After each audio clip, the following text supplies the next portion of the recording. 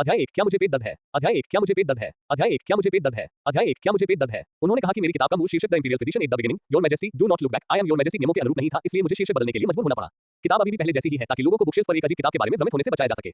जियो हे अब घबराहट में था क्योंकि वह पत्नी लियान से मिलने जाने वाला था, जो रानी के अलावा हर में सबसे पसंदीदा थी। हर बार जब उसे पेट में दर्द होता तो वह शाही चिकित्सक से अपनी नाड़ी देखने के लिए कहता। अब तक 3 लोगों की मौत हो चुकी है। इंपीरियल मेडिकल ब्यूरो के सभी शाही चिकित्सक यदि उन्हें महल के बारे में कोई खबर मिलती तो वे एक दिन पहले ही छुट्टी मांग लेते और बीमारी के कारण स्वास्थ्य लाभ के लिए घर चले जाते। यहाँ केवल एक ही व्यक्ति बचा है, वो है जियो हे, एक नया भर्ती जिसके पास न तो कोई पृष्ठभूमि है और न ही कोई संसाधन। मुझे क्या करना चाहिए? चाहे जो भी कारण हो, अगर मैं हरम में जाता हूँ तो मुझे डर है कि यह खतरनाक होगा। मैं यहाँ केवल 10 दिनों से भी कम समय से हूँ, क्या मैं मर जाऊंगा? जियो हे 10 दिन पहले 996 की अचानक मृत्यु के कारण इस दुनिया में आया था। अपने पिछले जीवन की याद में यह अमर और मार्शल कलाकारों की दुनिया थी। जब व्यक्तिगत शक्ति एक निश्चित स्तर पर पहुंच जाती है तो कोई शक्तिशाली को उखाड़ फेंक सकता है और यहाँ तक कि पहाड़ों को हिला सकता है और समुद्र को भर सकता है। लेकिन जब उन्होंने समय के माध्यम से यात्रा की तो उन्होंने कोई भी स्वर्णिम उंगलियां सक्रिय नहीं की और इंपीरियल अस्पताल में थकावट के कारण लगभग मर गए। हालांकि वह एक शाही चिकित्सक है, लेकिन वह दिन में 15 घंटे काम करता है, दिन में 2 बार खाना खाता है और न तो ठीक से सोता है और न ही खाता है। अगर वह इसी तरह जीता रहा तो वह अचानक मर सकता है और 1 साल में ब्लू स्टार में वापस आ सकता है। शाही चिकित्सक जियाओ, कृपया जल्दी से निकल जाएं। यदि आप बहुत देर कर देंगे तो उपपत्नी लियान की हालत खराब हो जाएगी और आपको इसके लिए जिम्मेदार ठहराया जाएगा। बोलने वाला उपपत्नी लियान का विश्वासपात्र जियाओ होंग था, जो महल में प्रवेश करने के बाद से उपपत्नी लियान का पीछा कर रहा था। हालांकि वह एक महल की नौकरानी है, लेकिन उसका दर्जा अन्य महल की नौकरानियों की तुलना में बहुत अधिक है। उसके पास एक निश्चित आभा भी है और ऐसा लगता है कि उसने मार्शल आर्ट का अभ्यास किया है। ठीक है, मैं दवा का डिब्बा लेने जाऊंगा। जियो हे ने अपने माथे से पसीने की बूंदें पोंछी, फिर दवा का डिब्बा अपनी पीठ पर उठाया, अपना सिर नीचे किया और जियो होंग के पीछे हरम की ओर चल दिया। आधे रास्ते में जियो हे खुद को रोक नहीं सका और पूछा, क्षमा करें, क्या बीमार होने से पहले उपपत्नी लियान को कोई लक्षण थे? शियाओ होंग ने बिना सिर घुमाए कहा, 10 दिन पहले महामहिम महारानी के साथ थे और फिर उनकी भूख कम होने लगी, मतली और उबकाई आने लगी और आज फिर ऐसा हुआ। ओह, क्या ये संभव है कि उसका पेट खराब हो गया हो? जियो हे के मन में कुछ अनुमान थे। यह असंभव है, महल में भोजन पर कड़ी निगरानी रखी जाती है। समझ गया। जियो हे ने एक गहरी सांस ली और अनिश्चितता से पूछा, क्या ये हो सकता है कि 10वीं महिला एक ड्रैगन बीट से गर्भवती है? जिया होंग ने रुककर कहा, ऐसा मत कहो, महाराज को भूत प्रेत का साया लगने के बाद से कभी कोई बच्चा नहीं हुआ। हालांकि महाराज ने यह नहीं कहा है, लेकिन हरम ने अनुमान लगाया है कि महाराज ने अपनी प्रजनन क्षमता खो दी है। आपको जो कहा है उसकी जिम्मेदारी लेनी होगी। यह है। जियो हे अचानक अभिभूत हो गया। सम्राट बांझ है, तो अब उपपत्नी लियान क्या करने जा रही है? पिछले शाही डॉक्टरों की मौत कैसे हुई? सभी तरह की शंकाओं के साथ वह अचंभित होकर हरम में आया। हरम में पक्षी गा रहे थे, फूल खिल रहे थे और सुंदर बगीचे थे, लेकिन जियाओ हे को उन्हें देखने में कोई दिलचस्पी नहीं थी। वह बस यही सोच रहा था कि इस आपदा से कैसे बचा जाए। शाही चिकित्सक जियो, हम यहाँ हैं, कृपया अंदर आइए। जियो होंग किंगजुआन पैलेस के प्रवेश द्वार पर खड़ा था, दोनों तरफ कई हिजड़े ड्यूटी पर थे। जियो हे ने शानदार किंगजुआन पैलेस को देखा। दरवाजे में प्रवेश करने से पहले ही वह एक अनोखी महिला की खुशबू से भर गया था। जियो हे ने अपनी लाल निगल ली, अपने दिल की घबराहट को दबा लिया और दवा का डिब्बा लेकर अंदर चला गया। कमरा बहुत बड़ा था, हॉल में टेबल और कुर्सियों के अलावा कई दुर्लभ खजाने प्रदर्शन पर थे। जियाओ का अनुसरण करते हुए हॉल में बाईं ओर से प्रवेश करते हुए पहली चीज जो आप देखते हैं वह है एक गुलाबी बोरो। बीच में एक गोल बिस्तर था और धुंधले पर्दों ने बिस्तर पर लेटे हुए आकर्षक शरीर को ढक रखा था। हालांकि रंग और रूप स्पष्ट रूप से नहीं देखा जा सकता था, लेकिन केवल सुंदर रूपरेखा ही अंतहीन कल्पना को जगाने के लिए पर्याप्त थी। इस समय शाही उपपत्नी लियान अपनी करवट से लेटी हुई थी, उसका दाहिना पैर उसके बाएं पैर पर टिका हुआ था और उसका सिर उसके बाएं हाथ से टिका हुआ था। उसकी पतली कमर और ऊंचे कूल्हे एक गहरी पहाड़ी की तरह खड़े थे। जियो हे ने अब इसे देखने की हिम्मत नहीं की और जल्दी से अपना सिर नीचे कर लिया और आह भरते हुए कहा कि सम्राट ने वास्तव में अच्छा खाया, लेकिन दुर्भाग्य से वह बांझ था। महारानी, शाही चिकित्सक जियो यहाँ है। जियो होंग ने धीरे से पुकारा। हाँ, उपपत्नी लियान ने जवाब दिया। उसकी आवाज बहुत ही आकर्षक थी, उस शाही बहन की शैली के साथ। फिर उसने अपनी सफेद ज़ैद भुजाओं को जालीदार पर्दे से बाहर निकाला। डॉक्टर जियाओ, इन दिनों मुझे मतली और उबकाई आ रही है और मुझे हमेशा चक्कर आ रहा है। पिछले डॉक्टरों ने हमेशा कहा कि मुझे पेट की समस्या है, लेकिन क्या मुझे नहीं पता कि मुझे क्या बीमारी है? इन शाही डॉक्टरों ने अपनी अंतरात्मा के खिलाफ बात की। मैं इतना क्रोधित था कि मैंने उन्हें मृत्युदंड देने का आदेश दिया। शाही डॉक्टर जियो, आपको मेरी नब्ज ध्यान से देखनी चाहिए। महाराज, मैं निश्चित रूप से इसे ध्यान से जांचूंगा और एक भी झूठ नहीं बोलूंगा। जियो हे का दिल डूब गया और उसने अपने दांत पीस लिए और आगे बढ़ गया। जियाओ होंग ने धुंध की एक परत निकाली और उसे उपपत्नी लियान की बांह पर रख दिया ताकि उनकी त्वचा संपर्क में न आए। जियो हे ने उस पर हाथ रखने का नाटक किया, लेकिन वह कोई चिकित्सा कौशल नहीं जानता था और केवल खाली दृष्टि से देख सकता था और समय बर्बाद कर सकता था। बिस्तर पर लेटी शाही उपपत्नी लियान अब और इंतजार नहीं कर पा रही थी। वह थोड़ा आगे बढ़ी और बिस्तर पर लेट गई। शाही चिकित्सक जियो, मुझे क्या हो गया है? ये है। इससे पहले कि जियो हे एक शब्द भी बोल पाता, उसने पहले से ही एक अकस्मात हत्या का इरादा महसूस किया।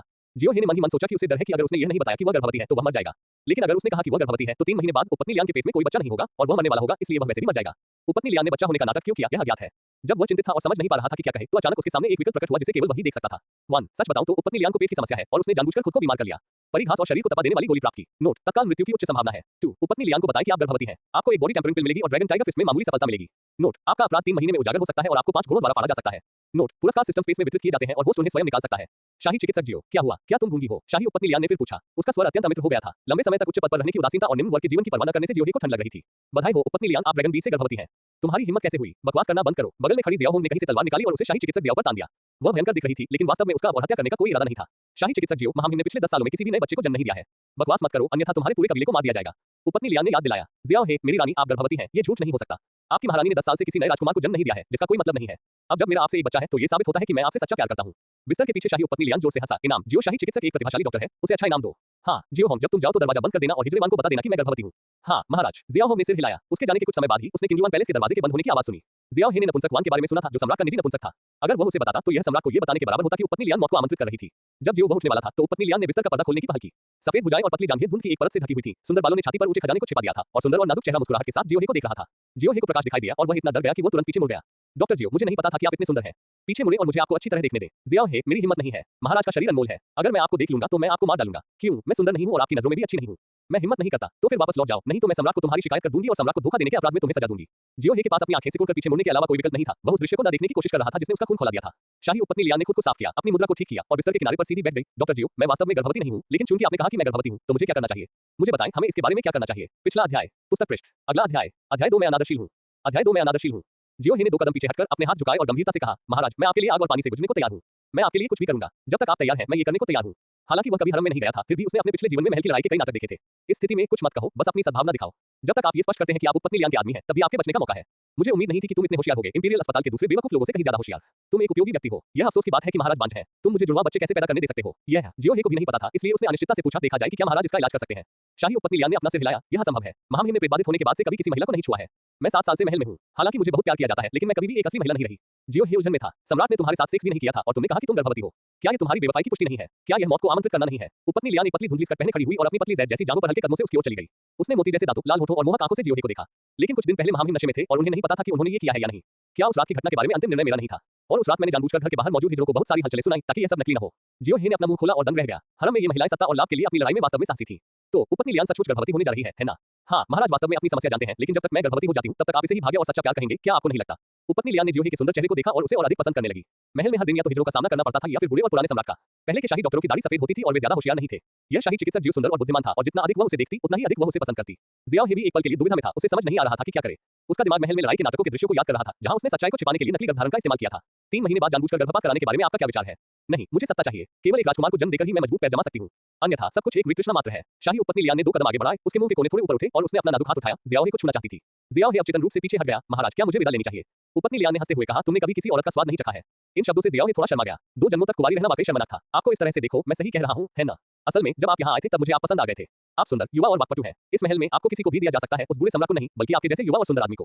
उपपत्नी लियान ने हल्के कदम उठाए और फिर से जियो हे के पास पहुंची। खुशबू इतनी तेज थी और बर्फ सफेद गर्दन इतनी चमकदार थी कि जियो हे ने अवचेतन रूप से अपनी आंखें बंद कर ली। क्यों? मैं अच्छा नहीं दिखता? महाराज, कृपया मुझे क्षमा करें। हमने पहले ही एक बड़ा अपराध कर दिया है। अगर मैं तुम्हें नहीं बताऊंगी और तुम मुझे नहीं बताओगे, तो कौन जानेगा? शाही चिकित्सक जियो, इस महल में मुझे गर्भवती करने के लिए तुमसे ज्यादा उपयुक्त कोई और नहीं है। शाही उपपत्नी लियान की आवाज ऑर्किड की तरह मधुर थी और गर्म हवा जियो हे के कानों में छिड़की। वह वास्तव में भागना चाहता था, लेकिन उसकी हिम्मत नहीं हुई। ये कहना होगा कि उपपत्नी लियान वास्तव में बहुत आकर्षक थी। यदि वह सम्राट की उपपत्नी नहीं होती, तो जियो हे विरोध करने में असमर्थ होता। जियो को देखकर वह चुप रहा और अपनी आंखें कसकर बंद कर ली। शाही उपपत्नी लियान कुछ इंच करीब आ गई। शाही चिकित्सक जियो, जब मैंने तुम्हें पहली बार देखा था तो मुझे तुम बहुत पसंद आए थे। अन्यथा मैं इतनी सस्ती कीमत पर तुम्हारे साथ क्यों रहती? क्या तुम्हें लगता है कि मैं वास्तव में एक फूहड़ हूँ? मैं ऐसा नहीं सोच सकता। मुझे लगता है कि महाराज की अपनी कुछ कठिनाइयां होंगी। जियो हे को बहुत दुख हुआ। उसे सच में डर था कि वह खुद पर काबू नहीं रख पाएगा और आगे नहीं बढ़ पाएगा। लेकिन जल्दबाजी के नतीजे बहुत गंभीर हैं। अगर आपको पकड़ लिया गया तो आप 3 दिन भी नहीं बच पाएंगे। 3 महीने तो दूर की बात है। शाही उपपत्नी लियान अचानक धीमी आवाज में बोली और उसका स्वर कठोर से कोमल और व्यथित में बदल गया। चूंकि आप जानते हैं कि मुझे कठिनाइयां हैं, तो आप मेरी समस्याओं को हल करने में मेरी मदद क्यों नहीं करते? अगर मैं आपको एक मौका देती हूं और मैं शाही उपपत्नी नहीं हूं, तो क्या आप मुझे पसंद करेंगे? जियाओ हे इस सवाल से उलझन में था। इसमें प्यार कैसे शामिल था? क्या यह एक सौंदर्य जाल था? हम अभी मिले हैं। हम कोई ऐसा दुर्भाग्यपूर्ण जुड़ा नहीं है जो महल में गुप्त बैठक कर रहा हो। डॉक्टर जियो, आप अपनी आंखें बंद क्यों रखते हैं और उन्हें खोलने की हिम्मत क्यों नहीं करते? यदि आप अपनी आंखें खोलते हैं और मेरी ओर देखते हैं, तो मुझे विश्वास नहीं होता कि आपकी आंखें खाली हैं। जियो हे ने अपने दांत पीस लिए और अपनी बाईं आंख खोली, केवल ये देखने के लिए कि उपपत्नी लियान उसके बहुत करीब थी। अगर वह थोड़ा आगे बढ़ता तो गोल्ड खजाना उसे छू जाता। यह उपस्थिति, चेहरे की विशेषताएं, नाजुक त्वचा लगभग त्रुटिहीन है और सुनहरे अनुपात वाले आंकड़े में कोई दोष नहीं है। पिछले जीवन में मशहूर हस्तियों को तो छोड़िए, यहाँ तक कि दक्षिण कोरिया लाइनर भी ऐसी आदर्श महिला नहीं बना सका। क्या ये ज़ियानबू की दुनिया है? डॉक्टर जियाओ, क्या मैं सुंदर हूँ? सुंदर? जियो हे ने अवचेतन रूप से सिर हिलाया। तुम्हें आज मेरी मदद करनी होगी, नहीं तो तुम इस दरवाजे से बाहर नहीं निकल पाओगे। उपपत्नी लियान की मोहक आंखों में जानलेवा इरादा छिपा था और इस जानलेवा इरादे को जियो हे ने पकड़ लिया। उसने अपनी लंबी, पतली और रेशमी टांगें ऊपर उठाई और बिना जूते पहने अपने नंगे पैरों से जियाओ हे के नितंबों पर 2 बार लात मारी। जियो हे ने एक गहरी सांस ली, विरोध करने की हिम्मत नहीं जुटा पाया और उपपत्नी लियान को उसे लात मारने दिया। इस समय सिस्टम विकल्प सक्रिय हो गया। 1 निर्णायक रूप से मना कर दें, जुआन ट्रू स्किल महायान प्राप्त करें, 10 साल की साधना करें और इस बात की बहुत अधिक संभावना है कि आपको मौके पर ही मौत की सजा दी जाएगी। 2 शाही उपपत्नी से सहमत होकर शुद्ध यान पवित्र शरीर, जुआन सच्चा कौशल और 10 साल की साधना प्राप्त करें। ये बहुत संभावना है कि अपराध उजागर हो जाएगा और उसे 5 घोड़ों द्वारा टुकड़े टुकड़े कर दिया जाएगा। क्या चुनने की कोई जरूरत है? जियो हे ने निर्णायक रूप से 2 चुना। मैडम लियान फी, कृपया मुझे आपके प्रति असम्मानजनक व्यवहार के लिए क्षमा करें। आधे घंटे बाद जियाओ हे बिस्तर से उठ बैठा। अभी तक कपड़े भी नहीं पहने थे, तभी ज़ेड रंग के 2 हाथों ने उसके शरीर को गले लगा लिया। हालांकि उसने अभी उपपत्नी लियान की कोमलता महसूस की थी, फिर भी वह इस समय विचलित थी। उपपत्नी लियान ने धीरे से कहा, मेरे छोटे प्रेमी, मैं अब तुम्हारी हूँ, तुम्हें मेरे साथ अच्छा व्यवहार करना चाहिए। महाराज, मैं केवल आपकी मदद कर रहा हूँ, लेकिन मैं आपका दिल जीतने की हिम्मत नहीं कर सकता। जियो हे ने अभी भी लापरवाह होने की हिम्मत नहीं की। ये हरम में एक रखेल थी और कौन जानता था कि वह क्या सोच रही थी। यद्यपि उसके पास उसका शरीर है, फिर भी यदि वह तुम्हें मारना चाहे तो उसे पलक झपकते ही मार डालना होगा। देखो बिस्तर पर लाल धब्बा, क्या ये पर्याप्त सबूत नहीं है? उपपत्नी लियान ने बिस्तर की ओर इशारा करते हुए दुख से कहा, मैं जानता हूँ, लेकिन शासक और उसकी प्रजा में अंतर होता है। मैं सीमा को बहुत दूर तक पार करने की हिम्मत नहीं कर सकता। अब से मैं अभी भी प्रजा ही रहूंगा। उपपत्नी लियान गुस्से से खड़ी हो गई। हमारे साथ रहने से पहले मैं भी ऐसा ही सोचती थी, लेकिन अभी जब हम अंतरंग हुए हैं तो मुझे ऐसा नहीं लगता। वैसे भी आपको भविष्य में और अधिक बार मेरे साथ आना होगा। लेकिन मैं शाही चिकित्सक हूँ। अगर मैं बार-बार अंदर बाहर आता जाता रहूंगा तो लोगों को शक हो जाएगा। जियाओ हे को बहुत असहज महसूस हुआ। ये पुरुष और महिलाएं बहुत ज्यादा साहसी थे। कोई समस्या नहीं, मैं महामहिम को बता दूंगा कि आप मेरे निजी चिकित्सक हैं। इसी समय दरवाजे के बाहर से एक बतख जैसी आवाज आई, सम्राट आ गए हैं।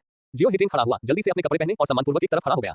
पिछला अध्याय, पुस्तक पृष्ठ, अगला अध्याय, अध्याय 3 पागल सुधार, अध्याय 3 पागल सुधार। उपपत्नी लियान बहुत शांत थी। उसने बिस्तर की चादर हटा दी जिस पर उन दोनों के निशान लगे हुए थे और गायब हो गई। फिर उसने घर में अजीब सी गंध को दूर करने के लिए कुछ मसाले निकाले और दोनों लोगों के निशान गायब हो गए। बिस्तर के पर्दे खींचकर और खुद को रजाई से ढककर वह फिर से कुलीन और रहस्यमयी उपपत्नी लियान बन गई। जैसे ही दरवाजा खुला गया, चमकदार रोशनी अंदर आई और दाकियान सम्राट ली चेनिक्सुआन सुनहरी रोशनी की आड़ में हॉल में चले गए। जियो हे ने स्पष्ट रूप से उत्पीड़न की लहर महसूस की जिसका वह विरोध नहीं कर सका। नमस्कार महाराज। जियो हे घुटनों के बल झुककर प्रणाम किया। ली चेनिक्सुआन कमरे में चला गया, बैकलाइट गायब हो गई, एक राशि चेहरा दिखाई दिया, शायद उसकी उम्र 50 के आसपास थी। खड़े हो जाओ। धन्यवाद महाराज। जियो हे ने खड़े होकर कहा, महाराज, शाही उपपत्नी अच्छी सेहत में है। वह गर्भवती है, इसलिए उसे असहज महसूस हो रहा है। सचमुच? ली चेनिक्सुआन ने अपनी आंखें थोड़ी सी सिकोड़ ली और एक अदृश्य दबाव ने जियो हे पर काम किया। जियाओ हे ने गंभीरता से कहा, ये बिल्कुल सच है महाराज। मेरे जियाओ परिवार की 3 पीढ़ियों ने दाकियान की सेवा की है। हम झूठ कैसे बोल सकते हैं? ठीक है, लेकिन आप महल में 1 महीने से भी कम समय से हैं, इसलिए मैंने एक और सवाल पूछा और आपका सिर ऊपर उठाया। ली चेनेक्सुआन ने अपनी सांस रोक ली। जियो हे ने अपनी सतर्कता में कोई ढील नहीं दी। उसने शांति से अपना सिर उठाया और सीधे सामने देखा। तुम सुंदर हो, अपने पिता से भी ज्यादा सुंदर हो। तुम तो मुझसे भी ज्यादा सुंदर हो जितना मैं पहले था। सम्राट की प्रशंसा प्राप्त करने के बाद जियाओ हे ने डरते हुए कहा, आपका मामले में इतना राजसी है कि मेरे जैसा एक आम आदमी कभी भी आपकी तुलना नहीं कर सकता है। हाँ हाँ, ली चेनेक्सुआन 2 बार हंसा और फिर बिस्तर के किनारे पर बैठ गया। महाराज, मेरी तबीयत ठीक नहीं है और मैं आपको श्रद्धांजलि नहीं दे सकता। कृपया मुझे माफ करें। पर्दे के पीछे से उपपत्नी लियांग की कोमल आवाज आई। मेरे प्रिय, बस एक अच्छा आराम करो। मुझे उम्मीद नहीं थी कि मुझे 10 साल तक कोई बच्चा नहीं हुआ है, लेकिन आपने मुझे गर्भवती होने में मदद की। ली चेनेक्सुआन ने मुस्कुराते हुए जियो हे को देखा जो बहुत उलझन में था। क्या सम्राट को अपनी योग्यता पर संदेह नहीं था? क्या वह नशे में धुत होकर बेहोश हो गया था और इस तरह मूर्ख बना दिया गया? मुझे डर है कि उस दिन मैं बिना कपड़े उतारे ही सो गई। महाराज, आप मुझसे प्यार करते हैं इसलिए हमारा बच्चा है। बस मेरे शरीर को चिकित्सा उपचार की जरूरत है और उन खाद्य पदार्थों से मुझे बीमार महसूस होता है। ओह, चिकित्सा उपचार। ली चेनेक्सुआन ने जियो हे पर नजर डाली जो उसके बगल में खड़ा था। ये देखकर कि जियो हे सुंदर था, उसे थोड़ी चिंता हुई। लेकिन शाही उपपत्नी लियांग ने पहले बोला, महाराज, मुझे लगता है कि डॉक्टर जियो चिकित्सा में काफी अच्छे हैं, इसलिए उन्हें मेरी गर्भावस्था की देखभाल करने में मेरी मदद करने दें। यह ली चेनेक्सुआन ने थोड़ी देर के लिए हिचकिचाहट दिखाई, लेकिन आखिरकार सहमत हो गया। एक देश के राजा के रूप में वह एक शाही चिकित्सक के बारे में कैसे चिंतित हो सकता है? इसके अलावा महल में इतने सारे जासूस थे, कौन इतना साहसी होने की हिम्मत करेगा? इसलिए उसने जियो हे को देखा और गंभीरता से कहा, शाही चिकित्सक जियो, आपके जियो परिवार ने 3 पीढ़ियों तक मेरे शाही परिवार की सेवा की है। अब जब आपको उपपत्नी लियांग द्वारा सराहना मिली है तो आपको कड़ी मेहनत करनी चाहिए और लापरवाह नहीं होना चाहिए। शियाओ हे ने अपने हाथों को मोड़कर कहा, महाराज, मैं अपना सर्वश्रेष्ठ प्रयास करूंगा और आपको निराश नहीं करूंगा। ठीक है, मुझे कुछ महत्वपूर्ण काम निपटाना है, इसलिए मैं आपके आराम में खलल नहीं डालूंगा। ली चेनेक्सुआन जल्दी में चला गया और जाते समय जियो हे को कुछ निर्देश देना नहीं भूला। सम्राट के चले जाने के बाद कमरे में केवल उपपत्नी लियांग और शियाओ हे ही बचे थे। शियाओ हो चतुराई से बाहरी कमरे में चला गया। महारानी लियांग, मैं अब विदा लेता हूँ। जियो हे सिस्टम के इनाम को आजमाने के लिए जल्दी वापस जाना चाहता था। रुको। उपपत्नी लियांग ने बिस्तर का पर्दा खोला, नंगे पैर चली गई और एक हाथ से जियो हे की ठोड़ी को उठा लिया। महाराज, सम्राट अभी चले गए हैं। हमारे लिए ऐसा करना अच्छा नहीं है। सबसे खतरनाक जगह सबसे सुरक्षित भी है। मुझे डर है कि मैं इस बार गर्भवती नहीं हो पाऊंगी। तुम्हें यहाँ से जाने की अनुमति नहीं है। मेरी महिला, यदि आप ऐसा कहती हैं तो क्या आपको नहीं लगता कि हम गलत हैं? ये सुनकर उपपत्नी लियांग मन ही मन उस दृश्य की कल्पना करने लगी। अभी तुमने मुझे औरत होने की थोड़ी सी खुशी का एहसास कराया, लेकिन ये पर्याप्त नहीं है। तुम्हें अपना वचन निभाना होगा। लेकिन मेरी महिला, यदि आप अक्सर नदी के किनारे चलेंगी तो आपके जूते गीले हो जाएंगे। तुम बस मेरा पीछा नहीं करना चाहते। अगर तुम मेरे प्रेमी बन गए तो मैं तुम्हारे साथ गलत व्यवहार नहीं करूंगा। उपपत्नी लियांग ने अपनी पीठ को जियाओ हे की बाहों में टिका दिया। उसके हाथ आपस में बंधे हुए थे। उपपत्नी लियांग को अभी भी असंतुष्ट, बढ़ते हार्मोन और गुलाबी चेहरे के साथ देखकर वह जानता था कि इस महिला ने मिठास का स्वाद चखा होगा और कुछ परिस्थितियों में वह वास्तव में उसे प्यार करने लगी थी। जियो हे ने गेट की ओर देखा और सोचा कि जब बात यहाँ तक आ पहुंची है तो उसे वर्तमान क्षण का आनंद लेना चाहिए। मेरी लेडी लियांग, मुझे इस अपराध के लिए खेद है। ये सुनकर उपपत्नी लियांग ने एक आत्मसंतुष्ट मुस्कान प्रकट की। जब जियो हे इंपीरियल मेडिकल ब्यूरो के छात्रावास में वापस आया तो उसके पैर कमजोर थे और उसे याद नहीं था कि उसने कितनी बार ऐसा किया था। 2 जन्मों तक कुंवारी रहना बहुत डरावना है। इसके अलावा उपपत्नी लियांग महल में प्रवेश करने के बाद से 7 साल तक विधवा रही है। ये सूखी लकड़ी और प्रचंड आग का मिलन जैसा है जो बहुत भयानक है। अपने कमरे का दरवाजा खोलने के बाद जियाओ हे थोड़ी देर के लिए बिस्तर पर लेटा रहा, फिर उठा, एक गिलास पानी डाला, उसे एक घूंट में पी गया और उसे बहुत बेहतर महसूस हुआ। उसका मासिक धर्म पहले ही निर्धारित समय के बाद 6 बार आ चुका है, इसलिए उसे गर्भवती होना चाहिए। लेकिन जब बच्चा पैदा होगा तो उसे मुझे पापा कहना होगा। क्या इससे मैं लौया नहीं बन जाऊंगी? जब जियो हे ने इस बारे में सोचा तो वह कुछ हद तक अनिच्छुक हो गया, लेकिन इस सब के लिए शर्त ये थी कि उपपत्नी लियांग गर्भवती थी। लेकिन मुझे डर है कि अगर मैं गर्भवती नहीं हुई तो मैं केवल 3 महीने ही जीवित रह पाऊंगी, न उससे पहले और न ही बाद में। शक्ति और शक्ति। जियो हे ने सिस्टम स्पेस की ओर देखा। ड्रैगन टाइगर फिस्ट मामूली सफलता, जुआन true skill, pure Holi body, एक बॉडी टेम्परिंग पिल और 10 साल की साधना। निकालना। सबसे पहले शुद्ध यांग पवित्र शरीर ने उसके शरीर को आशीर्वाद दिया और जियो हे को केवल अंदर एक अत्यंत गर्म सनसनी महसूस हुई। दानत यांग क्षेत्र एक ज्वालामुखी की तरह है जो फटने वाला है, जिसमें हड्डियां, रक्त और मांस सब भरा हुआ है। यद्यपि उसके पास कोई साधना नहीं थी, फिर भी वह अपनी क्यूई और रक्त शक्ति को महसूस कर सकता था। क्या शुद्ध यांग पवित्र शरीर की आभा को छिपाना है? हाँ, जियो हे का रक्त और ऊर्जा बहुत प्रचुर है। साधना के गहरे स्तर वाला कोई भी व्यक्ति देख सकता है कि उसके पास एक विशेष शारीरिक संरचना है। यदि वह परेशानी पैदा नहीं करना चाहता है तो उसके लिए छिप जाना सबसे अच्छा होगा। शुद्ध यांग पवित्र शरीर इतिहास में कई बार प्रकट हुए हैं। उनमें रक्त और ऊर्जा का प्रवाह होता है, शरीर मजबूत होता है और वे सर्वोच्च जन्म लेते हैं। जब वे बड़े होते हैं तो उनमें से प्रत्येक एक शीर्ष व्यक्ति होता है।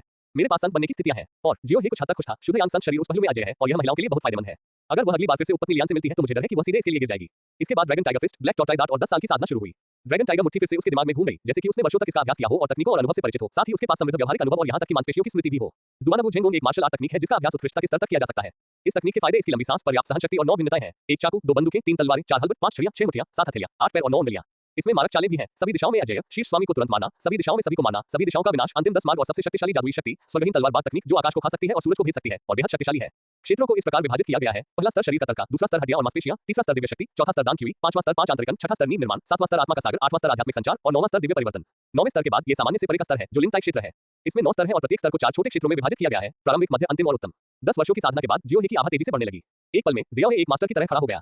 उसकी आंखें ऊर्जावान हो गईं और उसका शरीर मजबूत हो गया। उसके सिक्स पैक एब्स दिखाई दे रहे थे। जब वह अपने कपड़े उतारता था तो उसकी मांसपेशियां उभर आती थी और जब वह कपड़े पहनता था तो पतला दिखता था। पुकारना। जियो हे ने मुक्का मारने की कोशिश की और 5 मीटर दूर रखा लोहे का बर्तन तुरंत टूट गया। वह वास्तव में फाउंडेशन स्थापना के छठे स्तर तक पहुंच गया है। 10 साल की साधना निश्चित रूप से उसे इतना सुधार करने की अनुमति नहीं देगी। ये शुद्ध यांग पवित्र शरीर के कारण होना चाहिए। जियो हे उत्साहित दिख रहा था। जैसे ही वह बॉडी टेम्परिंग पिल लेने वाला था, दरवाजे के बाहर किसी ने आवाज दी, डॉक्टर जियो, रानी ने आपको आने का आदेश दिया है। पिछला अध्याय, पुस्तक पृष्ठ। अगला अध्याय, अध्याय 4 रानी का संकट। अध्याय 4 रानी का संकट। रानी मुझे फिर से ढूंढ रही है। जियो हे शायद उपपत्नी लियांग की गर्भावस्था के बारे में पूछना चाहता था। ये वाकई बहुत तकलीफदेह है। जब तक आप हरम में हैं तब तक आप शांति की उम्मीद नहीं कर सकते जब तक कि आप मर न जाएं। जब जियो हे ये सोच रहा था कि सिस्टम ने अभी तक कोई विकल्प क्यों नहीं प्रस्तुत किया है तो उसकी आंखों के सामने एक नीली रोशनी चमक उठी। 1 रानी के निमंत्रण को अस्वीकार करें और भूत छाया कौशल में एक छोटी उपलब्धि प्राप्त करें। नोट, यदि रानी आपसे कोई दुश्मनी रखती है तो आपको हरम में कभी शांति नहीं मिलेगी और आपको कभी भी बुलाया जा सकता है। आपकी उत्तरजीविता दर 10% से कम है। 2 रानी के निमंत्रण को स्वीकार करें और 9वें स्तर का जादुई हथियार हॉट मिरर प्राप्त करें। नोट, जब आप रानी के पास जाते हैं तो आपको उसके शब्दों और भावों पर ध्यान देना चाहिए। यदि आप सावधान नहीं हैं तो आपको मौत की सजा दी जा सकती है। जीवित रहने की दर 30% से कम है। ऐसा लगता है कि मुझे वहां जाना ही है, चाहे कुछ भी हो जाए। लेकिन जियोहे ने पाया कि यह प्रणाली वास्तव में लोगों को जीवित रहने की दर की याद दिलाती है। वर्तमान विकल्पों को देखते हुए ये प्रणाली लोगों को प्रत्येक विकल्प के बाद जीवित रहने की संभावना की याद दिलाती है। और वह समय जब ये प्रकट होता है, वह समय होता है जब आप एक चौराहे पर खड़े होते हैं और आपको एक विकल्प चुनना होता है। बात सिर्फ इतनी है कि हम आपस में बातचीत नहीं कर सकते। ये थोड़ा कठोर और काफी उबाऊ है। मुझे नहीं पता कि भविष्य में सिस्टम को अपग्रेड किया जाएगा या नहीं। मुझे उम्मीद है कि इसमें और भी फंक्शन होंगे। टिप्स: हर बार जब आप कोई विकल्प पूरा करते हैं और जीवित रहते हैं तो सिस्टम को ऊर्जा मिलेगी और एक निश्चित स्तर पर पहुंचने पर यह स्वचालित रूप से अपग्रेड हो जाएगा। वर्तमान सिस्टम संस्करण 1.0 है। क्या इसे सचमुच उन्नत किया जा सकता है? तो अब क्या प्रगति हुई है? 0.07%।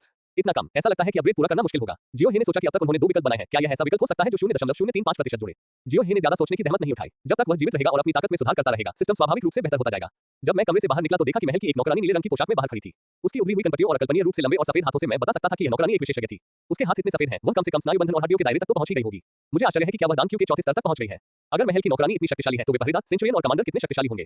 जियोहे ने उस आत्मविश्वास को दबा दिया जो उसने ताकत हासिल करने के बाद हासिल किया था। महल की नौकरानी भी जियाओहे को देख रही थी। जियाओहे के सुंदर चेहरे को देखने के बाद उसकी मूल रूप से ठंडी अभिव्यक्ति थोड़ी कम हो गई और उसका स्वर स्पष्ट रूप से नर्म हो गया। शाही चिकित्सक जियाओ, यहाँ आओ। आपकी मदद के लिए धन्यवाद, युवा महिला। जियोहे ने धीरे से मुस्कुराते हुए अधिक विनम्र होने की कोशिश की। महल की नौकरानी के पीछे चुपचाप हरम में जाते हुए जियोहे उसके चेहरे को देखने के लिए पानी का एक तालाब ढूंढना चाहता था।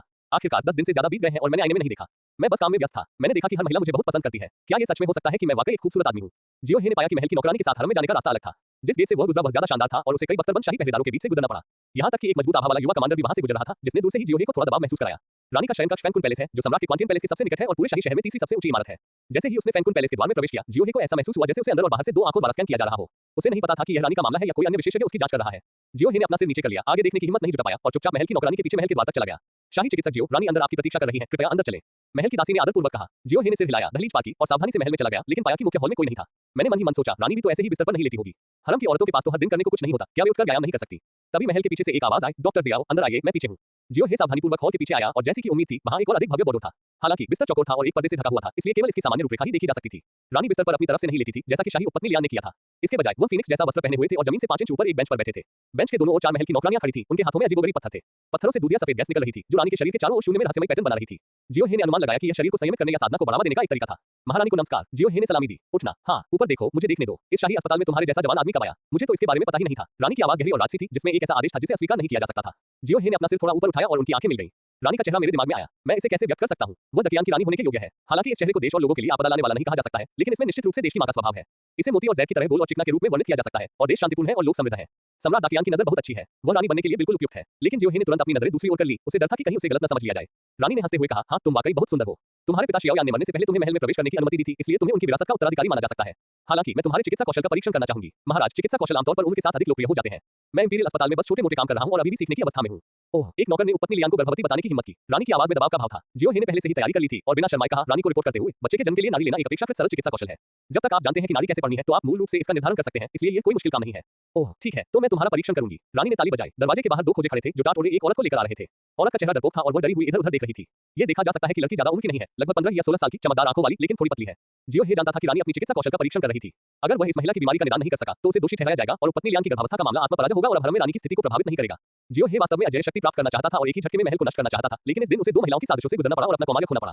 बस इसके बारे में सोचना दुखद था। यह महिला मेरे अधीनस्थ को महल के बाहर मिली है। वह विवाह योग्य उम्र की भी है। देखो, क्या वह गर्भवती है या नहीं? जियोहे ने सिर हिलाया। हाँ, रानी। जियोहे ने आगे बढ़कर महिला की कलाई पकड़ ली। 5 सांसों के भीतर जियाओहे ने अपने हाथों को कप के आकार में बनाया और कहा, रानी को रिपोर्ट करना है, वह गर्भवती नहीं है। रानी ने कहा, यहाँ आओ, शाही चिकित्सक झांग और शाही चिकित्सक वान को बुलाओ और मामले का निदान करने के लिए कहो। हाँ, थोड़ी देर बाद 2 बुजुर्ग लोग आए। जियोहे ने आश्चर्य से पूछा, क्या तुम दोनों ने बीमारी के कारण छुट्टी नहीं मांगी थी? शाही चिकित्सक झांग ने हंसते हुए कहा, महल में बहुत काम चल रहा है, इसलिए मैं दरबार में सेवा करने आया हूँ। शाही चिकित्सक वान को शियाओहे बहुत पसंद नहीं आया। उसने महिला की दाहिनी कलाई पकड़ ली। 10 सांस लेने के बाद शाही चिकित्सक वान ने कहा, रानी को रिपोर्ट करते हुए, यह महिला भी गर्भवती है। शाही चिकित्सक झांग ने यह भी कहा, वह वास्तव में गर्भवती है। भतीजे जियो, आपको अभी भी अपनी नारी लेने के कौशल का अभ्यास करने की आवश्यकता है। मुझे डर है कि आपने उपपत्नी लियान को गलत समझा होगा। रानी ने हंसते हुए कहा, ऐसा लगता है कि जियो इंपीरियल फिजिशियन की चिकित्सा कौशल ये बताने के लिए पर्याप्त नहीं है कि आप गर्भवती हैं या नहीं। वास्तव में आपको इंपीरियल अस्पताल में रहने की कोई आवश्यकता नहीं है। आज से आप दाकियान पैलेस छोड़ सकते हैं और मैं आपको जवाबदेह नहीं ठहराऊंगी। जब जियाओहे ने सुना कि उसे महल से निकाल दिया जा रहा है तो उसे यह बात स्वीकार नहीं थी। उसे डर था कि महल छोड़ने के 1 दिन के भीतर ही उसकी हत्या कर दी जाएगी। ये दुनिया राजा की है और वह अच्छी तरह जानता है कि वह कहां जीवित रह सकता है। उसने तुरंत जवाब दिया, महाराज, यह महिला गर्भवती नहीं होनी चाहिए। मैं अपने नाम से इसकी गारंटी देता हूँ। बकवास, मैंने शी की नब्ज साफ महसूस की। डॉक्टर झांग, आपका क्या? मैं भी। डॉक्टर जियाओ, इस महिला की नब्ज गर्भवती ही होगी, चाहे कोई भी उसे देखने आए। हम आपको धोखा नहीं दे रहे हैं। अगर आपको मेरी बात पर यकीन नहीं है तो आप दूसरे डॉक्टरों से उसका दोबारा परीक्षण करने के लिए कह सकते हैं।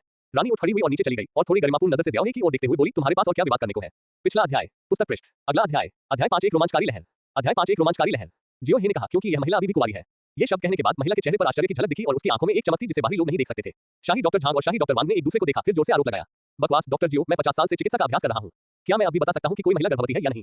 ये बकवास है, ये हास्यास्पद है। तुम अपने आप को क्या समझते हो? एक गर्भवती महिला को भी कुंवारी कहा जा सकता है। क्या तुमने उसके मुंह में बच्चा ठूस दिया? रानी को आश्चर्य नहीं हुआ, बल्कि उसने शांति से पूछा, आपने कहा था कि वह कुंवारी थी, आपका कारण क्या है? जियाओ हे ने धैर्यपूर्वक महिला से कहा, बेटी, मैं एक स्त्री रोग विशेषज्ञ हूँ। मैं तुम्हें ऐसे देखता हूँ जैसे मैं सुअर का मांस देखता हूँ। कृपया एक कुर्सी हटा लो। जब उसने सुना कि वह उसका निरीक्षण करने जा रही है, तो महिला ने जल्दी से हाथ हिलाया। नहीं, नहीं। रानी का चेहरा काला पड़ गया। अपना तरीका बदलो, नहीं तो तुम सिर्फ बकवास ही करोगे। डॉक्टर झांग ने बुदबुदाते हुए कहा, इसकी जांच करना असंभव नहीं है। चुप रहो। रानी क्रोधित लग रही थी। ये देखकर जियो हे केवल सहजता से कह सका, सेक्स का अनुभव करने वाली महिला की गंध कुंवारी महिला की गंध से अलग होती है। कुंवारी महिला की खुशबू अनोखी होती है। इसके अलावा जब मैंने इस महिला को छुआ तो वह बहुत शर्मीली थी। ये स्पष्ट था कि वह शायद ही कभी पुरुषों के संपर्क में आई हो और यह उसका पहली बार भी हो सकता है। हालांकि उसकी नाड़ी से पता चला कि वह गर्भवती थी, लेकिन कुछ स्थितियों में नाड़ी समस्याग्रस्त भी हो सकती है, इसलिए इसे गंभीरता से नहीं लिया जा सकता है। जियो हे ने मन ही मन सोचा कि यह सौभाग्य की बात है कि वह एक शुद्ध पवित्र शरीर था और महिलाओं की स्थितियों के प्रति विशेष संवेदनशीलता रखता था। जैसे ही उसने उसे छुआ, उसे महसूस हुआ कि यह महिला इन ऊर्जा से भरी हुई थी और उसके शरीर में शुद्ध यान ऊर्जा ऐसा महसूस हो रही थी जैसे वह फूटकर बाहर आ रही हो। जहां तक इस दावे का सवाल है कि वह गर्भवती थी, तो ये पूरी तरह से मनगढ़ंत है। जब दोनों डॉक्टर खंडन करने वाले थे, तो भिखारी जैसी महिला ने अपने माथे की ओर इशारा किया। ओह महाराज, ये लड़का वाकई काबिल है। इसने मेरी कार्यप्रणाली को समझ लिया है। भिखारी लड़की ने अपने बिखरे बाल नीचे किए, फिर एक चमकती हुई रोशनी के साथ घूम गई। वह तुरंत ही एक लंबे बालों वाली नाजुक, पवित्र, प्यारी, जीवंत और स्मार्ट लड़की में बदल गई। हालांकि जब उसने जियाओ हे को देखा, तो उसका चेहरा थोड़ा लाल हो गया। वह वास्तव में इतनी जल्दी उजागर होने से डर गया था और उसे आगे की जांच से गुजरना पड़ा। महारानी, क्या ये राजकुमारी तेनिंग नहीं है? शाही डॉक्टर झांग और अन्य दो आश्चर्यचकित थे। उसी समय मेरा दिल बैठ गया। क्या इसका मतलब यह नहीं होगा कि मैं जियाओ हे से हार जाऊंगा? रानी ने अपना हाथ हिलाया और कहा, ठीक है, यह आपकी गलती नहीं है कि आप दोनों ने इसे नहीं देखा, लेकिन शाही डॉक्टर जियो की चिकित्सा कौशल वास्तव में आपसे कहीं बेहतर है।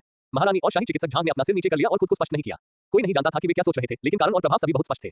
ये स्पष्ट रूप से जियो हे को लक्षित करके बनाया गया एक सेटअप था। मुझे उम्मीद नहीं थी कि वह इसे तोड़ देगा। शाही चिकित्सक जियो, आप वास्तव में काफी सक्षम हैं। क्या शाही उपपत्नी लियान वास्तव में गर्भवती है? रानी अभी भी हार नहीं मान रही थी और उसने फिर से पूछा। ये बिल्कुल सच है, वह गर्भवती है। मैं झूठ नहीं बोल सकता। जियो हे ने मन ही मन सोचा, वह 6 बार में कम से कम एक बार गर्भवती जरूर होगी। राजकुमारी तेनिंग अपने हाथों को कमर पर रखकर जियो हे के सामने खड़ी हो गई और रानी के सवाल को बीच में ही रोकते हुए बोली, तुमने कहा था कि मेरे पास सुगंध है। मुझे इसकी गंध क्यों नहीं आती? ये सुनकर डॉक्टर झांग और अन्य डॉक्टर कुछ और सांस लेने से खुद को रोक नहीं सके, लेकिन कुछ नहीं हुआ। ठीक है, क्योंकि राजकुमारी स्वाभाविक रूप से सुंदर है और मेरी नाक संवेदनशील है। ये निश्चित रूप से ऐसा कुछ नहीं है जिसे एक बूढ़ा आदमी पहचान सके। जियो हे ने गंभीरता से कहा। डॉक्टर झांग और दूसरे डॉक्टर ने ठंडी सांस ली और पूछा, क्या हम असामान्य हैं? ऐसी प्रशंसा सुनकर राजकुमारी तेनिंग शर्मा गई और बोली, मुझे विश्वास नहीं हो रहा। महल में इतनी खूबसूरत महिलाएं हैं, मैं क्या हूँ? नहीं, तुम सबसे खूबसूरत दाकियान लड़की हो जिसे मैंने कभी देखा है। जियो हे ने ईमानदारी से कहा और वह इस समय राजकुमारी की प्रशंसा करने के लिए दृढ़ था। रानी के सामने तेनिंग के बेईमान रवैये से ही हम कह सकते हैं कि तेनिंग का दर्जा असाधारण है। लेकिन रानी मुझसे कहीं अधिक सुंदर है, क्या तुम झूठ नहीं बोल रहे हो? 1 इसका मतलब है कि ताइनिंग सही है। तुम वाकई रानी से ज्यादा सुंदर हो। तुम्हें एक कायाकल्प करने वाली गोली मिलेगी। नोट, हालांकि रानी तुम्हारे खिलाफ द्वेष रख सकती है। अगर तुम पकड़े गए तो वह 10,000 गुना ज्यादा यातनाएं देकर बदला लेगी। 2 ये कहते हुए इनकार करो कि रानी उससे ज्यादा सुंदर है और तुम रानी जितने अच्छे नहीं हो और तुम्हें ताइकिंग पाउडर की 3 गोलियां मिलेंगी। सावधान रहो, राजकुमारी ताइनिंग तुम्हारे खिलाफ द्वेष रखेगी और भविष्य में तुम्हें अमानवीय दुर्व्यवहार का सामना करना पड़ेगा। 3 नहीं, ये दोनों कैसे बुरे हो सकते हैं? 3 वाक्पटुता और दृढ़ता के साथ इस संकट को स्वयं हल करें और 10 वर्ष का साधना अनुभव प्राप्त करें, आप इसे स्वयं आवंटित कर सकते हैं। ध्यान दें, जीवन और मृत्यु आपके अपने हाथों में है। आप शायद एक दिन भी जीवित न बच पाएं। जियाओ हे ने खांसते हुए अपनी मुट्ठियां भींचते हुए कहा, रानी की सुंदरता ऐसी सुंदरता है जो लोगों को आत्मसमर्पण करने पर मजबूर कर देती है। रानी को सिर्फ अपनी सुंदरता ही नहीं, बल्कि इसे भी ध्यान में रखना चाहिए। इसके अलावा वह हरम की मुखिया और डाकियान की पहली महिला है।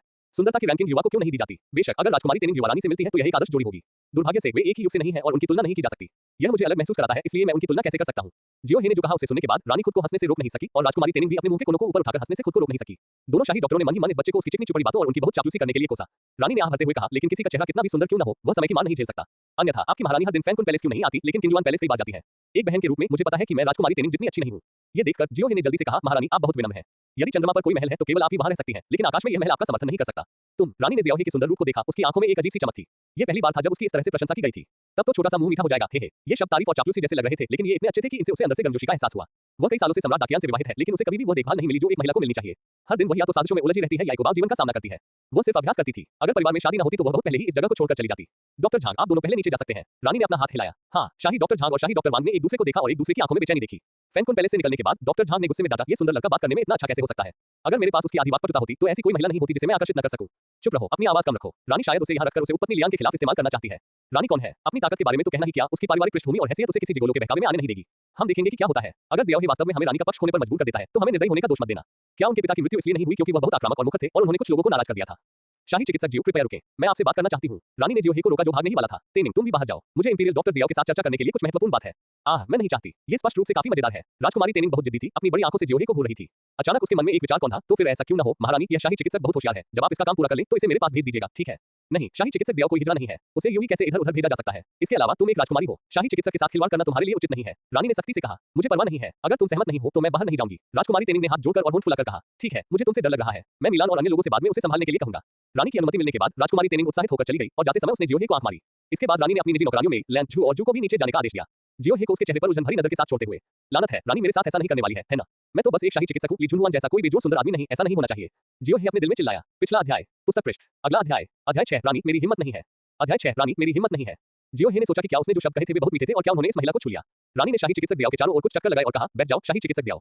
धन्यवाद रानी। जियाओ हे के संयमित भाव को देखकर रानी अपनी हंसी रोक नहीं सकी और बोली, क्या हुआ? अभी तो तुम मीठी मीठी बातें कर रहे थे, लेकिन अब तुम चुप हो। क्या ऐसा हो सकता है कि अभी तुम मुझसे झूठ बोल रहे थे? जियाओ हे ने डरते हुए कहा, मेरी हिम्मत नहीं है, मैं अपने दिल की गहराइयों से बोल रहा हूँ। ठीक है, मैं अब तुम्हें तंग नहीं करूंगा। तुम बहुत चालाक हो, मुझे डर है कि तुम मुझे खुश कर दोगे। रानी अपनी सीट पर वापस बैठ गई और अचानक बोली, उपपत्नी लियांग की गर्भावस्था झूठी होगी।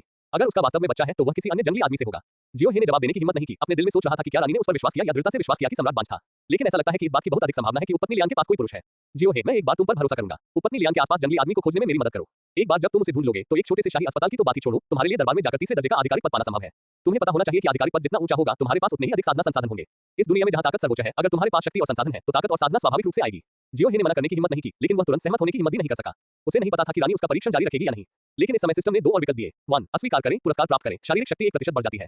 नोट, यदि आप रानी को अस्वीकार करते हैं तो संभवतः 3 दिनों के भीतर किसी मास्टर द्वारा आपकी हत्या कर दी जाएगी। उत्तर जीविता दर 1%। 2, सहमत हो और पुरस्कार प्राप्त करें, जीवन काल 30 वर्ष तक बढ़ जाएगा, ड्रैगन हाथी जेल दमन शक्ति सीखें। नोट, यदि आप रानी से सहमत हैं तो आपको लगातार आदेश दिए जाएंगे और आपका भविष्य का जीवन एक तंग रस्सी पर चलने जितना खतरनाक होगा। कोई विकल्प 3 नहीं है, इसलिए ऐसा लगता है कि केवल 2 को ही चुना जा सकता है। भले ही कोई विकल्प न हो, जियो हे रानी को अस्वीकार करने के लिए इतना मूर्ख नहीं होगा। महामहिम को इन चीजों का पता लगाने में मदद करना मेरे लिए कोई समस्या नहीं है, लेकिन दुर्भाग्य से मैं कुछ भी पता लगाने में सक्षम नहीं हूँ। रानी ने हंसते हुए कहा, हाँ, शाही चिकित्सक जियो, आप बहुत विनम्र हैं। शाही उपपत्नी लियान आपके बारे में बहुत आशावादी है और उसने महामहिम से आपको अपने शरीर की देखभाल करने की अनुमति मांगी है। आपके अलावा और कौन सबसे उपयुक्त है? जियो हे हैरान था, इतने कम समय में भी उन्हें ये कैसे पता चल गया? रानी के जासूस बहुत तेज थे। सौभाग्य से उपपत्नी लियान के साथ उसके संबंध का पता नहीं चला, अन्यथा वह बर्बाद हो जाता। मुझे उम्मीद नहीं थी कि रानी को इतनी अच्छी जानकारी होगी। मैं अपना सर्वश्रेष्ठ प्रयास करूंगा। जब तक तुम मेरे लिए काम करते हो, मैं तुम्हारे साथ अन्याय नहीं करूंगा। मुझे याद है तुम्हारी एक बहन भी है ना? वह शहर के बाहर अकेली रहती है और उसके पास कोई विशेष कौशल नहीं है। अगर यह सुविधाजनक हो तो तुम उसे महल में प्रवेश करने दे सकते हो और मेरे लिए नौकरी ढूंढ सकते हो। जहां तक शियाओ हे को याद है, उसकी एक बड़ी बहन थी जिसे उसके पिता ने सड़क किनारे से उठाया था जब वह चिकित्सा का अभ्यास कर रहा था। बात बस इतनी है कि मेरी बहन का दिमाग बहुत अच्छा नहीं है और वह हर काम में बेवकूफ है। सौभाग्य से वह जानती है कि बारिश होने पर घर भागना है और वह खाना बनाना, घर का काम करना आदि कर सकती है। जब से मेरी मां आध्यात्मिक साधना में सफलता प्राप्त न कर पाने के कारण बीमारी से मर गई, तब से घर का सारा भारी काम मेरी बहन ही कर रही है। वह अपने पिता के साथ मेडिकल की पढ़ाई कर रहा था, लेकिन अब उसके पिता की मृत्यु हो चुकी है और उसकी बहन घर पर अकेली है। जियाओ हे हर आधे महीने में एक बार घर वापस जाता था। आखिरकार उसकी बहन के पास कोई आय नहीं थी और उसे खाने पीने की चीजें खरीदने के लिए उसकी मदद की जरूरत थी, नहीं तो उसकी बहन भूख से मर जाएगी। सौभाग्य से शाही शहर में सुरक्षा अच्छी थी। इसके अलावा वह एक शाही चिकित्सक था और उसे दरबार द्वारा एक छोटा सा घर आवंटित किया गया था। उसके पड़ोसी सभी महल के लोग थे, इसलिए उसे खतरे के बारे में चिंता करने की जरूरत नहीं थी। मेरी बहन जन्म से ही मंदबुद्धि है और उसे कुछ भी नहीं पता। अगर वह महल में आई तो मुझे डर है कि वह सब कुछ बता देगी, जो असुविधाजनक होगा। ऐसी स्थिति में मैं तुम्हें मजबूर नहीं करूंगी, लेकिन तुम्हें याद रखना होगा, अगर तुम मुझसे बचने की कोशिश करोगे तो तुम एक दयनीय स्थिति में पहुंच जाओगे। रानी को यह भी पता था कि महल में बहुत ज्यादा बात करने से गलतियां होंगी। जो लोग अपना मुंह बंद रखना नहीं जानते, वे जल्दी मर जाएंगे और कई लोगों को फंसा भी सकते हैं। रानी की ओर से अदृश्य दबाव आया। जियो हे चौंक गया। आखिरकार वह छठे दर्जे का मास्टर था, लेकिन वह अभी भी रानी के सामने मुर्गे की तरह था। जियो हे ने उपेक्षा करने की हिम्मत नहीं की। चिंता मत करो मैडम, मैं निश्चित रूप से आपको निराश नहीं करूंगा। नीचे जाओ, अगर कुछ होगा तो मैं मेई, लैन, झू और जू को तुम्हें बता दूंगी। जियो हे तेजी से खड़ा हुआ और अभी 2 कदम ही चला था कि रानी ने अचानक पूछा, डॉक्टर जियो, क्या मैं सुंदर हूं? बेशक ये सुंदर है, जियो हे ने बिना सोचे कहा। तो फिर अगर मैं रानी ना होती बल्कि एक पतिविहीन पत्नी होती तो क्या तुम मुझे पसंद करते? जियो हे ने गहरी सांस ली। ये जीवन के लिए खतरा पैदा करने वाला सवाल था। बेशक मैं रानी के प्रति वफादार हूं, मुझे उनसे नफरत करने की हिम्मत कैसे हुई? जियो हेजी ने खुद से पूछा कि क्या ये जवाब सही था, लेकिन रानी ने इस मुद्दे पर जोर देते हुए कहा, आप जानते हैं मेरा ये मतलब नहीं था। जब मैं पसंद कहती हूँ तो मेरा मतलब उस तरह की पसंद से है जो पुरुषों और महिलाओं को पसंद आती है। यह है। जियो हे का दिल तेजी से धड़क रहा था। उसे क्या करना चाहिए? ये रानी है, चाहे वह कोई भी जवाब दे, ये समस्या पैदा करेगा। निश्चय ही सिस्टम ने एक और विकल्प दिया। 1, मान लीजिए कि आपको कोई पसंद है, इनाम आकर्षण प्लस 10%। नोट, ऐसा कहना सम्राट को धोखा देने का अपराध है। अगर आप मृत या दफन पाए जाते हैं तो आप पर रानी को बहकाने का संदेह होगा। अगर रानी आपको देख लेती है तो परिणाम भयावह होंगे। 2, नापसंद, इनाम पाए, आयरन स्किन स्किल परफेक्ट है। नोट, रानी आपको पसंद नहीं करती और आप पर भरोसा नहीं करेगी। अगर उसे आप में कुछ गलत लगता है तो वह आपको मौके पर ही मार देगी। मेरी रानी, मैं ये कहने की हिम्मत नहीं कर सकता कि मैं तुम्हें पसंद करता हूं, लेकिन मैं खुद को धोखा नहीं दे सकता। आखिरकार तुम एक देश की मां हो और मैं बिना सोचे समझे तुम्हारी निंदा नहीं कर सकता। अगर तुम वास्तव में एक साधारण महिला होती तो यह मेरे लिए एक आशीर्वाद होता, जियो हे, कि मैं 10 जन्मों में रानी जैसी सुंदरी से शादी कर पाता।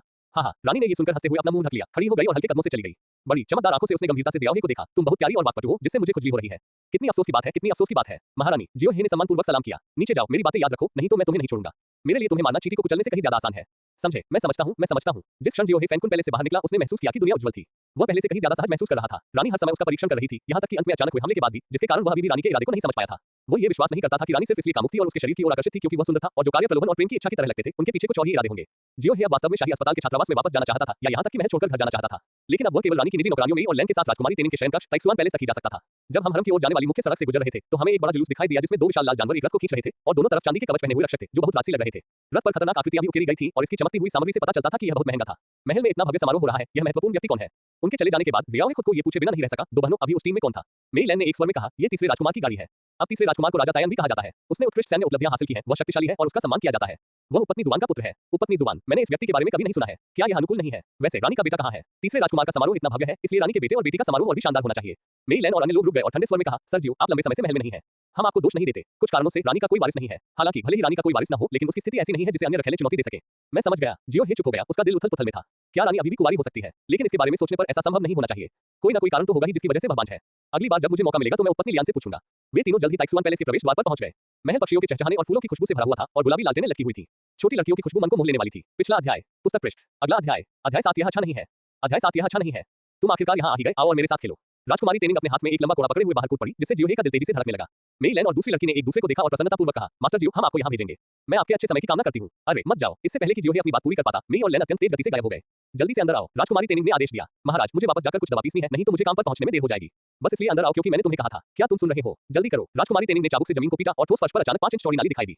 कोड़े की मार से उसके पूरे शरीर पर चोट के निशान पड़ गए होंगे, इसलिए जियोहे के पास उसके पीछे जाने के अलावा कोई विकल्प नहीं था। ताइक्सुआन महल में ज्यादा लोग नहीं थे। महल की एक नौकरानी के अलावा 2 हिजड़े थे जिनके चेहरे और नाक पर चोट के निशान थे। जब दोनों किन्नरों ने नए व्यक्ति को आते देखा तो उन्होंने राहत की सांस ली, मानो उन्हें कोई उद्धारकर्ता मिल गया हो। जब जियोहे ने ये दृश्य देखा तो वह दरवाजे पर रुक गया और राजकुमारी तेनिंग के शयन कक्ष में प्रवेश करने में झिझकने लगा। ताइनिंग ने उसकी चिंता देखी और समझाया, चिंता मत करो, मैं तुम्हें नहीं मारूंगी। मैंने इन 2 हिजड़ों को इसलिए पीटा क्योंकि वे अवज्ञाकारी थे। तुम एक शाही चिकित्सक हो, हिजड़ा नहीं। अगर मैंने तुम्हें पीटा और मेरे पिता को पता चला तो वह मुझे सजा देंगे। चिंता मत करो। यह है। जियोहे अंदर जाने के लिए अनिच्छुक था। राजकुमारी तेनिंग नाराज थी। वह लंबी नहीं थी, सिर्फ 1.6 मीटर से ज्यादा और सिर्फ जियोहे की गर्दन और थोड़ी तक पहुंचती थी। उसने अपना सिर झुकाया और चौड़ी आंखों से उसे घूरा। मास्टर जियो, क्या आप नहीं सुनते कि यह राजकुमारी क्या कहती है? मेरी हिम्मत नहीं है, लेकिन यह एक पुरुष और एक महिला के लिए उचित नहीं है। जियोहे ने राजकुमारी तेनिंग के पीछे के कमरे को देखा और झिझक गया। कमरा बिल्कुल काला था, मानो रसातल का एक विशाल मुंह से निकलने वाला था। तुम अंदर नहीं आ रहे हो, है ना? राजकुमारी तेनिंग ने दबे पांव कदम रखते हुए अपने सफेद मोजे उतारे और फिर उन्हें एक गेंद की तरह मोड़ दिया। यदि तुम अंदर नहीं आओगे तो मैं अपने मोजे तुम्हारे मुंह में ठूस दूंगी और पूरे दिन तुम्हें उन्हें बाहर नहीं थूकने दूंगी। राजकुमारी तेनिंग एक पैर पर खड़ी थी, उसके गुलाबी छोटे पैर मुड़े हुए थे। जैसे ही जियोहे अपने भाग्य को स्वीकार करने और घर में चलने वाला था, ताइक्सुआन पैलेस के बाहर एक महल की नौकरानी जल्दी से यह खबर देने आई, महाराज, शाही उपपत्नी लियान अस्वस्थ महसूस कर रही है और उसे तत्काल इलाज के लिए शाही डॉक्टर जियो की आवश्यकता है। राजकुमारी तेनिंग ने शाओहे की ओर संदेह से देखा, तुमने ये जानबूझकर किया होगा। फिर उसने अपने जूते पहने और दरवाजे की ओर चली गई। जियोहे उसके पीछे पीछे बाहर आया और देखा कि यह जियोहोंग था जो आया था। अपनी शाही उपपत्नी लियान से कहो कि शाही डॉक्टर जियाओ अब मेरी है। जब तक वह मेरे साथ कुछ देर नहीं खेल लेती तब तक रुको और फिर मैं उसे वापस कर दूंगा।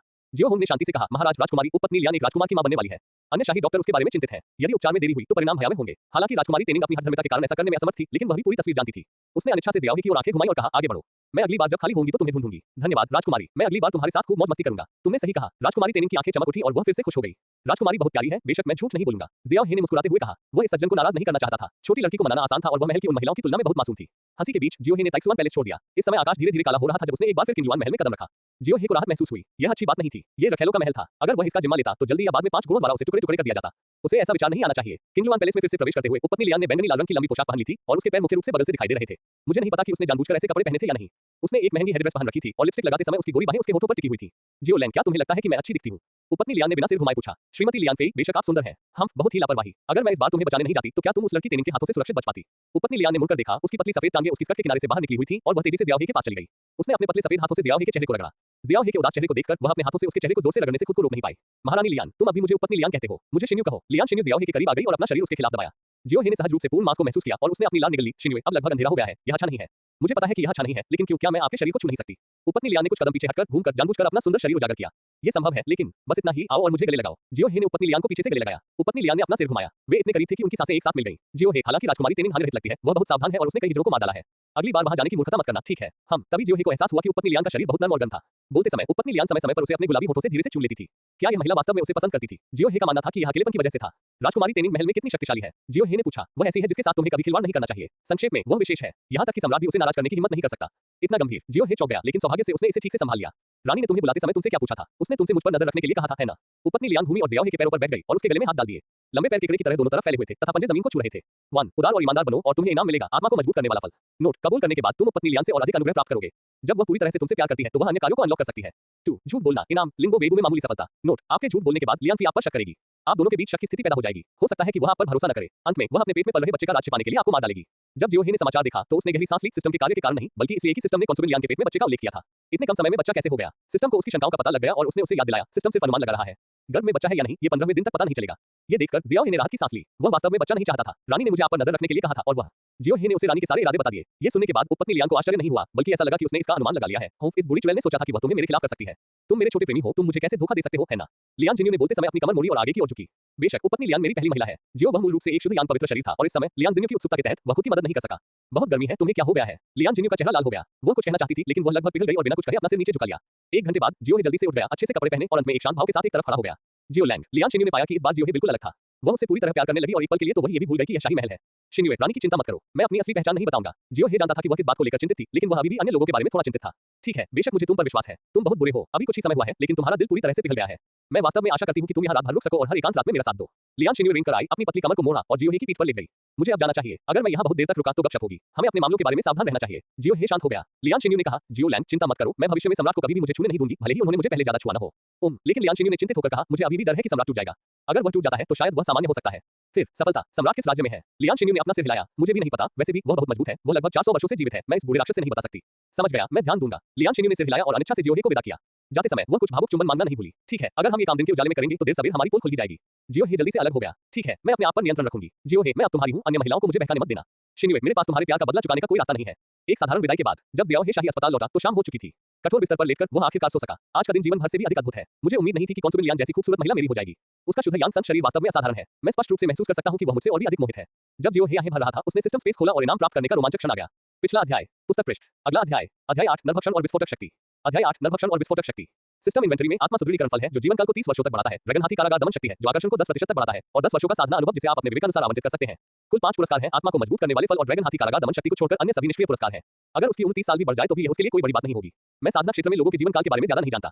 मैं उपपत्नी लियान से पूछने में कुछ समय लूंगा। उसकी साधना मेरी साधना से थोड़ी ज्यादा है। मेरा आकर्षण 10% बढ़ गया लेकिन मुझे कुछ भी महसूस नहीं हुआ। मैंने आईने में देखा, ये वास्तव में सुंदर है और बहुत मर्दाना है। जियो हे अपनी छवि से बहुत संतुष्ट था। जहां तक 10 वर्ष के साधना अनुभव का प्रश्न है, यह इस बात पर निर्भर करता है कि यह अलौकिक शक्तियों को आवंटित है या साधना के स्तर को। Dragon elephant prison suppressing power के जुड़ने से 10 वर्षों के प्रशिक्षण अनुभव का उपयोग अधिक क्षेत्रों में किया जा सकेगा।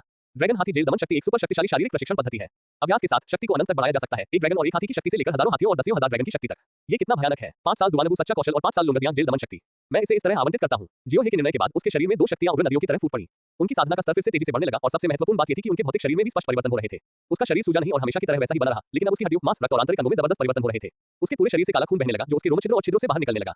ये सब शरीर की अशुद्धियां हैं। हड्डियां चटकने लगती हैं, अंदरूनी अंग कांपने लगते हैं, खासतौर पर दिल एक बड़ी घंटी की तरह धड़क रहा होता है। इसके अलावा मूल रूप से उसके पास एक शुद्ध यांग पवित्र शरीर था और अब ड्रैगन हाथी कारागार दमन शक्ति की वृद्धि के साथ वह और भी अधिक शक्तिशाली था। पुकारना, जियाओ हे उठकर नहाने के लिए नहाने के कमरे में चला गया ताकि अपने शरीर पर जमी गंदगी को धो सके। नहाते समय उसने पाया कि उसकी त्वचा चिकनी हो गई है। उसने एक फल काटने वाला चाकू निकाला और अपनी बाह में घोंप लिया। एक आवाज के साथ फल काटने वाला चाकू टूट गया। क्या मेरा शरीर इतना मजबूत है? यह इतना कठोर है? जियो हे ने अपने छोटे भाई को देखा और सोचा, क्यों न मैं भी इसे आजमाऊं। इसे भूल जाओ। ड्रैगन हाथी कारागार दमन शक्ति के वर्णन के अनुसार अब मेरे पास कम से कम एक ड्रैगन और 10 हाथियों की शक्ति है जो मेरी साधना के साथ संयुक्त है। 8वां स्तर आध्यात्मिक संचार उत्तम। 5 साल के प्रशिक्षण ने मुझे 8वें स्तर के शिखर तक पहुंचने में सक्षम बनाया है, लेकिन गति थोड़ी धीमी है। लेकिन मैं समझ सकता हूं कि दायरे में आगे बढ़ना लगातार मुश्किल होता जा रहा है। हालांकि मुझे अभी भी ये परखना है कि मेरा 8वां स्तरीय आध्यात्मिक संबंध एक ड्रैगन और 10 हाथियों की शक्ति के साथ मिलकर कितना शक्तिशाली है। अब बहुत देर हो चुकी है और मुझे अभी भी डाकिन की विशिष्ट ताकत को समझने की आवश्यकता है, अन्यथा मुझे नहीं पता होगा कि मैं किस वर्ग में हूं। जियाओ हे को कपड़े धोने में लगभग एक अगरबत्ती जितना समय लगा। अक्टूबर का महीना था और तापमान तेजी से गिर रहा था और रात में तापमान बहुत कम था, लेकिन उसे कुछ भी महसूस नहीं हुआ। उसका पूरा शरीर भट्टी की तरह तप रहा था। बस कपड़े पहन लिए और आराम करने के लिए तैयार हो गया। मैं कल महल के बाहर अपने परिवार से मिलने जाऊंगा। मैंने उस बहन को पहले कभी नहीं देखा है और मेरे परिवार के बारे में ऐसी कई बातें हैं जो मैं नहीं जानता। मैं ये भी जानना चाहता हूं कि मेरे पिता की मृत्यु कैसे हुई। हालांकि वह जियो हे के जैविक पिता नहीं है, लेकिन यह शाही महल है। कोई उसके पिता को मार सकता है और भविष्य में उसके खिलाफ साजिश रच सकता है। उसे संभावित दुश्मनों को स्पष्ट रूप से समझना चाहिए। तभी किसी ने दरवाजा खटखटाया। Boom boom boom. Doctor Jiao, क्या आप सो रहे हैं? ये डॉक्टर झांग की आवाज थी। क्या कुछ गड़बड़ है? डॉक्टर झांग। जियो हे ने अपने शरीर के आधे हिस्से को सहारा दिया और दरवाजे की ओर सतर्कता से देखा। ओह, क्या ऐसा नहीं है कि इंपीरियल अस्पताल में हर कोई काम पर लौट आया है? सम्राट ने हमें एक ऐसी दवा विकसित करने के लिए कहा है जो मेरिडियन में अशुद्धियों को दूर कर सके और वह चाहते थे कि आप आकर देखें। डॉक्टर झांग, मैं जियो हे अभी नौसिखिया हूं। आप पुराने अनुभवी लोग पढ़ाई करने में सक्षम हैं, लेकिन डॉक्टर झांग हार मानने को तैयार नहीं थे। शाही चिकित्सक जियाओ ने आज रानी के यहाँ अपना कौशल दिखाया। हम सभी इसके बारे में जानते हैं। यदि आप नहीं आते हैं तो यह एक नुकसान होगा। डॉक्टर वांग, जू और मैं सभी इंतजार कर रहे हैं। यदि आप नहीं आते हैं तो ये बहुत अपमानजनक होगा। ये देखकर कि मुख्य चिकित्सक लगातार बकबक कर रहा था, जियो हे खड़ा हुआ और बाहर चला गया। डॉक्टर झांग, जो बाहर खड़े थे, अधीरता से इंतजार कर रहे थे और अंदर घुसने ही वाले थे कि अचानक दरवाजा खुल गया। एक हिंसक आभा उनकी ओर बढ़ी जिससे वे इतने डर गए कि वे 2 कदम पीछे हट गए। अभी अभी उसे ऐसा महसूस हुआ कि कोई खूंखार जानवर घर से बाहर निकलकर उसे टुकड़े टुकड़े करना चाहता है। ध्यान से देखने पर पता चला कि वह जियाओ हे था। डॉक्टर झांग, बहुत देर हो चुकी है, क्या आप सच में मेडिकल कौशल सीखना चाहते हैं? जियो हे ने संकुचित आंखों से पूछा। डॉक्टर झांग ने जियाओ हे को देखा। वह स्थिर सांस ले रहा था और पहले की तरह दुबला पतला दिख रहा था, लेकिन उसकी आंखें तेज हो गई थी। उसने खुद को शांत किया और सोचा कि यह सिर्फ एक भ्रम था। अहम, हाँ डॉक्टर जियाओ जल्दी में नहीं है ना? ठीक है, मैं तुम्हारे साथ चलूंगा। हालांकि जियो हे को नहीं पता था कि शाही डॉक्टर झांग की साधना का स्तर क्या था। इस समय उसने शाही डॉक्टर झांग से कोई दबाव महसूस नहीं किया। इसके अलावा इंपीरियल अस्पताल के लोग अमर मार्शल आर्ट की साधना में केवल औसत थे और उनकी याद में पिता भी ताकत में बहुत साधारण थे, यहाँ तक कि वे आपसे भी बदतर थे। डॉक्टर झांग ये देखकर बहुत खुश हुए। मेरे साथ आओ। इंपीरियल मेडिकल ब्यूरो बड़ा नहीं था, लेकिन डॉक्टर झांग और जियो हे पहले ही अस्पताल से बाहर निकल चुके थे और यहाँ तक कि महल में एक शांत और सुनसान जगह पर आ गए थे। डॉक्टर झांग, क्या आपने नहीं कहा था कि आप चिकित्सा कौशल पर चर्चा करने जा रहे हैं? आप यहाँ क्यों हैं? डॉक्टर झांग ने ठहाका लगाया, फिर एक आत्मसंतुष्ट और भयावह भाव में बदल गए। मेरे प्यारे भतीजे जियाओ, बेहतर होगा कि तुम मुझे सच बताओ कि रानी ने तुम्हें यहाँ रखते समय तुमसे क्या कहा था। इसके अलावा क्या उपपत्नी लियान की गर्भावस्था सच है या झूठ? उसी समय 2 और लोग आसपास से बाहर निकले। वे डॉक्टर वांग और डॉक्टर जू थे, जिन्होंने नीले रंग का लबादा और लंबी टोपी पहन रखी थी। उन दोनों ने अपने हाथ आस्तीन में छिपा रखे थे और शायद उनके हाथ में हथियार थे। डॉक्टर वांग ऊपर आए और हाथ बढ़ाकर एक लंबा चाकू निकाला और उसे जियाओ हे की गर्दन पर रख दिया। सच बताओ, अगर तुम स्पष्ट रूप से नहीं समझाओगे तो इंपीरियल अस्पताल में एक मामूली शाही चिकित्सक अचानक मर जाएगा और किसी को इसके बारे में पता नहीं चलेगा। ठीक तुम्हारे पिता की मृत्यु की तरह इसके बारे में कौन पूछेगा? मेरे पिता की मृत्यु कैसे हुई? जियो हे ने गहरी आवाज में पूछा। तो क्या हुआ अगर तुम्हें पता था? हमें रानी और उपपत्नी लियान के बारे में बताओ। डॉक्टर झांग ने व्यंग्य किया। मुझे लगता है अगर मैं तुम्हें बता भी दूं तो भी तुम मुझे जाने नहीं दोगे। आखिरकार मैंने तुम्हें रानी का भरोसा खो दिया है ना? जियो हे ने पहले ही इन 2 बुरे लोगों के छोटे-छोटे विचारों को देख लिया था। महल में हर कोई निर्दयता के लिए प्रतिस्पर्धा कर रहा है, लेकिन किसी को भी उम्मीद नहीं थी कि ये 2 बुरे लोग कार्रवाई करने के लिए इतने अधीर होंगे। ओह, तुम बहुत होशियार हो। अगर तुम सच बोलोगे तो तुम आसानी से मर जाओगे। डॉक्टर जू ने आगे बढ़कर ठंडी चमक वाला एक लंबा चाकू निकाला, लेकिन अगले ही पल कुछ अजीब हुआ। डॉक्टर जू ने अपने लंबे चाकू से डॉक्टर वांग पर सीधा वार किया और मुक्का मारकर उन्हें दूर गिरा दिया। अचानक हुए इस दृश्य को देखकर जियो हे स्तब्ध रह गया। डॉक्टर झांग चिल्लाया, तुम पागल हो, बुरे आदमी जू। हम्फ। इंपीरियल डॉक्टर जू की चाल साफ और तेज थी क्योंकि उसने इंपीरियल डॉक्टर झांग पर उन्मत्त होकर हमला किया था। ब्लेड की चमचमाती धार आसमान को चीरती हुई निकल गई। जियाओ हे की नजर में ये तलवार तकनीक बहुत शक्तिशाली नहीं थी। उसे लगा कि वह सिर्फ एक मुक्का मारकर दुश्मन को हरा सकता है। ये केवल छठा स्तर है। क्या इस इंपीरियल अस्पताल की शक्ति इतनी साधारण है? लेकिन डॉक्टर झांग तो और भी बुरा था। डॉक्टर जू के भयंकर हमले में वह पराजित हो गया और चाकू से उसका सिर काट दिया गया। 2 बुरे डॉक्टरों की मृत्यु एक अन्य बुरे डॉक्टर के हाथों हुई। डॉक्टर जू ने सांस फूलते हुए कहा, मेरे प्यारे भतीजे जियाओ, तुम्हारे पिता और मैं अच्छे दोस्त हैं। इस बारे में कोई नहीं जानता। सौभाग्य से मैं इन 2 बुरे लोगों का सिर्फ एक भाई हूँ। अन्यथा इस बार तुम्हारा अंत हो जाता। अन्यथा बुरे जियाओ के कोई वंशज नहीं होते। धन्यवाद चाचा। जियो हे ने झुककर कहा, क्या आप जानते हैं कि मेरे पिता की मृत्यु कैसे हुई? पिछला अध्याय, पुस्तक पृष्ठ, अगला अध्याय, अध्याय 9 बहन झू जियाओमिंग। अध्याय 9 बहन झू जियाओमिंग। मैं तुमसे बाद में बात करूंगा, पहले यहाँ सफाई कर लो। डॉक्टर जू का चेहरा झुर्रियों से भरा था और वह 70 साल के लग रहे थे, लेकिन वह ऊर्जा से भरे हुए थे। आओ पहले शव को ठिकाने लगाने में मदद करो। यहाँ एक सूखा कुआं है जिसका इस्तेमाल खास तौर पर शवों को ठिकाने लगाने के लिए किया जाता है। ओह, जियो हे ने पीछा किया और एक सूखे कुएं के पास पहुंचा। कुआं था, उसमें एक लाश पड़ी थी और कोई आवाज नहीं आ रही थी। ये स्पष्ट नहीं था कि कुआं कितना गहरा था। उसी समय डॉक्टर जू ने कुछ पाउडर निकाला और उसे जमीन पर छिड़क दिया और कई खून के धब्बे पूरी तरह से गायब हो गए। जियो हे ने आह भरते हुए कहा, निगरानी न होने का यही फायदा है। जब तक व्यक्ति चला गया है तब तक घटनास्थल साफ हो जाएगा और कोई सबूत नहीं बचेगा। भले ही लोगों को आप पर शक हो, वे आपका कुछ नहीं कर सकते। घटनास्थल को साफ करने के बाद डॉक्टर जू जियाओ हे को एक शांत और सुनसान जगह पर ले गए। उसने एक पत्ती वाली सिगरेट निकाली और पूछा, धूम्रपान करना चाहोगे? आप इसे आजमा सकते हैं। जियो हे ने इसे ले लिया। डॉक्टर जू ने एक आग की छड़ी निकाली और उसे जियाओ हे के लिए जलाया। खांसी जियो हे ने हल्का कश लिया और उसका गला इतना घुट गया कि उसे चक्कर आने लगा। ये बिल्कुल भी धुआं नहीं था, ये सीधे ड्रग्स को अंदर लेने से किस तरह अलग था। डॉक्टर जू ने मुस्कुराते हुए जियाओ हे की पीठ थपथपाई। मैं आपके पिता की बहुत प्रशंसा करता हूँ। आपके पिता बहुत ईमानदार व्यक्ति हैं, लेकिन ईमानदार लोग महल में लंबे समय तक नहीं रहते, इसलिए उनकी मृत्यु हो गई। हालांकि हमारा शाही अस्पताल महल में बड़ा नहीं है, लेकिन अंदर बहुत पैसा है और ये दरबार और बाहरी दुनिया में हर्बल दवाओं के मुनाफे से भी जुड़ा है। तो आप समझ गए। जियो हे ने संकोच से पूछा, क्या ऐसा है कि कोई बेकार दवा या ऐसी दवा जो वास्तव में बहुत सस्ती है, की कीमत में उछाल आ गया है? डॉक्टर जू ने पत्ती तंबाकू का एक गहरा कश लिया और बुदबुदाया, आपने जो कहा वह तो बस हिमशैल का सिरा है। उदाहरण के लिए अब दरबार में सबसे ज्यादा बिकने वाला क्यूई गैदरिंग पाउडर परिहास है। अधिकांश शाही परिवार द्वारा इस्तेमाल किया जाने वाला क्यूई गैदरिंग पाउडर बिकने वाले क्यूई गैदरिंग पाउडर से 100 गुना ज्यादा प्रभावी है, लेकिन कीमत वास्तव में वही है। यह जियो हे को याद आया कि उसके हाथ में भी क्यूई गैदरिंग पाउडर था, लेकिन उसने इसे बाहर से खरीदा था। इसकी कीमत बहुत ज्यादा थी, जिसके लिए 300 कियान सिक्कों की जरूरत थी। कियान दकियान द्वारा संपूर्ण दकियान देश के लिए जारी की गई मुद्रा है। जियो हे का मासिक वेतन केवल 100 दाकियान सिक्के था, लेकिन ये पहले से ही एक साधारण उच्च आय वाले व्यक्ति की वार्षिक आय थी। अधिकांश आम लोग प्रति वर्ष केवल 30 दाकियान सिक्के ही कमा पाते हैं। 10 साल की कड़ी मेहनत के बाद उन्हें केवल एक क्यूई गैदरिंग पिल मिली, जो शाही रईसों के प्रभाव का केवल 10वां हिस्सा है। अगर यह खुलासा हो जाए तो मुझे डर है कि पूरी दुनिया चौंक जाएगी। हालांकि निहित स्वार्थ वाले लोग कुछ नहीं बोलेंगे और अपना मुंह बंद रखेंगे। ये तो बस हिमशैल का सिरा है। पहाड़ों और मैदानों में कई अमृत बिखरे पड़े हैं, जिनका इस्तेमाल बिल्कुल नहीं किया जा सकता, लेकिन उन्हें बहुत ज्यादा कीमत पर बेचा जाता है। ये सिर्फ छोटे मोटे ऑपरेशन है और आपके पिता को वास्तव में उम्मीद है कि सम्राट इन संसाधनों को जारी करेंगे और पूरी दुनिया को उनके साथ समान व्यवहार करने देंगे। क्या आपको नहीं लगता कि यह मौत को आमंत्रित करना है? यह जियो हे कुछ देर के लिए अवाक रह गया। उसे उम्मीद नहीं थी कि उसके पिता इतने सख्त होंगे। जाहिर है कि इससे सभी के हितों पर असर पड़ा। उसके लिए जीवित रहना मुश्किल होगा, लेकिन वह अभी भी उसकी बहुत प्रशंसा करता है। अगर वह होता तो वह निश्चित रूप से ये काम नहीं कर पाता। क्या तुम अभी अपने पिता का बदला लेना चाहते हो? कम से कम हमें पता तो है कि यह किसने किया। हम कुछ भी नहीं कर सकते। डॉक्टर जू ने सिर हिलाया। यदि आप अपने पिता को मारने वाले हत्यारे के बारे में बात करना चाहते हैं तो अदालत में हर कोई दोषी है, लेकिन प्रत्यक्ष हत्यारा हमारे शाही अस्पताल का निदेशक है। हालांकि आपके पिता द्वारा रिपोर्ट किए जाने के बाद सम्राट ने कुछ नहीं कहा और मंत्रियों, राजकुमारों और रईसों ने भी कुछ नहीं कहा, लेकिन हमारे निदेशक ने उनकी राय व्यक्त करने की प्रतीक्षा नहीं की और सीधे कार्रवाई की। समझा? डीन ने आदेश दिया और जिसने कार्रवाई की वह ली युलियांग था, जो ईश्वर दमन विभाग का कप्तान था। जियो हे ने पूछा, ईश्वर दमन विभाग? ये किस प्रकार का विभाग है? इस विभाग के पास बहुत शक्ति है। दरबार में कई राजकुमार और रईस हैं। इन लोगों को नियंत्रित करने के लिए सम्राट ने ईश्वर दमन विभाग की स्थापना की। यह विभाग शाही परिवार की सुरक्षा की रक्षा के लिए जिम्मेदार है और मंत्रियों की गहन जांच के लिए भी जिम्मेदार है। जियो हे को अचानक एहसास हुआ, क्या ये जिनिवे के समान नहीं है, लेकिन जिनिवे की तुलना में बहुत अधिक शक्तिशाली है। ईश्वर दमन विभाग के अलावा क्या कोई अन्य शक्तिशाली नपुंसक विभाग है? नहीं। डॉक्टर जू ने अपना सिर हिलाया, हिजड़े सिर्फ गरीब लोग होते हैं। आपने अपना न्यूनतम खो दिया है, आप अभ्यास कैसे कर सकते हैं? इस चीज के बिना एक आदमी ज्यादा से ज्यादा दिव्य शक्ति के तीसरे स्तर तक ही अभ्यास कर सकता है और वह ची का बिल्कुल भी उपयोग नहीं कर सकता। आखिरकार अगर डेंटिन में ची है तो यह आपके नीचे की खाई से फिसल जाएगी। मैं समझता हूं डॉक्टर जू, इस बार आपकी मदद के लिए बहुत बहुत धन्यवाद। मैं आपको पर्याप्त धन्यवाद नहीं दे सकता। तुम अपने पिता से कहीं ज्यादा लचीले हो। बेवकूफ मत बनो, अच्छी तरह जियो, शादी करो और वंश छोड़ो। इस महल में कोई यह कहने की हिम्मत नहीं करता कि वह अगले साल तक जीवित रहेगा। वैसे इंपीरियल अस्पताल के निदेशक का साधना स्तर कैसा है? वह लिंगताई क्षेत्र में 9वें क्रम का विशेषज्ञ है। हमारा शाही अस्पताल उतना मजबूत नहीं है और मुख्य रूप से जहर बनाने में अच्छा है। हालांकि कप्तान ली यूलियांग 9वें क्रम के दिव्य परिवर्तन क्षेत्र में पहुंच गया है। ली यूलियांग ने शाही अस्पताल में बहुत सारे लाभ प्राप्त किए हैं और यह बहुत संभावना है कि वह निकट भविष्य में लिंगताई क्षेत्र में प्रवेश कर जाए। मुझे बताने के लिए धन्यवाद। क्या आप जानते हैं कि रानी, उपपत्नी लियान और अन्य लोगों की साधना क्या है? मैं इस बारे में निश्चित नहीं हूं। इन रखेलों की साधना का स्तर अलग अलग होता है, लेकिन रानी की ताकत को कभी कम नहीं आंका जाना चाहिए। यहाँ तक कि कुछ राजकुमार भी उससे डरते हैं। डॉक्टर जू ने अपना सिर हिलाया। ऐसा लग रहा था जैसे वो और कुछ नहीं कहना चाहता था। सिगरेट खत्म करने के बाद वो और जियाओ हे रात में अलग हो गए। अपने छात्रावास में लौटने के बाद जियो हे को पूरे दकियान की बेहतर समझ प्राप्त हुई। दाकियान के कुछ पहलू पिछले जीवन में मिंग राजवंश के समान है, लेकिन क्योंकि यह अमर और योद्धाओं की दुनिया है, व्यक्तिगत सैन्य बल के दमन के तहत शाही अभिजात वर्ग की स्थिति बेहद स्थिर है। वर्तमान सम्राट कियान ली चेनिक सुआन 200 वर्षों से सिंहासन पर है। पूरे दाकियान का इतिहास 8000 से अधिक वर्षों का है और अभी भी समृद्ध है, जो बहुत कुछ समझाने के लिए पर्याप्त है। जैसा कि जियो वह अपनी चीजों को पैक करने में व्यस्त था, उसने सोचा, अगर यह धोखा और मेरे सुंदर चेहरे के लिए नहीं होता तो मैं उपपत्नी लियान के घर पर मर गया होता। जब तक वह शांत रहता है, चुपचाप विकसित होता है और अपनी ताकत को जल्दी उजागर नहीं करता है, तब तक जियो हे को पूरा विश्वास है कि वह जीवित रह सकता है। भविष्य की चिंता में मैं गहरी नींद में सो गया। शियाओ हे सुबह जल्दी उठकर छुट्टी मांगने चला गया। प्रत्येक शाही चिकित्सक महीने में 2 दिन अपने परिवार से मिलने के लिए जा सकता था। जियो हे ने इस महीने इसका उपयोग नहीं किया था, इसलिए छुट्टी मांगते समय उन्हें किसी समस्या का सामना नहीं करना पड़ा। इंपीरियल अस्पताल के लोग एक दूसरे के प्रति बहुत ठंडे थे। जब मैं रास्ते में कुछ बूढ़े डॉक्टरों से मिला तो उन्होंने मुझे नमस्ते तक नहीं कहा। जहां तक कल मरने वाले शाही डॉक्टर झांग और शाही डॉक्टर वान का सवाल है, तो किसी ने उन पर ध्यान नहीं दिया। हर कोई अपने अपने कामों में व्यस्त रोबोट की तरह लग रहा था। जैसे ही वह महल से बाहर निकला, जियाओ हे को ऐसा महसूस हुआ जैसे उसके सिर का भार गायब हो गया हो। अब ये बहुत अधिक आरामदायक है। महल बहुत निराशाजनक है। जियो हे अपने घर तक दौड़ता रहा। बूम बूम बूम, बहन यह मैं हूं। जियो हे ने दरवाजा खटखटाया। काफी देर बाद दरवाजा थोड़ा खुला और एक छोटा सा सिर बाहर निकला, जिसकी अर्धचंद्राकार आंखें उत्सुकता से बाहर देख रही थी। ये देखकर कि यह जियाओ हे था, दरवाजे के पीछे की आकृति ने दरवाजा खोला। कपड़े पहने एक महिला बाहर आई। उसका चेहरा साफ और छोटा था, लेकिन उससे परिपक्वता और सुंदरता झलक रही थी। शायद वह घर में बहुत व्यस्त थी। इसके अलावा उसने मोटे लिनन के कपड़े पहने हुए थे और उसके बाल उसके सिर के पीछे ऊंचे बंधे हुए थे, इसलिए वह एक विवाहित महिला की तरह दिख रही थी।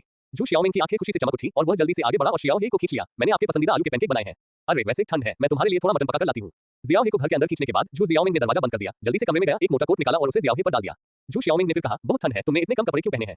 जल्दी से घर में आओ, मैं आग जलाती हूँ। जू शियाओमिंग की व्यस्त पीठ को देखकर शियाओ हे को अपने दिल में गर्मी महसूस हुई। थोड़ी देर बाद जू शियाओमिंग द्वारा लकड़ी का कोयला आग का एक बर्तन लाया गया। जहां तक मुझे याद है, ये बहन हमेशा से बहुत मेहनती रही है, लेकिन वह ज्यादा बात नहीं करती। लेकिन अब जब वे पहली बार मिले तो जियाओ हे ने आह भरी कि इस सस्ती बहन ने उसे गर्मजोशी का एहसास कराया। ऐसी बहन के साथ वो और क्या मांग सकता था? घर पर मटन नहीं है, मैं जाकर कुछ खरीद लाता हूँ। पहले तुम ये व्यंजन खा लो। जू शियाओमिंग टोकरी लेकर बाहर जाने वाला था। जियो हे खड़ा हुआ, मैं तुम्हारे साथ चलूंगा। तुम मेरे साथ चलोगी? जू शियाओमिंग को आश्चर्य हुआ। अतीत में शियाओ हे कभी भी उसके साथ घर का कोई काम करने नहीं गया था, सिवाय उसे पैसे देने के। हालांकि वे हर बार वापस आने पर ज्यादा बात नहीं करते थे, लेकिन ये उसके लिए पहले से ही बहुत संतोषजनक था। अब जियो हे ने वास्तव में किराने का सामान खरीदने के लिए उसके साथ जाने की पहल की, जिससे उसे थोड़ा असहज महसूस हुआ, लेकिन अधिक गर्मजोशी महसूस हुई। अच्छा, अगर तुम एक लड़की बाहर जाओ और खतरे का सामना करो तो क्या होगा? मैं तुम्हारे साथ चलूंगी। उसने उसे खाना बनाते, आग जलाते देखा और यहाँ तक कि उसके जूते और कपड़े बदलने और उन्हें धोने की तैयारी करने में भी उसकी मदद की। जियो हे एक बड़े बॉस की तरह काम नहीं कर सकता था और कुछ भी नहीं कर सकता था। तुम इतने दिनों से थके हुए हो, क्यों नहीं तुम आराम करके मेरे साथ चलते? मैं तुम्हारी बहन हूं और मुझे तुम्हारा ख्याल रखना चाहिए। जियाओ हे पहले वाला जियाओ हे नहीं रहा। उसने ऐसे लहजे में कहा जो मना करने लायक नहीं था। मैं तुम्हारे साथ चलूंगा। ये देखकर कि जियो हे ने जोर दिया, झू शियाओमिंग को समझ में नहीं आया कि क्या कहना है। वे दोनों एक के बाद एक कमरे से बाहर चले गए। झू शियाओमिंग के मुंह के कोने थोड़े ऊपर उठे लेकिन जल्दी से संयमित हो गए। पिछला अध्याय, पुस्तक पृष्ठ, अगला अध्याय, अध्याय 10 अमर शरीर बहन। अध्याय 10 अमर शरीर बहन। दाकियान में शाही शहर को तियानचिन भी कहा जाता है। जियो हे का घर तियानचिन के पूर्व और पश्चिम में स्थित है। 10 मील के दायरे में दरबारी अधिकारियों के निवास हैं, लेकिन वे सभी निम्न श्रेणी के हैं। यह बाजार पूरे आवासीय क्षेत्र के प्रवेश द्वार पर है, जो शियाओ हे के घर से लगभग 3 मील दूर है। बाजार में हर कोई झू शियाओमिंग को जानता था और जब उन्होंने उसे आते देखा तो उन्होंने गर्मजोशी से उसका स्वागत किया। जियो झू, आज तुम अकेली नहीं हो। क्या यह आपके भाई लॉर्ड जियाओ नहीं है, जो महल में शाही चिकित्सक के रूप में काम करते हैं? नमस्ते लॉर्ड जियाओ, आपका स्वागत है, आपका स्वागत है। कुछ लोग लोगों से शादी करने का भी आग्रह करते हैं। लॉर्ड जियाओ, आपकी बहन विवाह योग्य उनकी हो गई है। मैंने सुना है कि इंपीरियल ऑब्जर्वेटरी के लॉर्ड झाओ का बेटा भी विवाह योग्य उनका हो गया है। क्या आपको जीवनसाथी खोजने में मेरी मदद की जरूरत है? बोलने वाला एक बुरा आदमी था। जियो हे ने अपनी बहन से सुना कि इस बुरे व्यक्ति के परिवार में कोई अधिकारी था और वह सब्जियां बेचने के लिए बाहर आया था क्योंकि वह हो गया था। इंपीरियल वेधशाला का अध्यक्ष 5वीं रैंक का एक उच्च पदस्थ अधिकारी होता था, जिसका दर्जा इंपीरियल मेडिकल ब्यूरो के निदेशक के समान होता था। यदि जियो हे की बहन वास्तव में शादी कर सकती है और मुख्य पत्नी बन सकती है, तो यह उसके पद से ऊपर का विवाह माना जाएगा। धन्यवाद, लेकिन मेरी बहन ने अभी तक शादी करने की योजना नहीं बनाई है। जियो हे ने विनम्रता से मना कर दिया। बुरे व्यक्ति ने कोई आपत्ति नहीं की और मुस्कुराते हुए कहा, यदि आपके पास कोई विचार है तो मुझे कभी भी बताइए। झू शियाओमिंग ने 10 किलोग्राम मटन और कई साइड डिश खरीदे। जियाओ हे उसे उठाने में मदद करना चाहता था, लेकिन झू जियाओमिंग ऐसा करने के लिए तैयार नहीं थी और उसने खुद ही उसे उठाने पर जोर दिया। 10 किलोग्राम से ज्यादा वजन वाली चीज उसके हाथों में कोई वजन महसूस नहीं कर रही थी। घर लौटने के बाद झू शियाओमिंग ने खुद को व्यस्त करना शुरू कर दिया। शियाओ हे को खाना बनाना नहीं आता था, इसलिए वह घर की सफाई करना चाहता था। लेकिन मैंने पाया कि घर बहुत साफ सुथरा था और वहां साफ करने के लिए कुछ भी नहीं था। उनके घर में एक रसोई घर, एक सामने का हॉल, 2 शयन कक्ष, एक शौचालय और दरवाजे के सामने लगभग 20 वर्ग मीटर का एक आंगन है। एक बेडरूम में उसके माता पिता सोते थे। वह और झू शियाओमिंग बचपन से ही साथ सोते थे, इसलिए सिर्फ 2 कमरे थे। जल्दी से खाओ, यह मटन तुम्हारा पसंदीदा है। कुछ देर धूपबत्ती जलाने के बाद झू शियाओमिंग मटन हॉटपॉट का एक बड़ा कटोरा लेकर बाहर आया। मुझे नहीं पता था कि तुम आज वापस आ रहे हो, इसलिए मैंने ज्यादा तैयारी नहीं की थी। तो फिर आप आलू के पैनकेक क्यों बना रहे हैं? जियो हे ने दुखी होकर कहा, क्योंकि यह आपकी पसंदीदा है, इसलिए मैं इसे हर दिन बनाती हूँ। इसके अलावा मुझे भी ये पसंद है। गरम मटन हॉटपॉट बहुत स्वादिष्ट था, जो महल के साधारण भोजन से कहीं बेहतर था। जियो हे, जब तुम इस बार महल जाओ तो कृपया मेरे द्वारा बनाए गए ज्यादा नाश्ते पैक कर लेना। तुम हर बार वापस आने पर दुबले पतले दिखते हो और यह स्पष्ट है कि तुम महल में ठीक से खाना नहीं खाते। झू शियाओमिंग एक कपड़े का थैला पकड़े हुए सामान पैक करने में मदद कर रही थी, जैसे एक चिंतित मां शियाओ हे की देखभाल कर रही हो। महल में बहुत से लोग हैं, ऐसा नहीं है कि मैं आपका नेतृत्व नहीं करता। अगर आप सावधान नहीं रहे तो कोई आपको फंसाने के लिए कुछ निराधार बातें इस्तेमाल करेगा। अरे, मैंने देखा कि इस बार वापस आने के बाद तुम बहुत मजबूत हो गए हो। झू शियाओमिंग ने चलकर शियाओ हे की बांह पर चुटकी काटी। अतीत में जियाओ हे की पतली हड्डियों को केवल एक हाथ से महसूस किया जा सकता था, लेकिन अब उसके पास न केवल मांसपेशियां हैं, बल्कि वे बहुत कठोर भी हैं। क्या आपने मार्शल आर्ट का अभ्यास किया है? झू शियाओमिंग ने आश्चर्य से पूछा, अपनी बड़ी आंखों से शियाओ हे को घूरते हुए। थोड़ा अभ्यास करो, कुछ मार्शल आर्ट कौशल के बिना ये सुरक्षित नहीं है। ये सच है, लेकिन पहले तुम्हारी योग्यता अच्छी नहीं थी। पिताजी ने तुम्हें कई सालों तक पढ़ाया, लेकिन तुम्हें कोई सुधार नहीं आया। सौभाग्य से तुम्हें चिकित्सा की प्रतिभा है, अन्यथा तुम महल में प्रवेश नहीं कर पाते। बहन, अपना काम बंद करो और जल्दी से खाना खाओ। देखो तुम कितनी पतली हो गई हो। मैंने अपना वजन कैसे कम कर लिया? झू शियाओमिंग ने पलटकर अपने हाथों को कमर पर रखा, छाती फुलाई और दुखी होकर कहा। जियो हे ने देखने की हिम्मत नहीं की और अपना सिर खाने में दबा लिया। इससे पहले कि वह कुछ समझ पाता, उसने मटन के 5 बड़े कटोरे खा लिए और 5 पाउंड मटन जल्दी ही खत्म हो गया। एक कटोरा खाना खाने के बाद झू शियाओमिंग ने आश्चर्य से शियाओ हे को देखा, क्योंकि उसने पहले से कहीं अधिक खा लिया था। क्या आपके रेन और डू मेरिडियन खुल गए हैं? झू शियाओमिंग ने हाथ बढ़ाया और शियाओ हे के पेट को दबाया। तुम्हारा पेट तो नहीं फूला है, तुमने खाना कहाँ खाया? हे, मुझे हाल ही में अच्छी भूख लगी है। जियो हे को नहीं पता था कि इसे कैसे समझाए। वह अपने शुद्ध यान पवित्र शरीर को स्वीकार नहीं कर सका। झू शियाओमिंग के हाथ बर्फ की तरह ठंडे थे और जब उन्होंने उसके पेट को छुआ तो उसे ऐसा लगा जैसे उसे बिजली का झटका लग रहा हो। तुम बहुत ज्यादा खाते हो। अगर मुझे पता होता तो मैं ज्यादा बनाता। मैं जाकर पकाता हूँ। जियो हे ने मना कर दिया, नहीं, मैं लगभग समाप्त कर चुका हूँ। यदि आप इसमें और जोड़ेंगे तो मैं इसे समाप्त नहीं कर पाऊंगा। भोजन के बाद दोपहर हो चुकी थी। झू शियाओमिंग कपड़े धो रहा था और शियाओ हे के पास करने के लिए कुछ भी नहीं था, इसलिए वह चाहकर भी मदद नहीं कर सकता था। ये सामान्य जीवन है, दैनिक भोजन, घर का काम और अपने परिवार के साथ वापस आना। जियो हे ने आह भरी जब उसने झू शियाओमिंग को इधर-उधर व्यस्त देखा। शाम को झू शियाओमिंग ने स्वादिष्ट व्यंजनों से भरी एक मेज सजाई, जिससे शियाओ हे की भूख बढ़ गई और उसने कुछ ही समय में 6 कटोरे खा लिए। फिर वह एक कुर्सी पर बैठ गया और आराम करने के लिए अपनी आंखें बंद कर ली। दूसरे पहर तक जियो हे ने स्नान करके बिस्तर पर जाने की योजना नहीं बनाई थी। झू शियाओमिंग ने पहल करते हुए पानी की एक बाल्टी लाई और शियाओ हे के कपड़े उतार दिए। बहन, मुझे नहाने दो, जियो हे ने टालते हुए कहा। जहां तक उसे याद है, बचपन से ही उसकी बहन हमेशा उसे नहाने में मदद करती थी। अब जब वह बड़ा हो गया है, तो उसकी बहन अभी भी उसके कपड़े उतारने और पीठ पोंछने में उसकी मदद करती है, जबकि वह खुद ही मुख्य अंग होता है। फिर भी जियो हे को अभी भी शर्मिंदगी महसूस हुई। जब से तुम बच्चे थे तब से यह हमेशा ऐसा ही रहा है। क्या तुम्हें अब अपनी बहन पसंद नहीं है? झू शियाओमिंग ने अपनी आंखें चौड़ी कर ली, जिनमें थोड़ी घबराहट, शिकायत और उदासी थी। नहीं, जियो हे ने जल्दी से अपने हाथ हिलाए। 1 अमर पवन और बादल शरीर तकनीक की छोटी सी उपलब्धि प्राप्त करने के लिए अपनी बहन से कपड़े उतारने और नहाने में मदद करने के लिए कहें। नोट, अपनी बहन के साथ नहाने से आपके रिश्ते में सुधार हो सकता है। अगर आपकी बहन के साथ आपका रिश्ता एक निश्चित स्तर पर पहुंच जाता है, तो आप अपनी बहन के लिए नई सुविधाएं अनलॉक कर सकते हैं। 2 अपनी बहन को नहलाने में मदद करें और चमत्कारी डॉक्टर प्राप्त करें। नोट, इस विधि का उपयोग सावधानी से किया जाना चाहिए। ये दोनों के बीच के रिश्ते को बेहतर बना सकता है, लेकिन इसे नष्ट भी कर सकता है। अगर आपकी बहन नाराज हो गई तो परिणाम बहुत गंभीर होंगे। जियो हे, सिस्टम, क्या तुम गंभीर हो? क्या 2 का मतलब यह नहीं होना चाहिए कि तुम नहाने के लिए सहमत नहीं हो? इसमें और उल्टी घड़ी में क्या अंतर है? 3 नहाने से मना करो और 3000 की आंसिक के पाओ। नोट, इससे तुम्हारी बहन को ठेस पहुंचेगी और वह दुखी होगी। उसे लगेगा कि अब तुम उसे पसंद नहीं करते। ये तो बहुत छोटा इनाम है। झू शियाओमिंग की कुछ लाल आंखों को देखते हुए उसने अनिच्छा से कहा, तो ये पहले जैसा ही है, बस अपनी पीठ रगड़ो। जब तक मैं अपने कपड़े उतार न लूं तब तक रुको। जब मैं टब में जाऊं तब मुड़ जाना। झू शियाओमिंग को पता था कि शियाओ हे शर्मिंदा था, इसलिए उसे पीछे मुड़ना पड़ा। जियो हे, तुम बड़े हो गए हो। तुम्हें पहले इन चीजों की परवाह नहीं थी। मैं बड़ा हो गया हूं। जो बीत गया सो बीत गया। हालांकि तुम मेरी बहन हो, हम भी पुरुष और महिला हैं। इस तरह से चलते रहना अच्छा नहीं है। मुख्य बात यह है कि वर्तमान जियाओ हे अतीत का जियाओ हे नहीं है। अतीत में जियाओ हे झू जियाओमिंग के साथ बड़ा हुआ था। उसकी नजर में झू जियाओमिंग वास्तव में उसके छोटे भाई की तरह था। लेकिन जियाओ हे अब ऐसा नहीं कर सकता था। बिना मेकअप के भी झू जियाओमिंग का चेहरा कॉन्सुबिल लियांग के समान था। हालांकि वह मोटे लिनन के कपड़े पहनती थी और ज्यादा नहीं खाती थी, फिर भी वह सभी जरूरी क्षेत्रों में अच्छी थी। खासकर जब उसे लगा कि उसके साथ अन्याय हुआ है और उसकी आंखें लाल हो गईं, तो जियो हे ये सब देख नहीं सका। जैसे ही जियांग फेंगयुन की शारीरिक तकनीक काम में आई, जियो हे बाथटब में बैठ गया और उसने अपनी पीठ पर एक आरामदायक स्पर्श महसूस किया। आपका शरीर पहले से बहुत बेहतर है। मैं पहले आपकी पीठ की हड्डियां देख सकता था, लेकिन अब आपकी पीठ की मांसपेशियां बहुत मोटी हो गई हैं। अरे, तुम्हारी त्वचा इतनी चिकनी है, इसे छूने पर बहुत आरामदायक महसूस होता है। बहन, बस मेरी पीठ सहलाओ, मुझे मत छुओ। झू शियाओमिंग खुद को शियाओ हे की पीठ को सहलाने से रोक नहीं पाई। शियाओ हे के शरीर में अब महिलाओं के प्रति स्वाभाविक आकर्षण था और झू शियाओमिंग खुद को रोक नहीं पाई। बहन, बस पीछे का काम संभालो, आगे का काम मैं खुद कर सकता हूँ। ओह, मैं तो भूल ही गई। झू शियाओमिंग के गाल थोड़े लाल हो गए और एक पल के लिए वह भूल गई कि शियाओ हे उसका भाई था। जियो हे, जू जियाओमिंग ने धीरे से कहा। जब से पिताजी ने 5 साल पहले मुझे खुद नहाने की अनुमति दी है, तब से तुमने कभी भी मुझे नहाने में मदद नहीं की। क्या तुम आज मेरी मदद करोगे? नहीं, ये बिल्कुल संभव नहीं है। जियो हे ने निर्णायक रूप से मना कर दिया। भले ही वह मेरी सगी बहन नहीं है, लेकिन वह वास्तव में मेरी आक्रामक बहन नहीं बन सकती। पिछला अध्याय, पुस्तक पृष्ठ। अगला अध्याय, अध्याय 11 में कहा गया है कि यह वह स्त्री थी जो तुम्हें ले गई। अध्याय 11 में कहा गया है कि यह वह स्त्री थी जो तुम्हें ले गई। सिस्टम विकल्प अभी भी यहाँ मौजूद है। 1. अपनी बहन से वादा करो और ब्लड स्पिरिट पिल ले आओ। नोट, होस्ट, ज्यादा मत सोचो। ज्यादा से ज्यादा तुम सिर्फ उसकी पीठ और कंधों को सहलाओगे। और झू शियाओमिंग छाती पर पट्टी बांधे हुए होगी, इसलिए तुम्हें कोई फायदा नहीं मिलेगा। 2. अपनी बहन को अस्वीकार करें और एक अवशेष प्राप्त करें। ध्यान दें, आपकी बहन दुखी होगी, लेकिन इससे झू शियाओमिंग को खोया हुआ महसूस होगा, जो उनके रिश्ते को बेहतर बना सकता है। क्या अस्वीकृति से भावनाएं बढ़ सकती हैं? ऐसा लगता है कि किसी एक को चुनने से अस्थायी रूप से इच्छाओं को संतुष्ट करने के अलावा कोई लाभ नहीं है।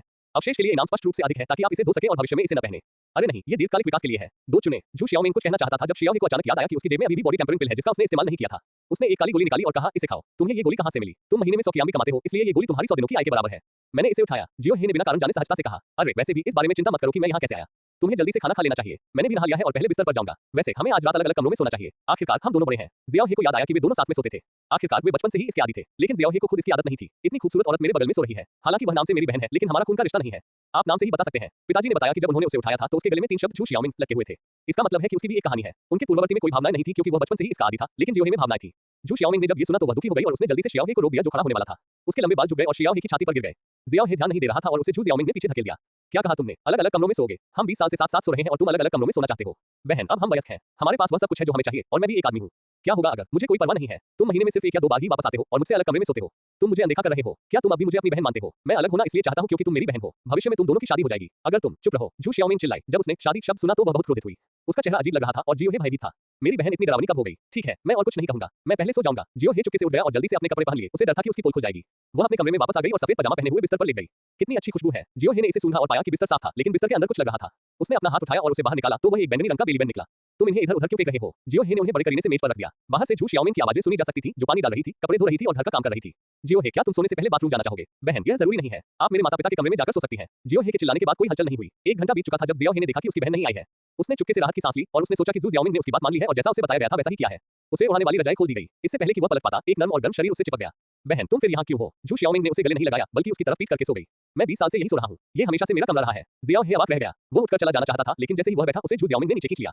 उसने अपना दाहिना पैर उठाया और उसे नीचे दबा लिया। फिर जियाओहे की थोड़ी को चुटकी से दबाया, उसका चेहरा घुमा दिया और अपने शरीर के आधे हिस्से को जियाओहे की छाती पर दबा दिया। जियोहे को केवल ऊपरी शरीर पर कोमलता और पैरों पर कठोरता महसूस हुई। बहन, आप थोड़ी ज्यादा ताकतवर हैं। जियाओहे ने झू जियाओमिंग को चोट पहुंचाने के डर से बल का प्रयोग करने की हिम्मत नहीं की। मुझे सच बताओ, क्या तुमने अन्य महिलाओं के साथ ऐसा किया है? झू शियाओमिंग ने अपनी बड़ी आंखों से शियाओहे को देखा। वह, बहन, मैं वास्तव में समझ नहीं पा रहा हूँ। जियोहे को थोड़ा दोषी महसूस हुआ, हमेशा यह महसूस करते हुए कि उसने कुछ गलत किया है। उपपत्नी लियान के साथ जो हुआ वह जानबूझकर नहीं था, लेकिन झू शियाओमिंग की हल्की लाल आंखों को देखकर उसके दिल में अपराध बोध और भी प्रबल हो गया। नाटक करना बंद करो। जब तुम नहा रहे थे तब मैं बता सकती थी कि तुम अब लड़के नहीं रहे, अब लड़के नहीं रहे, अब लड़के नहीं रहे। जियोहे को हमेशा लगता था कि झू शियाओमिंग का स्वर थोड़ा उदास था। बहन, मैं जियोहे को समझ नहीं आ रहा था कि कैसे समझाए। मुझे बताओ कि वह औरत कौन है और मैं उसे मार डालूंगा। जियोहे ने झू शियाओमिंग की गंभीर आंखों में देखा। यह पहली बार था जब उसने झू शियाओमिंग को इतने गुस्से में देखा था। मुझे नहीं लगता कि वह मुझे अपना पति मानती है। दोनों बचपन से ही एक दूसरे पर निर्भर हैं और हर दिन एक साथ सोते हैं। हालांकि उन्होंने कभी ऐसा नहीं किया या अंतरंग नहीं हुए। जब वह वापस आया तो झू शियाओमिंग ने उसके कपड़े धोए, उसके लिए खाना बनाया, घर का काम किया और उसे नहलाया। ये सब एक पत्नी द्वारा किए जाने वाले कार्यों से कहीं बेहतर है। यही गुणवान पत्नी से भी बेहतर है। इसके अलावा इस तरह की भावना लंबे समय से पुरुषों और महिलाओं के बीच के रिश्ते को पार कर गई है। अगर इसे प्यार से पोषित किया जाए तो यह निश्चित रूप से अधिक अद्भुत होगा। वह क्या सोच रहा था? जियोहे ने अपने चेहरे पर थप्पड़ मारा। 1. उपपत्नी लियान के साथ अपने रिश्ते को स्वीकार करें और पुरस्कार प्राप्त करें। सितारों और चंद्रमा की आंखें। नोट, अपने रिश्ते को स्वीकार करने के बाद झू शियाओमिंग उपपत्नी लियान के प्रति शत्रुतापूर्ण हो जाएगा। 2. झूठ बोलो और इनाम पाओ। हेड ऑन लान रोड बड़ी सफलता। नोट, झूठ बोलने से झू शियाओमिंग को अंत में आपसे गुस्सा और निराशा ही मिलेगी। अगर उसे सच्चाई का पता चल जाता है तो वह अभी भी लियान शिन्यू के प्रति शत्रुतापूर्ण रहेगी और नियंत्रण खो देगी। ये दूसरा विकल्प थोड़ा गंभीर है, लेकिन पहले मुझे चिंता है कि वह कुछ बेवकूफी करेगी। हालांकि उपपत्नी लियान महल में है और वे दोनों नहीं मिलेंगे, इसलिए यह कोई समस्या नहीं होनी चाहिए। लेकिन झू शियाओमिंग को गुस्से से अपनी ओर देखते हुए देखकर शियाओहे को बहुत दोषी महसूस हुआ। बहन, मैं तुम्हें बता दूं, लेकिन कृपया मेरी बात धीरे से सुनो। इसके पीछे एक कारण है। तुमने कहा, मैं अभी भी खुद को बहुत अच्छी तरह से जानता हूँ। तुम उस तरह के लापरवाह व्यक्ति नहीं हो। आखिरकार हम इतने लंबे समय से साथ हैं और तुमने मुझे कभी नहीं मारा। झू शियाओमिंग ने ये कहते हुए अपना सिर थोड़ा झुकाया और उसके गालों पर लाली छा गई। जियोहे ने झू शियाओमिंग को पूरी कहानी बताई और झू शियाओमिंग को पता चला कि जियोहे को मजबूर किया गया था। उसकी आंखें आग उगल रही थी, मानो उसका भोजन छीन लिया गया हो। बेवकूफ, इस लियान शिन्यू, मुझे इसे मानना होगा, इसने वास्तव में तुम्हारा सबसे कीमती कुमारिया छीन लिया है। अरे बहन, ज्यादा मत सोचो। मैं महल में हूँ, जिंदा रहना ही काफी है। इसके अलावा मैं एक मर्द हूँ, सतीत्व का क्या मतलब है? नहीं, तुम्हें इसे फिर से धोना होगा। मैंने कई बार स्नान किया है। मैं अब और नहीं जाऊंगा। बाहर बहुत ठंड है। जियोहे वास्तव में हिलना नहीं चाहता था। झू शियाओमिंग फिर से पीठ के बल लेट गया और शून्य भाव से छत की ओर देखता रहा, एक शब्द भी नहीं बोला। ये देखकर कि वो बहुत शांत थी, जियोहे ने अपना सिर घुमाकर उसकी ओर देखा। झू जियाओमिंग की प्रोफाइल बहुत ही त्रिआयामी थी, जिसमें एक ऐसी सुंदरता थी जिसमें प्राचीन आकर्षण और आधुनिक तत्व दोनों का मिश्रण था। बहन, तुम्हें क्या हुआ है? क्या तुम दुखी हो? मैं लड़की नहीं हूँ और लियान फेई भी उसका पहला मौका था, इसलिए मुझे कोई नुकसान नहीं हुआ। दुखी मत हो, आप नहीं समझे। झू जियाओमिंग बड़बड़ाया। जियोहे ने कुछ भी कहने की हिम्मत नहीं की। वह नहीं जानता था कि झू शियाओमिंग क्या सोच रहा था। तुम मेरे भाई हो, तुम्हारा सब कुछ मेरा है। झू शियाओमिंग ने बड़बड़ाया। अगर तुम उसके बहकावे में आ गए तो तुम वापस नहीं आना चाहोगे, तुम मेरे साथ नहीं सोगे और तुम मेरा खाना नहीं खाना चाहोगे। तुम बच्चे पैदा करोगे और उस महिला के साथ एक परिवार शुरू करोगे और मैं इस यार्ड में अकेला रहूंगा और अकेलेपन में अपना जीवन व्यतीत करूंगा। झू शियाओमिंग की आंखें लाल हो गईं और उनमें आंसू बहने लगे। जियोहे अपने आंसू पोंछने से खुद को रोक नहीं सका। मैं तुम्हें कभी नहीं छोड़ूंगा। हम 20 सालों से साथ हैं। मैं अगले 80 या 800 सालों में कभी नहीं बदलूंगा। मैं कसम खाता हूँ। क्या आपको यकीन है? झू जियाओमिंग ने चिल्लाया। मुझे यकीन है, बिल्कुल यकीन है। जहाँ तक उपपत्नी लियान की बात है, मैं बस अपनी जान बचाना चाहता था। मैं परिवार शुरू नहीं करना चाहता। हम झू शियाओमिंग ने अपना सिर सिकोड़ लिया और शियाओहे की ओर पीट कर ली। ये देखकर कि झू शियाओमिंग शांत हो गया था, शियाओहे ने आखिरकार राहत की सांस ली। थोड़ी देर बाद जू शियाओमिंग ने अचानक पूछा, ओम, क्या आप सहज हैं? पिछला अध्याय, पुस्तक पृष्ठ, अगला अध्याय, अध्याय 12 मुझे विश्वास नहीं होता जियो अगर मैं तुम्हारे पूरे कबीले को नहीं मार देता। अध्याय 12 मुझे विश्वास नहीं होता जियो अगर मैं तुम्हारे पूरे कबीले को नहीं मार देता। जियो हे ने पूछा, बहन यह मुख्य बात नहीं है, आपको कैसे पता चला कि मैंने अपना कौमार्य खो दिया है? बेशक मैं इसे नोटिस कर सकता था, तुम्हें पहले पुरुषों और महिलाओं की कोई अवधारणा नहीं थी। जब मैं तुम्हें अभी नहला रहा था तो मैंने कुछ असामान्य बात नोटिस की। जू शियाओमिंग की आवाज रजाई के नीचे से आई, वह भी स्पष्टता शर्मिंदा थी, बस इतना ही, अन्यथा ऐसा लगता है कि आप महिलाओं के बारे में बहुत कुछ जानते हैं, इसलिए मैंने ये निष्कर्ष निकाला। जियो हे अवाक रह गया और केवल इतना कह सका कि महिलाओं की अंतर्ज्ञान वास्तव में डरावनी थी। अब मुझे ऐसा लग रहा है जैसे मैंने अपने साथी को धोखा दिया है। लेकिन जू शियाओमिंग ने हार नहीं मानी और लगातार पूछते रहे, ओम क्या आप सहज हैं? 1 आरामदायक का उत्तर दें और आपको सितारों और चंद्रमाओं की आंखें मिलेंगी। परिणाम अज्ञात है। 2 असहज उत्तर दें और 1000 ज्ञान सिक्के प्राप्त करें। परिणाम अज्ञात है। ऐसा लगता है कि एक का इनाम बेहतर है और वैसे भी इससे कोई फर्क नहीं पड़ता कि जवाब क्या है। जियो हे को पता नहीं था कि क्या जवाब देना है। ये काफी आरामदायक है। ये कैसा लगता है? क्या तुम मुझे बता सकती हो? जू शियाओमिंग उसकी ओर झुका और उसकी कोमलता को महसूस कर सका। बहन इस अवस्था में इस बारे में बात करना हमारे लिए अच्छा विचार नहीं है। मैं वास्तव में सोने जा रहा हूँ। जियो हे को लगा कि कुछ बुरा होने वाला है, इसलिए उसने बस मरने का नाटक किया, अपनी आंखें बंद कर ली और खर्राटे लेने लगा। भूल जाओ। जू शियाओमिंग ने पलटी मारी, अपनी पीठ उसकी ओर की ओर सो गया। आधी रात तक ऐसा नहीं हुआ था। जब जियाओ हे को यकीन हो गया कि जू जियाओमिंग सो रहा है, तब उसने सितारों और चंद्रमा की आंखों की जांच शुरू की। यह एक प्रकार की शिष्य तकनीक है या इसे एक विशेष काया कहा जा सकता है। अंधेरे में जियो हे की आंखों से चांदनी जैसी चमकदार रोशनी निकल रही थी, लेकिन जैसे ही उसने इसके बारे में सोचा रोशनी गायब हो गई। यह आश्चर्यजनक है। न केवल मेरी दृष्टि में सुधार हुआ है, बल्कि मुझे ऐसा महसूस होता है कि मेरी पुतलियों में एक शक्तिशाली बल है जिसे कभी भी छोड़ा जा सकता है। जियो हे ने उठकर अपनी पुतलियों की शक्ति का परीक्षण करने के लिए बाहर जाने की इच्छा को दबा दिया। जहां तक हेडोन शेर की दहाड़ की बात है, यह एक ध्वनि जादुई शक्ति है जो लोगों की कल्पना में हेडोन शेर की दहाड़ से कुछ अलग है। ये किसी व्यक्ति की आत्मा को हरा सकता है और अधिक शक्तिशाली है, लेकिन इसमें अधिक शारीरिक शक्ति और ऊर्जा की भी खपत होती है। जियाओ हे सोचते-सोचते शांति से सो गया। जू जियाओमिंग भी बहुत पहले सो गई थी। जियाओ हे के साथ वो और भी शांति से सो गई। शाम को जियाओ हे को महसूस हुआ कि कुछ उस पर दबाव डाल रहा है, लेकिन सुबह होते-होते यह एहसास गायब हो गया। जू शियाओमिंग का जीवन सुबह 5 बजे शुरू होता है। भोर होने से पहले ही रसोई घर में चूल्हा जला दिया गया था और गर्म पानी तथा आग तैयार कर ली गई थी। जब जियाओ हे उठे तो कमरा पहले से ही गर्म था। चेहरा धोने के लिए गर्म पानी, गर्म चाय और स्वादिष्ट नूडल्स और पकौड़ियां सब मेज पर रखी थी। जब जियो हे ने ये देखा तो उसे लगा कि इससे अधिक खुशी की कोई बात नहीं है। यहाँ तक कि उसकी इच्छा जू शियाओमिंग के साथ इसी तरह रहना जारी रखने और महल में न जाने की भी थी। लेकिन अब वह भाग नहीं सकता था। रानी और उपपत्नी लियान के भारी दबाव में अगर वह इस क्षेत्र को छोड़ने की हिम्मत करता तो वह मौत को आमंत्रित करता। ताकत और अभी भी ताकत। जल्दी से खाओ, तुम क्या सोच रहे हो? अगर तुम इसे नहीं खाओगे तो ये ठंडा हो जाएगा। जू शियाओमिंग ने शियाओ हे के सिर पर थपथपाया। जियो हे ने कहा, ओह, और कुछ ही निवाले में उसे खत्म कर दिया। रात को महल में लौटने का समय हो गया था। जियाओ हे छत पर कूद गया और दूर से विशाल महल की दीवार को देखकर असहाय होकर आहें भरने लगा। जल्दी करो और अपने जूते बदल लो, मैं उन्हें तुम्हारे लिए धो दूंगा। जू शियाओमिंग ने 2 और जोड़ी जूते और 5 जोड़ी मोजे लिए और उन्हें लपेट दिया। इन मोजों को हर दिन बदलो। जब तुम वापस आओगे तो तुम्हारे पैरों से हमेशा बदबू आती है। और ये जूते हमेशा एक ही जोड़ी मत पहनो। इन्हें ज्यादा बार बदलो ताकि तुम्हारे पैर ज्यादा आरामदायक रहें। समझ गया? जियो हे ने कुछ सोचा और 100 डाकियन सिक्के निकाले और उन्हें जू शियाओमिंग को सौंप दिया। इस महीने का वेतन ये ले लो। तुम मेरे लिए क्या कर रहे हो? मैं तुम्हें 10 कियान सिक्के छोड़ दूंगा और तुम्हें महल में बाकी लोगों का भी ध्यान रखना होगा। क्या तुमने नहीं कहा था कि तुम्हें हर महीने दिन को 30 कियान सिक्के देने होंगे? जू शियाओमिंग द्वारा उसे याद दिलाने के बाद शियाओ हे को याद आया कि उसे महीने के अंत में इंपीरियल मेडिकल ब्यूरो के निदेशक को 30 कियान सिक्के देने थे। इंपीरियल मेडिकल ब्यूरो में 70 से ज्यादा शाही डॉक्टर हैं। अगर उनमें से हर एक को 30 दिए जाएं तो ये 2000 युआन से भी ज्यादा की बड़ी रकम होगी। डीन ने कहा कि यह पैसा उनकी जीवनरक्षक धनराशि है, लेकिन जियो हे वास्तव में पैसे नहीं देना चाहता था क्योंकि डीन ने पैसे तो ले लिए लेकिन अपना काम नहीं किया। इससे पहले 3 शाही डॉक्टरों की मौत कॉन्स्टेबल लियान के हाथों हो चुकी थी और उसने एक शब्द भी कहने की हिम्मत नहीं की। लेकिन जो देना चाहिए वो तो देना ही चाहिए। आखिर लोगों को किसी की छत्रछाया में सिर झुकाना ही पड़ता है। ठीक है, तो मैं 40 कियान सिक्के ले लूंगा और तुम अपने लिए कुछ अच्छे कपड़े, जूते, रूजा और पाउडर खरीद सकते हो। क्या यह अच्छा नहीं है? मुझे इस तरह क्यों कपड़े पहनने चाहिए? हर दिन घर पर मेरी देखभाल कौन करेगा? जू शियाओमिंग ने अपनी उंगलियों पर गिनते हुए अपने हाथ में पैसे गिने। सुहाना दिन जल्दी ही बीत गया और शाम हो गई। जियाओ हे को रात के खाने के बाद महल में वापस लौटना पड़ा क्योंकि उसे अगली सुबह 4 बजे उठकर काम करना था। यदि आप घर पर सोते हैं तो आपको 2 बजे उठना होगा, इसलिए बेहतर होगा कि आप बिल्कुल न सोएं। जू का घंटा। जियो परिवार के द्वार पर जू शियाओमिंग ने अनिच्छा से जियो हे को विदा किया। आपको महल में अपने शब्दों और कार्यों के प्रति सावधान रहना चाहिए। जब मैं यहाँ नहीं रहूंगा तो मैं आपकी देखभाल नहीं कर पाऊंगा। कृपया अपने साथ कुछ भी न होने दें। चिंता मत करो, मैं अब समझदार हूँ। शियाओ हे अतिरिक्त कपड़ों और नाश्ते से भरे बड़े और छोटे बैग लेकर निकल पड़ा। रात के समय सड़क पर चलते समय यह इलाका बहुत शांत था। शाम के समय इस इलाके में बहुत कम लोग निकलते थे। जब जियो हे महल में लौटने के बाद इंपीरियल मेडिकल ब्यूरो के निदेशक से निपटने के बारे में सोच रहा था, अचानक मुझे दूर से चिल्लाने और मारने की आवाजें सुनाई दी और आवाज बहुत परिचित थी। ये डॉक्टर जू की आवाज है। जियो हे कुछ ही पलों में डॉक्टर जू के घर के आंगन की दीवार पर पहुंच गया। जैसे ही वह दिखाई दिया, उसे पहले पर तैनात व्यक्ति ने खोज लिया। 3 छिपे हुए हथियार उसकी ओर बढ़े। जियो हे ने अनजाने में चकमा दिया और हथियार उसके पास से निकल गए। उसने देखा कि छत पर काले कपड़े पहने एक आदमी खड़ा था जो उसे आश्चर्य से देख रहा था। जियो हे ने अमर पवन और बादल शरीर तकनीक का इस्तेमाल किया। दोनों दर्जनों फीट की दूरी पर थे, लेकिन जियो हे पलक झपकते ही आ पहुंचा। इससे पहले की बात वाला आश्चर्यचकित हो पाता, जियो हे ने पहले ही उसके सिर पर मुक्का मार दिया था। एक जोरदार धमाके के साथ काले कपड़े पहने उस आदमी का सिर जमीन पर गिर गया और वह बिना हिले डुले जमीन पर गिर पड़ा।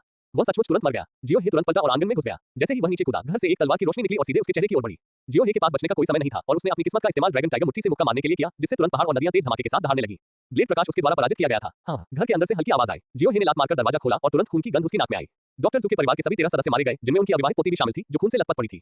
डॉक्टर जू को चाकू से दीवार पर ठोक दिया गया था और ऐसा लग रहा था कि वह ज्यादा दिन तक जीवित नहीं रहेंगे। जियाओ हे को अंदर आते देख डॉक्टर जू ने अपनी आखिरी ताकत जुटाई और चिल्लाया, भागो। इसके पीछे डीन का हाथ है। उसे पता चला है कि हमने डॉक्टर झांग और वान को मार दिया है। उसके बगल में एक आदमी खड़ा था जिसने काले वस्त्र पहन रखे थे और उस वस्त्र पर देवताओं की तस्वीरें बनी हुई थी। जब उसने शियाओ हे को अंदर आते देखा तो उसके चेहरे पर खुशी की एक झलक दिखाई दी। तुम सही समय पर आए हो। मैं इस बुरे आदमी से छुटकारा पाने जा रहा था और फिर तुम्हें ढूंढने जा रहा था, इसलिए मुझे तुम्हें इतनी मेहनत से ढूंढने की जरूरत नहीं है। क्या आप ली यूलियांग हैं? जियो हे ने अपना बैग नीचे रख दिया। वह नहीं चाहता था कि जू शियाओमिंग का सामान पैक करने का इरादा लड़ाई के कारण बर्बाद हो जाए। तुम वास्तव में मुझे जानते हो। तुम अपने बेवकूफ पिता से ज्यादा चतुर हो और तुम्हारी ताकत ठीक लगती है। ली यूलियांग ने कहा और उसने अपना लंबा चाकू निकाला और डॉक्टर जू के आंतरिक अंगों को निकाल लिया।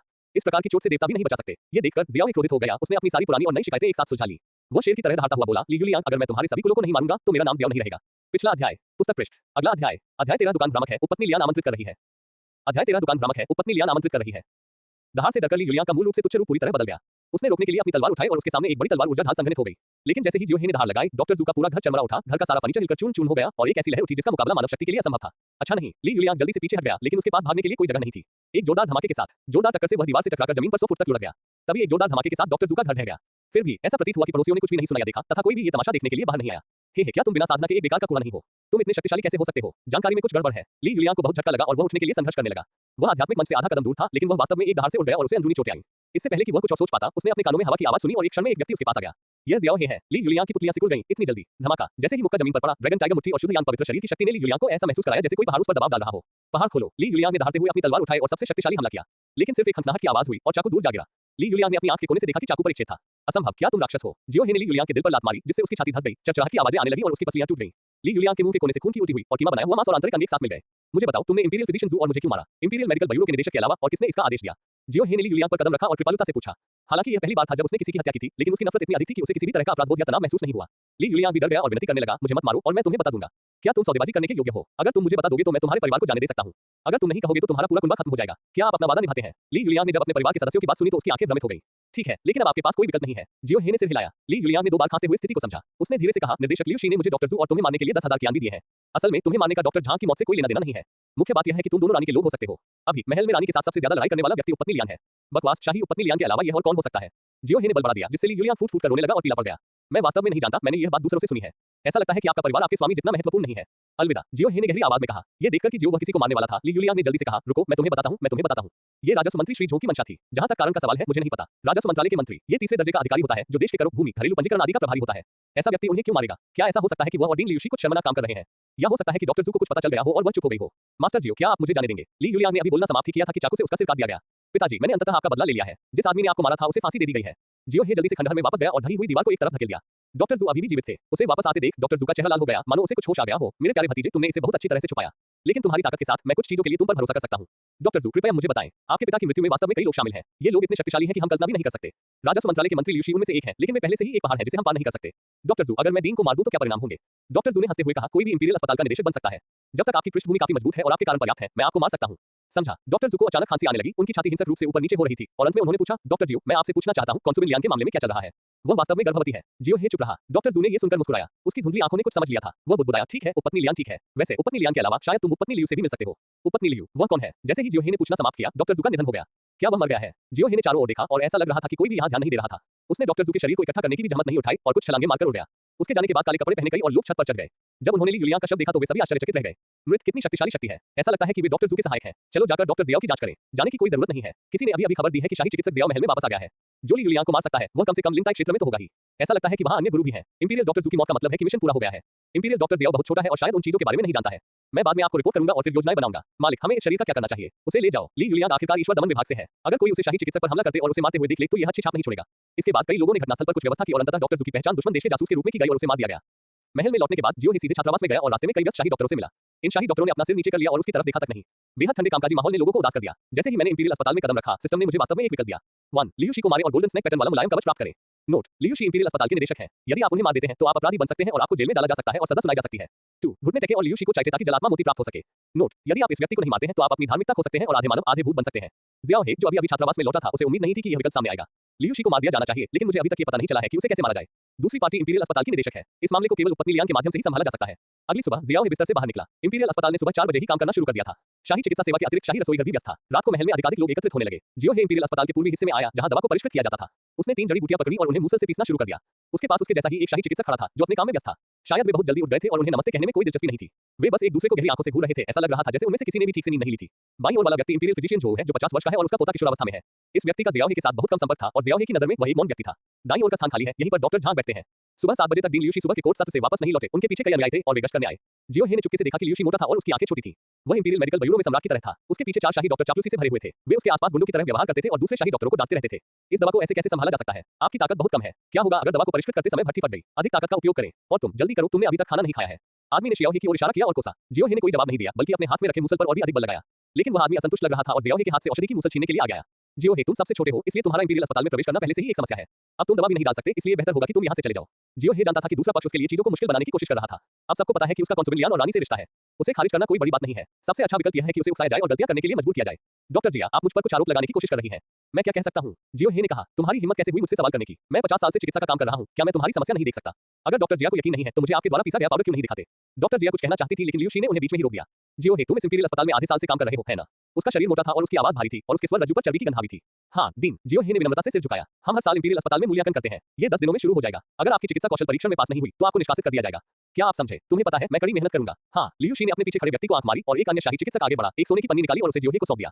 जियो हे समझ गया कि यह पैसा इकट्ठा करने का समय था। अन्य शाही डॉक्टरों ने बिना कुछ कहे सोने की पन्नी में 30 कियान सिक्के डाल दिए। यहाँ 10 डाकियान सिक्के हैं जिनका अंकित मूल्य चांदी के सिक्कों के समान है तथा जब इन्हें फेंका जाता है तो ये डिंग डोंग जैसी आवाज करते हैं।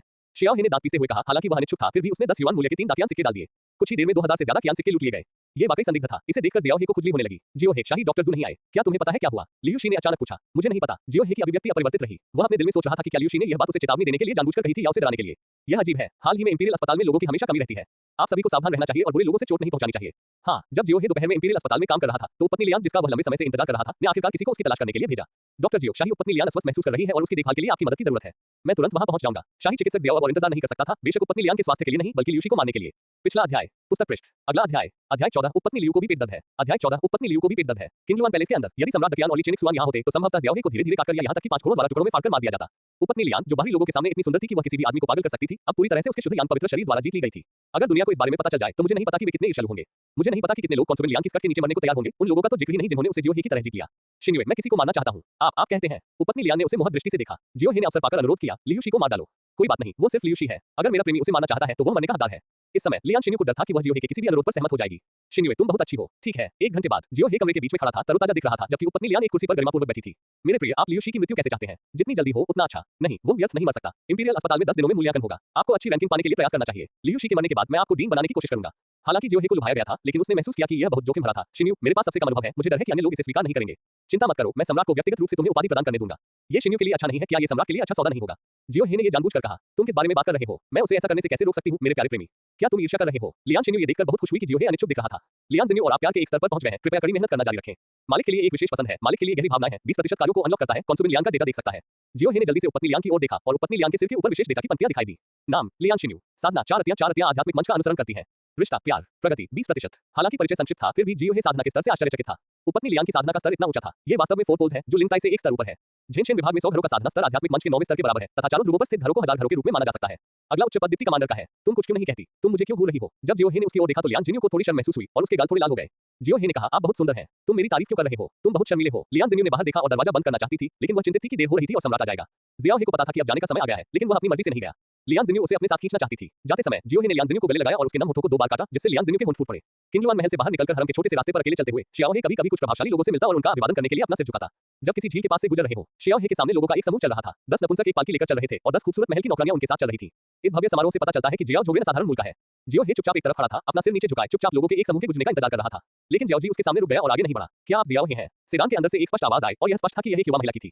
जियो हे ने सिर झुकाया और कहा, यह मैं हूं। क्या मैं जान सकता हूं कि आप कौन हैं? सर, तुम्हारी हिम्मत कैसे हुई? तुम उपपत्नी लियू को भी नहीं पहचानते और फिर भी तुम घुटने नहीं टेकते। महल की नौकरानी चिल्लाई, यूनर, अशिष्ट मत बनो। पालकी में बैठी महिला ने उसे तुरंत रोका। हाँ, मैडम उपपत्नी। जियो हे को बहुत आश्चर्य हुआ। यह एक और शाही उपपत्नी थी। इंपीरियल फिजिशियन जियो, मैंने सुना है कि आप एक बेहतरीन डॉक्टर हैं। आपने ही हाल ही में कॉन्सुबेल लियान की गर्भावस्था का निदान किया था। क्या आप मुझे इसे देखने में मदद कर सकते हैं? यह जियो हे हिचकिचाया, उसे डर था कि वह एक बात की मांग में चल रहा था, लेकिन अब वह कमजोर था और अवज्ञा करने की हिम्मत नहीं कर सका। क्या शाही डॉक्टर जियाओ को डर है कि मैं तुम्हें खा जाऊंगा? या तुम पहले से ही शाही उपपत्नी लियान के हो? मेरी हिम्मत नहीं है महाराज, आप इतने अच्छे स्वास्थ्य में हैं, आप बीमार कैसे हो सकते हैं? जियो हे ने घबराहट में कहा, समस्या है या नहीं, इसका निर्णय करना तुम्हारे हाथ में नहीं है। क्या शाही चिकित्सक जियाओ इतने व्यस्त हैं कि वे मेरे साथ एक चौथाई घंटा भी नहीं बिता सकते? 1. उपपत्नी लियू को डॉक्टर को दिखाने में मदद करें और 10 9 परिवर्तन स्वर्ण गोलियां प्राप्त करें। नोट, उपपत्नी लियू निर्दयी है, लेकिन वह सम्राट द्वारा बहुत प्यार की जाती है। उपपत्नी लियान के आने के बाद से उसे उपेक्षित किया गया है। इस बार डॉक्टर को दिखाने में मदद करने से अप्रत्याशित लाभ होगा। 2. उपपत्नी लियू से मिलने से मना करो और जियाओ येऊ का हाल ले लो। नोट, यदि तुम उपपत्नी लियू से मना करोगे तो तुम उपपत्नी लियू द्वारा दुश्मन के रूप में पहचाने जाओगे।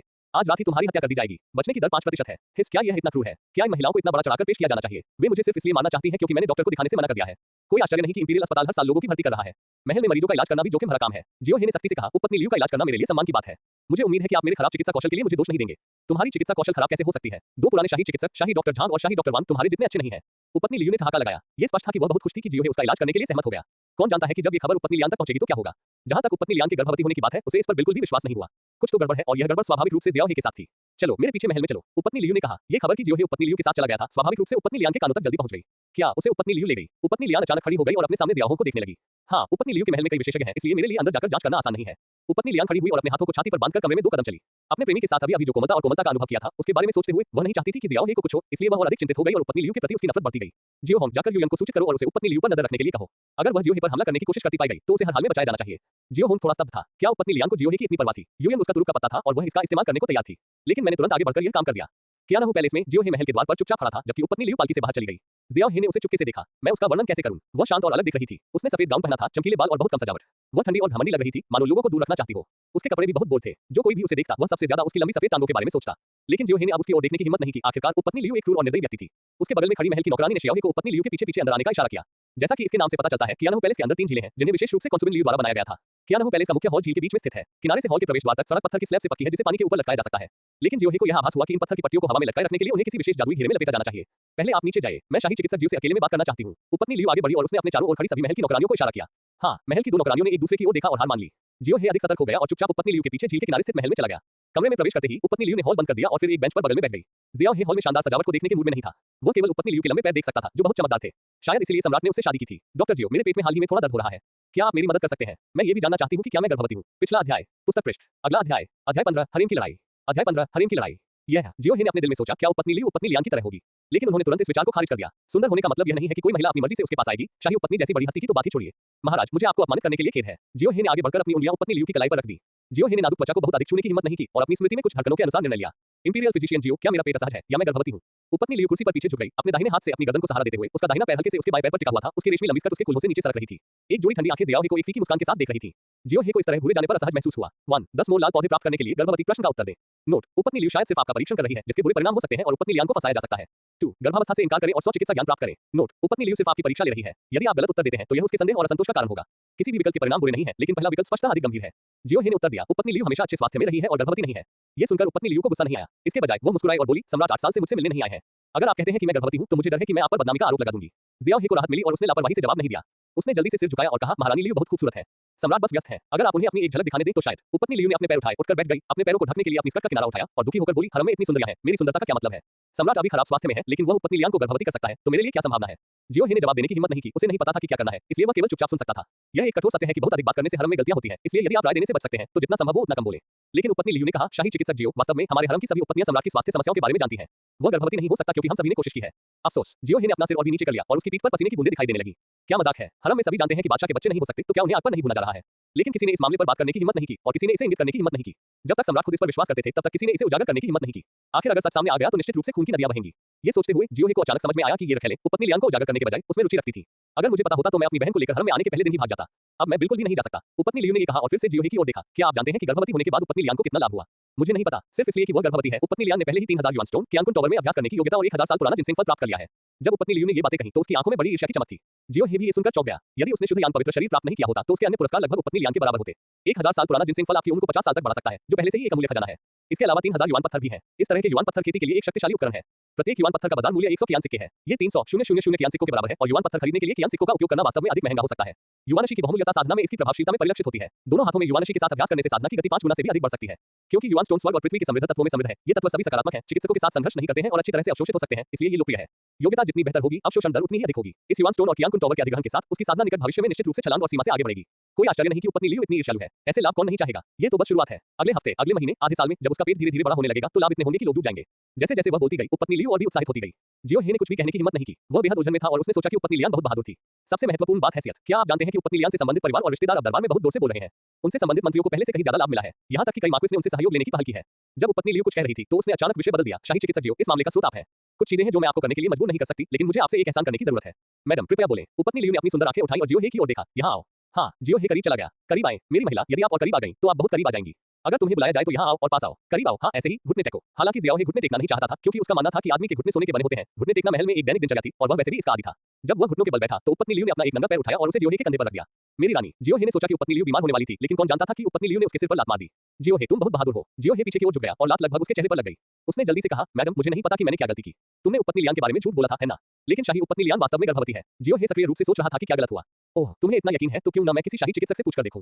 उपपत्नी लियू ने ठंडे स्वर में कहा। यह देखकर कि जियो हे ने कुछ नहीं कहा, उपपत्नी लियू ने आगे कहा, उपपत्नी लियान वास्तव में गर्भवती है या नहीं मुझे परवाह नहीं है, लेकिन एक चीज है जिसमें मुझे आपकी मदद की जरूरत है। अन्यथा मैं या तो मर जाऊंगी या पराजित हो जाऊंगी। अगर मुझे इस हरम में अच्छा जीवन नहीं मिला तो मैं दूसरों को भी आसान जीवन नहीं जीने दूंगी। महाराज, कृपया बोलें। जियो हे को सिरदर्द महसूस हुआ। यह शाही उपपत्नी उसे मदद करने के लिए मजबूर करना चाहती थी। मैं भी गर्भवती होना चाहती हूँ। मैं जल्दी सम्राट को मेरे साथ सोने का मौका दूंगी। मेरी रानी, इस मामले में आप और सम्राट गर्भवती हैं, आपको मुझसे और क्या चाहिए? हालांकि सम्राट की साधना बहुत गहरी है, लेकिन उसे शराब पीना पसंद है। जितनी ज्यादा शराब पी जाए उतना अच्छा है। जब समय आएगा मैं देखूंगी कि सम्राट ऐसा कर सकता है या नहीं। अगर नहीं तो तुम्हें मेरे लिए रुकना होगा। मैं गर्भवती हूँ, यह है, लेकिन पेट झूठ नहीं बोल सकता। जियो हे चिंतित था। उसे आश्चर्य हुआ कि क्या उसे उपपत्नी लियू के साथ संबंध बनाना पड़ेगा। सौभाग्य से उपपत्नी लियू ने पहले ही एक योजना बना ली थी। मेरे पास एक दवा है जो मेरे पेट को गर्भवती जैसा बना सकती है। इसके बारे में चिंता मत करो। जियो हे ने चुपके से राहत की सांस ली। उसे सच में डर था कि हरम उसके वंशजों से भर जाएगा। यदि मैं पूरी तरह से वयस्क होने से पहले सम्राट को पता चल गया तो मेरा भाग्य बहुत बुरा होगा। लेकिन मेरी महिला, आप इस मामले के लिए मेरे पास क्यों आई? आप उपपत्नी लियान की मदद कर सकते हैं, आप मेरी मदद क्यों नहीं कर सकते? उपपत्नी लियू ने अपना हाथ हिलाया और जियो हे को खड़े होने का इशारा किया। फिर शाही उपपत्नी लियू ने अपना हाथ उठाया और महल का द्वार खुल गया। अब आप नीचे जा सकते हैं।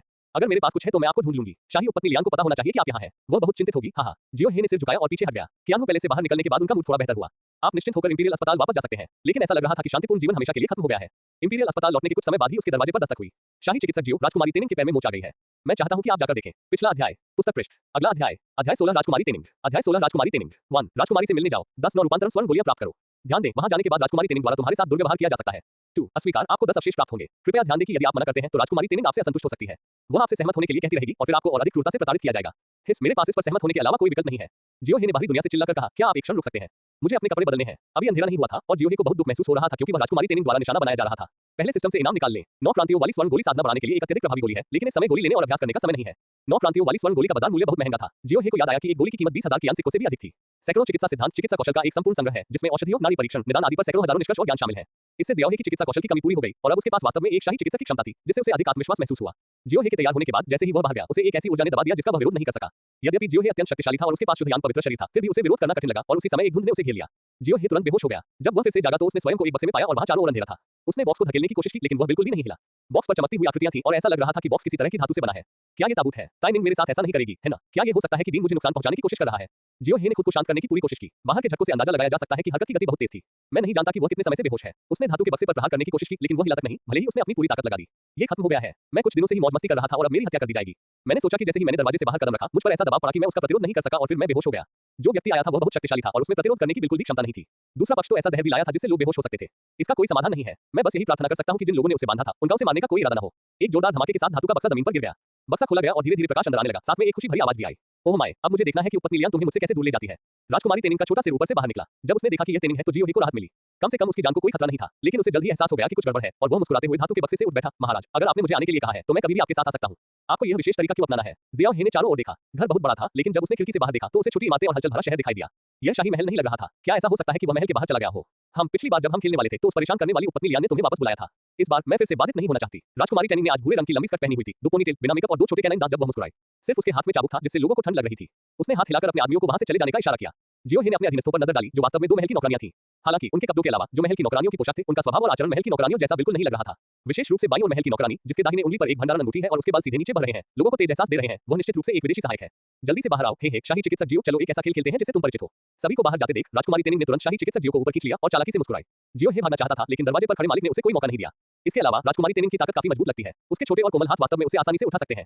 राजकुमारी, कोई ऐसा खेल बताइए जिससे मैं परिचित हूँ। हाँ, क्या आप शाही चिकित्सक नहीं हैं? देखिए, मैंने बहुत सारी चीजें तैयार की हैं। राजकुमारी तेनिंग ने अपनी भंडारण अंगूठी से कई अजीब चीजें निकाली। देखो, मैं बहुत सारे खिलौने लाया हूँ। ओह, और यहाँ जहरीली मशरूम भी है जो लोगों को भ्रम में डाल देते हैं और दिव्य झाड़ी भी है जो लोगों को उत्साहित कर देती है।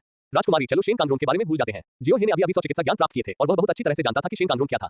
इस चीज को किसी प्रकार की जड़ी बूटी के रूप में समझा जा सकता है जो एड्रेनालाइन से 100 गुना अधिक शक्तिशाली है और इसे खाने के बाद आदमी एक सतत गति मशीन की तरह हो जाएगा। हे, ये चीज तुम इसे खाना चाहते हो लेकिन मैं इससे खुश नहीं हूँ। चलो हम दोनों आधा आधा लेते हैं। राजकुमारी तेनिंग रहस्यमय ढंग से मुस्कुराई। राजकुमारी, ये कोई मजाक नहीं है। जियो हे दर्द से चिल्लाया क्योंकि ताइनिंग को मामले की गंभीरता का पता नहीं था। जियो हे के शरीर पर चोट का निशान था, उसके कपड़े फटे हुए थे और खून दिखाई दे रहा था। अरे, तुम तो बहुत मजबूत हो। राजकुमारी तेनिंग और भी उत्साहित हो गई। जियाओ हे इतना डर गया था कि उसने जल्दी से बचने की कोशिश की लेकिन फिर भी उसकी पीठ पर चोट लग गई। वह दर्द से घर के चारों ओर उछलने लगा। अभी भी भाग रहे हो? हे, मैं तुम्हें भागने दूंगी। जैसे जैसे लड़ाई आगे बढ़ी, राजकुमारी तेनिंग और अधिक उत्साहित होती गई। गंभीर दर्द सहने के बाद जियो हे अंततः कोई समझौता नहीं करना चाहता था। अगर ऐसा ही चलता रहा तो उसे निश्चित रूप से पीट कर मार दिया जाएगा। जियो हे पूरी ताकत से घुमा और गुस्से से चिल्लाया, बस। जियाओ हे के शरीर में शुद्ध यांग शक्ति फूट पड़ी और जुबान में सच्ची शक्ति सक्रिय हो गई। एक देव सी आभा फैली जिसने राजकुमारी तेनिंग को इतना चौंका दिया कि वह एक पल के लिए हतप्रभ रह गई। जियो हे ने मौके का फायदा उठाकर राजकुमारी तेनिंग को धक्का देकर दूर धकेल दिया। राजकुमारी तेनिंग को बिना ध्यान दिए जमीन पर धकेल दिया गया। इस समय जियो हे का ऊपरी शरीर नंगा था, खून से लथपथ था और वह घिनौना लग रहा था। राजकुमारी तेनिंग के खड़े होने की प्रतीक्षा किए बिना जियो हे ने उसे नियंत्रित किया और उसके खिलाफ उसी विधि का इस्तेमाल किया। मौत के घाट उतार दिए जाने से बेहतर है कि विरोध किया जाए। भले ही शाही परिवार उसे दोषी ठहराए लेकिन वह मरने से पहले राजकुमारी को अपने साथ दफना देगा। मौत से लड़ने के विचार के साथ जियो हे ने भी इसे आजमाया। एक चटक सी आवाज हुई जैसे किसी धातु से टकराने की आवाज आई हो। वह वास्तव में अद्भुत रक्षात्मक शक्ति वाला मुलायम कवच पहने हुए था। आपके पास नरम कवच है ना? मुझे विश्वास नहीं होता कि आपके पास ये कहीं और होगा। राजकुमारी को दर्द महसूस हुआ और उसका सिर सुन्न हो गया। तुम मुझे क्यों नहीं मारते? ऐसा मत सोचो कि मैं तुमसे डरता हूँ। अगर तुम मुझे मारना चाहते हो तो सबसे बुरी बात ये हो सकती है कि मैं तुम्हारे साथ मर जाऊंगा। जियो हे ने उग्रता से पूछा। उसने राजकुमारी तेनिंग पर ऐसे कदम रखा जैसे कोई जानवर किसी खूबसूरत महिला का अपहरण कर रहा हो। तुमने मुझे मारने की हिम्मत की। राजकुमारी तेनिंग ने जियाओ हे को दुख से देखा। तुम्हें किस बात का डर है? अगर तुम ऐसा करोगे तो तुम किसी को मार सकते हो, तुम्हें पता है। अल्पविराम। लेकिन राजकुमारी तेनिंग बिल्कुल भी नाराज नहीं हुई और उसने अपने सामान्य व्यवहार के विपरीत व्यवहार किया। अल्पविराम डॉट। जियो हे, पिछला अध्याय, पुस्तक पृष्ठ, अगला अध्याय, अध्याय 17 बहुत चिंतित, अध्याय 17 बहुत चिंतित। जियो बस अपने दिल में चिल्ला रहा था, लानत है। अचानक घर के बाहर जोरदार गड़गड़ाहट और विस्फोट हुआ। दरवाजे पर पहरा दे रही 2 नौकरानियां एक दूसरे की ओर देखने लगी। क्या तुम अंदर जाकर देखना चाहोगे? राजकुमारी को धमकाया जा रहा है। कोई जरूरत नहीं है। राजकुमारी को शाही चिकित्सक द्वारा तंग नहीं किया जाएगा। अगर कुछ सच में हो भी जाए तो राजकुमारी मदद मांगेगी। बस यही रहो। बाईं ओर की उदासीन महिला ठंडे भाव से तलवार पकड़े हुए थी। ये वह थी जिसने जियोहे को प्रतिरोध करने में शक्तिहीन बना दिया था। इस समय जो और भी अधिक चिंतित था वह उपपत्नी लियान थी। तुमने क्या कहा? जियोहे का अपहरण कर लिया गया था। वह गायब हो गया। उपपत्नी लियान आगे पीछे घूम रही थी। उसका चेहरा चिंता से भरा हुआ था। मेरे छोटे प्रेमी, कृपया किसी परेशानी में मत पड़ो। उपपत्नी लियान ने बड़बड़ाया। मेरी रानी, मेरे लोगों ने हरम की अच्छी तरह से तलाशी ली है और उसका कोई सुराग नहीं मिला है। उपपत्नी लियान ने मेज पटक दी और कहा, जाओ और उपपत्नी लियू को देखो। हाँ, उपपत्नी लियान कुछ कदम आगे पीछे चली, अपने दिल में प्रार्थना कर रही थी कि जियोहे को कुछ न हो, और फिर उसने अपने पेट को छुआ। मुझे नहीं पता कि वह गर्भवती है या नहीं। अगर वह गर्भवती है तो कम से कम वह जियोहे को एक बच्चा दे सकती है। यदि आप गर्भवती नहीं होती हैं तो कुछ महीनों के भीतर आपको गर्भवती होने का कोई रास्ता ढूंढना होगा और 1 साल के बाद आपको अन्य तरीके खोजने होंगे। चाहे कुछ भी हो, डॉक्टर जियाओ मर नहीं सकता। फैंकुन पैलेस। रानी जियांग ज़ेड सोफे पर लेटी हुई थी। उसने अपने बालों को शरीर पर लपेट रखा था ताकि वह आराम से सो सके। कमरे में 2 महल की नौकरानियों के अलावा कोई और नहीं था जो उसकी सेवा कर रही थी। एक मोड़ के साथ उसके कूल्हों पर हरे रंग का रेशम फिसल गया, जिससे एक रोमांचक दृश्य सामने आया। महाराज, शाही चिकित्सक जियो का अपहरण कर लिया गया लगता है। सफेद वस्त्र पहने महल की एक नौकरानी बाहर से अंदर आई और सूचना दी। अंगूर खा रही रानी जियांग ने बेपरवाही से कहा, इस मामले की चिंता मत करो। तुम शाही अस्पताल में ही रहो। शाही डॉक्टर जियो कुछ दिनों में वापस आ जाएंगे। हाँ, सभी के चले जाने के बाद रानी जियांग ने एक ज़ेड पर्ची निकाली और उसे अपने बगल में बेर के फूल के कपड़े पहने महल की नौकरानी को सौंप दिया। राजकुमारी तेनिंग से कहो कि वह शांत रहे और उसे न मारे। मैं, शाही डॉक्टर जियो, तुम्हारे बहुत काम आ सकता हूँ। हाँ, रानी फुसफुसाई, मुझे आशा है कि डॉक्टर जियो इस शतरंज के मोहरे का उपयोग करके तराजू को थोड़ा सा झुका सकेंगे। अल्पविराम। शाही शहर के बाहर अटारी में तुम्हारी हिम्मत कैसे हुई दूसरों को धमकाने की? मेरी हिम्मत नहीं है। जियो हे उठ खड़ा हुआ, राजकुमारी तेनिंग को उठाया और उसे बिस्तर पर पटक दिया। सुबह के 4 बज चुके थे और उसे उठकर काम पर जाना था। राजकुमारी तेनिंग दर्द से चिल्लाई और झिड़की के साथ जियाओहे की ओर देखा। मुझे इंपीरियल अस्पताल में काम पर जाना है। मेरे पास आपके साथ खेलने का समय नहीं है। नहीं, मुझे अभी तक पर्याप्त मजा नहीं आया है। तुम बहुत मर्दाना हो, मैं अभी भी। राजकुमारी तेनिंग अपने अस्त व्यस्त कपड़ों की परवाह किए बिना उसके पास चली गई और जियोहे की पतलून की टांग पकड़ ली। जियोहे ने उसे बर्दाश्त नहीं किया और सीधे उसके सिर पर चुटकी ली। तुम आज्ञाकारी नहीं हो, है ना? नहीं, मेरी हिम्मत नहीं है। मैं तुम्हारी हूँ, तुम जो चाहो कर सकते हो। तो फिर मैं जाना चाहता हूँ, क्या आप असहमत हैं? नहीं, मेरा यह मतलब नहीं था। बात बस इतनी है कि हम अभी उस स्तर तक नहीं पहुंचे हैं। कौन सा कदम? जियोहे ने अपनी आंखें चौड़ी की और राजकुमारी तेनिंग की शर्मिंदा नजर को देखा और कुछ अनुमान लगाने से खुद को रोक नहीं सका। ये राजकुमारी इतनी खुले विचारों वाली है। क्या ऐसा हो सकता है? मैं इंपीरियल अस्पताल जाकर बात करूंगा। क्या आप कृपया यहाँ से नहीं जा सकते? आपने कहा था कि आपकी चिकित्सा कौशल अद्भुत है, लेकिन मैंने अभी तक उन्हें आजमाया नहीं है। 1. राजकुमारी तेनिंग के अनुरोध पर सहमत हो और पुरस्कार के रूप में आत्म उपचार क्षमता में 5% की वृद्धि प्राप्त करें। नोट, सहमत होने के बाद कुछ अविश्वसनीय हो सकता है। 2. राजकुमारी तेनिंग को अस्वीकार करें, इनाम के रूप में आत्मा शक्ति में 1% की वृद्धि प्राप्त करें। नोट, आपके अस्वीकार करने के बाद राजकुमारी तेनिंग का आपके साथ अनुभव कम हो जाएगा और आपके प्रति उसकी दास्ता कम हो जाएगी। इंपीरियल मेडिकल ब्यूरो आपकी बात सुनेगा। जियोहे की आंखें चमक उठी। अगर वह वाकई राजकुमारी तेनिंग के साथ नाव पर चढ़ जाता तो वह महल में ज्यादा सुरक्षित रहता। उसे कुछ खास शाही रखेलों से ज्यादा डरने की जरूरत नहीं पड़ती। कम से कम उसे शाही रखेल लियू जैसे लोगों से तो खास तौर पर डरने की जरूरत नहीं पड़ती। हाँ, जब तक आप तैयार हैं, मैं कुछ भी करने को तैयार हूँ। जियोहे ने दुष्टता से मुस्कुराते हुए कहा, उस मामले में हे। एक जोरदार धमाके के साथ 1 घंटे बाद बाहर फिर से गड़गड़ाहट की आवाज सुनाई दी। जियोहे तरोताजा होकर बैठ गया। राजकुमारी तेनिंग उसकी मजबूत पीठ पर लेटी थी। उसकी आंखें प्रशंसा से भरी हुई थी। आप कमाल हैं, तुम क्या कर रहे हो? जियोहे हैरान था और उसने बीच में एक लाल बिंदु की ओर इशारा किया, जो राजकुमारी तेनिंग की मासूमियत का प्रतीक था। यह महिला वास्तव में निर्दोष है, ऐसा संभव नहीं लगता। तुम इस बारे में बात कर रहे हो? मैं शरारती हूँ, बदचलन नहीं, और तुम वाकई पहली हो जिसने मुझे मारने की हिम्मत की। मुझसे पहले लोग मेरे द्वारा तंग किए गए थे और विरोध करने की हिम्मत नहीं जुटा पाए थे, लेकिन तुम अलग हो। राजकुमारी तेनिंग ने ये कहा और जियोहे के कंधे को काट लिया। मैं तुम्हें एक रहस्य बताता हूँ। मेरे पिता जन्म से ही अयोग्य थे। ये बात मुझे बहुत पहले से पता थी। मुझे सम्राट कियांग की उम्मीद नहीं थी। जियोहे ने बोलना जारी रखने की हिम्मत नहीं की। आखिरकार उसकी बेटी यहाँ थी। लेकिन जब जियोहे ने रानी की जानलेवा नजर के बारे में सोचा तो उसने अनुमान लगाया कि वह इतनी नाराज थी क्योंकि सम्राट उसका पक्ष नहीं लेता था। उपपत्नी लियांग को देखो, जब वे पहली बार मिले थे तो उसका लहजा बहुत कठोर था, लेकिन अब वह इतनी कोमल और आज्ञाकारी है। इतनी स्ट्रेंथ की जियोहे उसके बारे में सोचने से खुद को रोक नहीं सका। अभी तो बहुत सुबह है, क्या हम कुछ मजेदार खेल खेलें? ताइनिंग अभी भी जाने को तैयार नहीं थी, लेकिन जियोहे अब यहाँ और नहीं रहना चाहता था। उसे डर था कि अगर वह यहाँ ज्यादा समय तक रहा तो कुछ हो सकता है। वह सिर्फ एक शाही चिकित्सक था और अगर राजकुमारी के साथ उसका संबंध बाहर आ गया तो वह बर्बाद हो जाएगा। अच्छा रहो, क्या तुम्हारा पेट अभी भी नहीं भरा? लेकिन क्या मैं लालची हूँ? मैं अब तुम्हें खाना नहीं दूंगा। मुझे पहले इंपीरियल अस्पताल वापस जाना है। मेरे पास करने के लिए बहुत सारे काम है। ठीक है, तो मैं आपकी बात सुनूंगी। राजकुमारी तेनिंग जियोहे को कुछ और समय के लिए अपने पास रखना चाहती थी, लेकिन उसे रानी का संदेश भी मिला, इसलिए उसने जियोहे को अनिच्छा से जाने दिया। जियोहे ने पकड़े जाने से बचने के लिए अपने कपड़े बदल लिए। लगभग दोपहर हो चुकी थी जब राजकुमारी के रक्षकों ने उसे महल में वापस पहुंचाया। इंपीरियल अस्पताल लौटने पर उन्होंने पाया कि कई लोग उनकी ओर अलग नजर से देख रहे थे। उनकी आंखों में आश्चर्य और उत्साह की झलक थी। लगता है राजकुमारी को मेरी छुट्टी के बारे में पता चल गया है। मुझे जलन हो रही है तो क्या हुआ? वह अपने कमरे में वापस आया और झपकी लेने की तैयारी की और अपनी आत्म चिकित्सा क्षमता में 5% की वृद्धि देखी। पिछला अध्याय, पुस्तक पृष्ठ। अगला अध्याय, अध्याय 18, 3 में से एक मेरा गुरु होना चाहिए। अध्याय 18, 3 में से एक मेरा गुरु होना चाहिए। उसके पास पहले से ही ड्रैगन हाथी कारागार दमन शक्ति थी और उसका शरीर पहले से ही मजबूत था, इसलिए उसकी पुनर्प्राप्ति क्षमता स्वाभाविक रूप से खराब नहीं थी। 5% की वृद्धि के साथ प्रिंसेस टेनिंग द्वारा कल पहुंचाई गई क्षति स्पष्ट रूप से ठीक हो रही थी। शाही चिकित्सक जियो महामहिम ने आपको जुआनबू गेट पर इकट्ठा होने, अन्य शाही चिकित्सकों और दिव्य रक्षकों का अनुसरण करने और शाही उपपत्नी को शिकार करने के लिए अग्नि रक्षक ले जाने का आदेश दिया है। दिव्य रक्षक दकियान महल के भीतर शाही रक्षक हैं और एक ऐसी सेना है जिसे केवल शाही परिवार ही संगठित कर सकता है। यह शाही सत्ता को मजबूत करने का अंतिम हिंसक साधन भी है। इसमें कई स्वामी हैं। ऐसा कहा जाता है कि केवल शाही परिवार के प्रत्यक्ष वंशज ही दिव्य रक्षक के कमांडर इन चीफ के रूप में काम कर सकते हैं। हुओ साओलिंग दकियान के उत्तरी भाग में स्थित है और 100,000 मील से अधिक तक फैला हुआ है। सबसे चौड़ा हिस्सा 10,000 मील है और सबसे संकरा हिस्सा 1,000 मील है। हुओ साओ रिज में हर जगह राक्षस हैं। ये वह स्थान है जहां अधिकांश साधक प्रशिक्षण लेते हैं और यह उनका दफन स्थल भी है। यह क्षेत्र भी वही पहाड़ी क्षेत्र है जिस पर दाकियान ने हजारों सालों तक बिना किसी सफलता के विजय प्राप्त की थी। इसके बजाय उसे भारी नुकसान उठाना पड़ा और अंत में उसे हार माननी पड़ी। आजकल जहां भी शाही परिवार शिकार करने जाता है वह सम्राट के लिए एक मनोरंजन गतिविधि बन गई है। लेकिन अधिकांश सम्राट स्वयं ऐसा नहीं करते थे तथा इसे राजकुमारों या उनकी रखेलों पर छोड़ देते थे कि वे इसे खेल के रूप में खेले। जियोहे संवेदनशील था और उसे याद था कि यह समय सम्राट के लिए शिकार पर जाने का समय नहीं होना चाहिए, लेकिन सोचने का समय नहीं था। उसने दरवाजा खोला और एक गोल चेहरे वाला हिजड़ा देखा। जियोहे इस नपुंसक चेन को जानता था। हालांकि वह पूरे महल में सबसे उच्च श्रेणी का नपुंसक नहीं था, लेकिन वह अक्सर कियानतियान महल के द्वार पर संदेश पहुंचाने में मदद करता था, इसलिए उसे सम्राट के इरादों के बारे में पहले से ही पता था। यद्यपि उनकी शिक्षा दीक्षा कम थी, फिर भी कई उच्च पदस्थ अधिकारी और कुलीन लोग उनसे कृपा करने की कोशिश करते थे ताकि वे उनसे सम्राट के इरादों के बारे में कुछ जान सकें। हिजड़ा चेन, जियोहे ने मुस्कुराते हुए कहा। शाही चिकित्सक जियो, नपुंसक चेन का चेहरा मुस्कुराहट से भरा था। आखिरकार उसने सुना था कि जियोहे ने हाल ही में उपपत्नी लियान से मुलाकात की थी और उसकी सराहना की गई थी। सभी रानियों का उसके साथ कोई न कोई रिश्ता था और जियोहे युवा था, इसलिए उसका भविष्य उज्जवल था। हम इस समाचार को इसलिए जान पाए क्योंकि नपुंसक चेन महल में रहता था और उसे सभी तरह की जानकारी प्राप्त थी। शाही चिकित्सक जियो केवल शाही उपपत्नी लियान, राजकुमारी तेनिंग, महारानी और 5वें राजकुमार ही इस बार शिकार पर जाएंगे। नपुंसक चेन ने धीमी आवाज में कहा। यह सुनकर जियोहे मुस्कुराया क्योंकि उसे पता था कि यह नपुंसक चेन ही था जो उसे गुप्त रूप से यह खबर बता रहा था। धन्यवाद नपुंसक। जियो हे नपुंसक चेन को कुछ लाभ देना चाहता था, लेकिन 9 क्रांतियों वाली स्वर्ण गोली बहुत महंगी थी। मेरे जैसे शक्तिहीन शाही चिकित्सक के लिए इतनी मूल्यवान वस्तु को निकालना अनुचित होगा और यह स्पष्ट करना भी कठिन होगा कि यह कहां से आए। तो उन्होंने कहा, यूनुस चेन, 10 दिनों में इंपीरियल अस्पताल में एक चिकित्सा प्रतियोगिता होगी। उस दिन से मैं आपको बहुत बहुत धन्यवाद दूंगा। जब नपुंसक चेन ने ये सुना तो उसने एक समझदारी भरा भाव दिखाया और एक लंबी सांस के साथ कहा, तो फिर शाही चिकित्सक जियो को बधाई। नहीं नहीं, जियो हे ने क्षमा प्रार्थी भाव से मुस्कुराया। वे दोनों महल के गलियारे में चले गए और रास्ते में कुछ महल की नौकरानियों और किन्नरों से मिले। जब उन्होंने देखा कि यह किन्नर चेन है तो उन्होंने उसका अभिवादन करने की पहल की। साथ ही वह इस बात से आश्चर्यचकित था कि शाही चिकित्सक जियो का नेतृत्व वास्तव में स्वयं नपुंसक चेन कर रहा था। जुआनबू गेट शाही महल के उत्तर में स्थित है। यह शाही महल के उत्तर की ओर स्थित एक सख्त सुरक्षा वाला क्षेत्र है। यहाँ हत्या करने वाली सेना और रक्षात्मक सेना दोनों ही केंद्रित है। जब जियो हे आया तो उसने दूर से सैकड़ों दिव्य रक्षकों को काले तराजू से ढके काले लोहे के जानवरों पर सवार देखा। हालांकि इस ब्लैक आयरन बीस्ट का नाम अच्छा नहीं है, लेकिन ये बहुत टिकाऊ है। यह एक राक्षस है जिसका शरीर का आकार और रूप घोड़े जैसा ही है। मुख्य बात यह है कि इसकी रक्षा बहुत मजबूत है। यहाँ तक कि लिंगताई क्षेत्र के स्वामी के लिए भी इसे पूरी ताकत से हमला करके मारना मुश्किल होगा। ये तेज और आज्ञाकारी है और ज्यादा खाना नहीं खाता। एकमात्र समस्या ये थी कि उन्हें जन्म देने में कठिनाई होती थी, इसलिए दकियान में उनका उपयोग मूल रूप से रईसों या शाही परिवार द्वारा किया जाता था। दिव्य रक्षकों को यह उम्मीद नहीं थी कि 100 से अधिक लोगों में से प्रत्येक के पास ये होगा, जो दर्शाता है कि यह इकाई बहुत अच्छी तरह से संगठित है। दिव्य रक्षकों के सामने 3 बहुत ही आकर्षक रथ थे। बीच वाला रथ सबसे ऊंचा और सबसे आलीशान था और यह रानी का होना चाहिए था। बाईं ओर वाला रथ नीले फीनिक्स पैटर्न के साथ उकेरा गया है, इसलिए यह उपपत्नी लियान का होना चाहिए। दाईं ओर का रथ जीवंत और फुर्तीला है, इसलिए ये राजकुमारी तेनिंग का है। जैसे ही जियाओ हे पहुंचा, उसने राजकुमारी तेनिंग का सिर गाड़ी के पर्दे से बाहर निकलता हुआ देखा।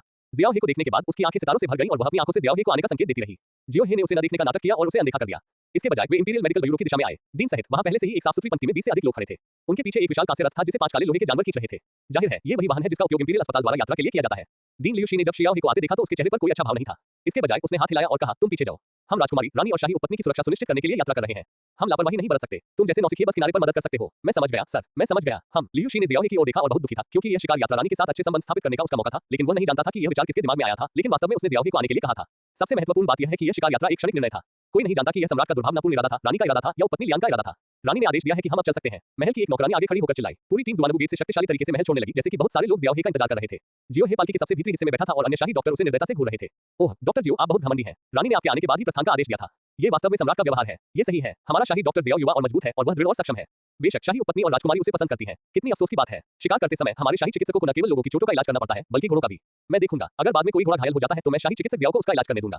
आप क्या सोचते हैं? ऐसा ही होना चाहिए। शाही चिकित्सक जियो के पास पर्याप्त चिकित्सा अनुभव नहीं है। अगर वह शाही उपपत्नी के स्वास्थ्य को नुकसान पहुंचाता है तो ये बुरा होगा। जियाओ हे ने भीड़ को आपस में बात करते हुए देखा। ये 20 लोग डीन के विश्वास पात्र और शाही चिकित्सक थे जिनका नाम लिया जा सकता था। उसके अलावा बाकी सभी बाहरी लोग थे। यदि यह उपपत्नी लियान और राजकुमारी तेनिंग के लिए नहीं होता और यदि यह उसकी अपनी साधना के स्तर के लिए नहीं होता तो उसका शरीर इस यात्रा के दौरान होसाउल की घाटी में दफन हो सकता था। लेकिन अब ये लोग एक साथ इकट्ठे हुए थे जो स्पष्ट रूप से उपपत्नी लियान की चाल थी। जियो हे सिर्फ लियूशी को मारना चाहता था। हे भगवान, उपपत्नी लियान का सफाया होना ही चाहिए। ये सच है कि खूबसूरत महिलाओं का दिल सबसे ज्यादा खतरनाक होता है। चूंकि यात्रा लंबी है, इसलिए आप भी कुछ देर उनके साथ चले। क्या आपका काम हो गया? जियो हे ने पूछा। क्यों? शाही चिकित्सक जियो अभी भी असंतुष्ट है। बाईं ओर एक मध्यम आयु वर्ग के व्यक्ति ने जियो हे के कंधों को पकड़ लिया। उसका नाम झाओ जिनिवान था और वह इंपीरियल मेडिकल ब्यूरो का एक अनुभवी था। उसने जियो हे की उंगलियां बहुत कसकर पकड़ रखी थी। उसने जियो हे की मेरिडियन को चुटकी में दबाया और जानबूझकर उसके तंत्रिका तंत्र को नष्ट कर दिया। झाओ जिनिवान की तकनीक बहुत परिष्कृत थी। मानव शरीर की संरचना से परिचित होने के कारण उसे पूरा भरोसा था कि जियो हे का हाथ 3 दिनों में अक्षम हो जाएगा। यदि जियो हे के पास कोई साधना नहीं होती तो वह इस चुटकी के दर्द से बेहोश हो जाता। जियो हे ने दर्द का नाटक किया और चिल्लाया, आउच, ये दर्द करता है, ये दर्द करता है, मैं असंतुष्ट नहीं हूं। हाँ, यह अच्छी बात है कि तुम्हें पता है कि तुम कितने शक्तिशाली हो। ईमानदार होना किसी भी चीज से बेहतर है। भगवान लियू के प्रति अधिक पुत्रवत बनो, ठीक है। झाओ जिनिवान रुक गया और ये देखकर संतुष्ट हुआ कि जियो हे व्यवहार कुशल था। मुझे पता है, बेशक मुझे पता है, मैं भविष्य में लॉर्ड लियू के लिए आग और पानी से भी गुजरूंगा। जियो हे ने बार-बार झुककर अपने चेहरे पर मुस्कान के साथ अपनी बाहों को रगड़ा। ये सही है शियाओ हे, आपकी बहन विवाह योग्य हो गई है। क्या मैं किसी और दिन आपके घर आ सकता हूं? दाईं ओर 50 साल की उनका एक शाही चिकित्सक अपनी दाढ़ी को सहला रहा था और उसकी आंखों में एक भूत नजर थी। डॉक्टर सन, अगली बार कैसा रहेगा? जियो हे ने उसका हाथ पकड़ लिया और उससे भी ज्यादा मुस्कुराया।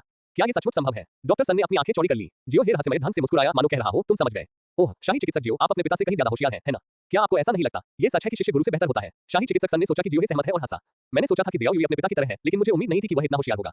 बाकी लोग भी हैरान थे। जियाओ हे इतना समझदार कब हो गया? सर लियू, शाही चिकित्सक जियाओ एक होनहार प्रतिभा है। शाही चिकित्सक सन ने उसकी जोरदार सिफारिश की। उसने एक बार जियाओ हे की बहन चू जियाओमिन को देखा था और उसके बारे में लंबे समय से उसके मन में एक विचार था।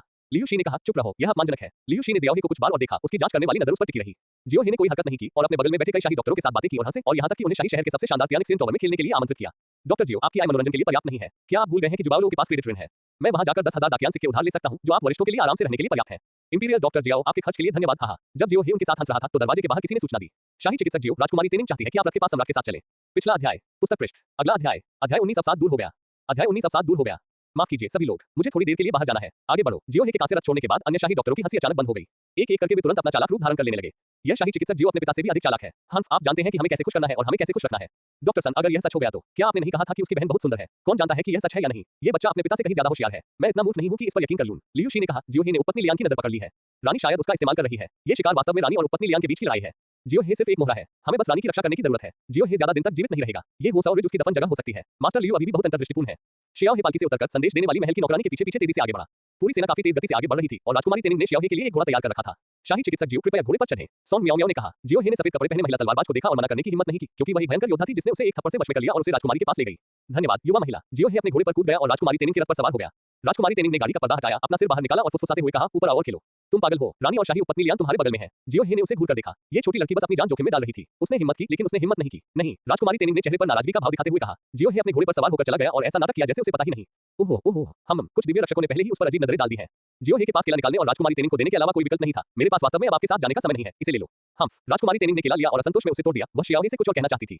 दूर से एक महल की नौकरानी घोड़े पर सवार होकर आई। ये शियाओह थी जो उपपत्नी लियान की नौकरानी थी। डॉक्टर जियाओ, उपपत्नी लियान की तबीयत ठीक नहीं है। मुझे आश्चर्य है कि क्या ऊबड़-खाबड़ गाड़ी की वजह से उसका गर्भपात हो गया है।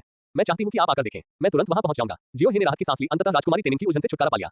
ये दृश्य पीछे खड़े लियूशी सहित शाही डॉक्टरों ने देखा। यह शाही चिकित्सक जियो वास्तव में कृपापात्र है। राजकुमारी तेनिंग ने उसे देखा है और उपपत्नी लियान ने उसे देखा है।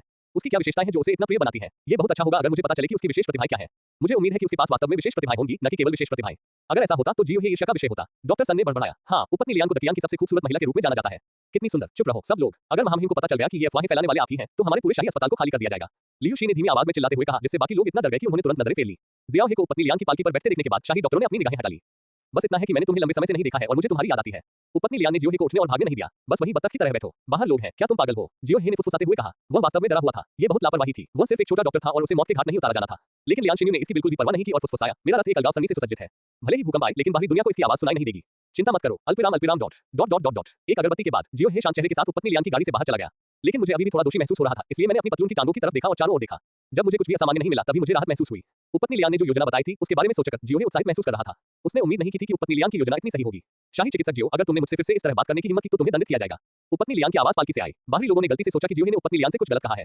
ये सुनकर उसके पीछे खड़ा शाही चिकित्सक प्रसन्न हुआ। सबसे दाईं ओर बैठी राजकुमारी तेनिंग ने एक केला अपने मुंह में ठूस लिया और उसे चबाते हुए बुदबुदाने लगी। क्या ये सचमुच एक प्रत्युत्तर है? या शियाओ हे ने उत्तर दिया, मेरी हिम्मत नहीं है, लेकिन मैं अपने दिल की गहराई से बोल रहा हूँ। अगर मैंने आपकी महारानी को नाराज किया है और उन्हें असहज किया है, तो मुझे उम्मीद है कि आप इसके लिए प्रायश्चित करेंगे। उपपत्नी लियान की आवाज फिर से आई, कोई बात नहीं। हालांकि तुमने मेरी बात का खंडन किया है, लेकिन मेरी कुछ कुंठाएं दूर हो गई हैं। बस अगली बार इतनी लापरवाही मत करना। हाँ महाराज। जियो हे का चेहरा शांत था, लेकिन उसका दिल बेतहाशा धड़क रहा था। उपपत्नी लियान ने यह बात जानबूझकर कही थी, इस उम्मीद में कि लोग देखेंगे कि उनके बीच अच्छे संबंध नहीं है। लेकिन जियो हे को पता था कि कुछ गड़बड़ चल रही है। पालकी में बैठी उपपत्नी लियान ने अपने गीले मुंह को अपने हाथों से ढक लिया। उसका चेहरा शर्म से लाल हो गया। वह इतनी खुशी से हंस रही थी कि उसका दिल बहुत तेजी से धड़क रहा था। अल्पिराम अल्पिराम डॉट। जियो हे को स्वाभाविक रूप से उपपत्नी लियान के पागल विचार के बारे में कोई जानकारी नहीं थी। उसने दो बार खासकर अपने घोड़े पर सवार होकर पीछे की ओर लौटने की तैयारी की। तभी पीछे से लोगों का एक बड़ा समूह दौड़ता हुआ आया। नेता एक सुंदर युवक था जो बढ़िया कपड़े पहने हुए था और घोड़े पर सवार था, बहुत प्रभावशाली। वह ड्रैगन सींग वाले एक सफेद घोड़े पर सवार था और घोड़ा बादलों पर आकाश में उड़ रहा था। उसके पीछे 9 काले वस्त्र पहने भिक्षु थे, जिनमें से प्रत्येक काले लोहे के जानवर पर सवार था। उनके पास आश्चर्यजनक कौशल थे और वे दमन की प्रबल भावना प्रकट करते थे। पांचवां राजकुमार। दिव्य रक्षकों के बीच से लाल कवच पहने एक व्यक्ति निकला जो आश्चर्यजनक आभा के साथ ड्रैगन या बाघ की तरह चल रहा था। ये व्यक्ति अग्रिम मोर्चे पर रहा है और दिव्य रक्षक सेना में कैप्टन है। अभी जियो हे ने कुछ नहीं कहा जब वह सेना में आगे पीछे घूम रहा था और ताइनिंग और उपपत्नी लियान के बीच आवागमन कर रहा था। जब तक पांचवां राजकुमार वहां नहीं आया, तब तक उसने जल्दी से अपना घोड़ा घुमाकर उसका स्वागत नहीं किया। कप्तान, इस बार शिकार दल का नेतृत्व आप ही करेंगे। पांचवां राजकुमार ड्रैगन घोड़े पर सवार होकर सामने आया। रानी की सुरक्षा सबसे महत्वपूर्ण बात है। यहाँ आना मेरा कर्तव्य है। कप्तान, आप हमारी मां की योग्यता को मानते हैं, भले ही आप दिव्य रक्षक के सर्वश्रेष्ठ कप्तानों में से एक हैं। पांचवें राजकुमार ने रानी की गाड़ी की ओर देखा। कैप्टन यू ने सैनिकों को रुकने का संकेत देने के लिए अपना हाथ हिलाया। मैं बस अपना कर्तव्य निभा रहा हूँ। मेरी साधना के स्तर की तुलना रानी के साथ नहीं की जा सकती। दोनों के बीच हुई बातचीत सामने बैठे सभी लोगों ने सुनी। कार से रानी की आवाज आई, बूढ़े 5, आपके लिए हमारे साथ शिकार पर आना ठीक है, लेकिन हम आपके निजी मामलों में आपकी मदद नहीं करेंगे।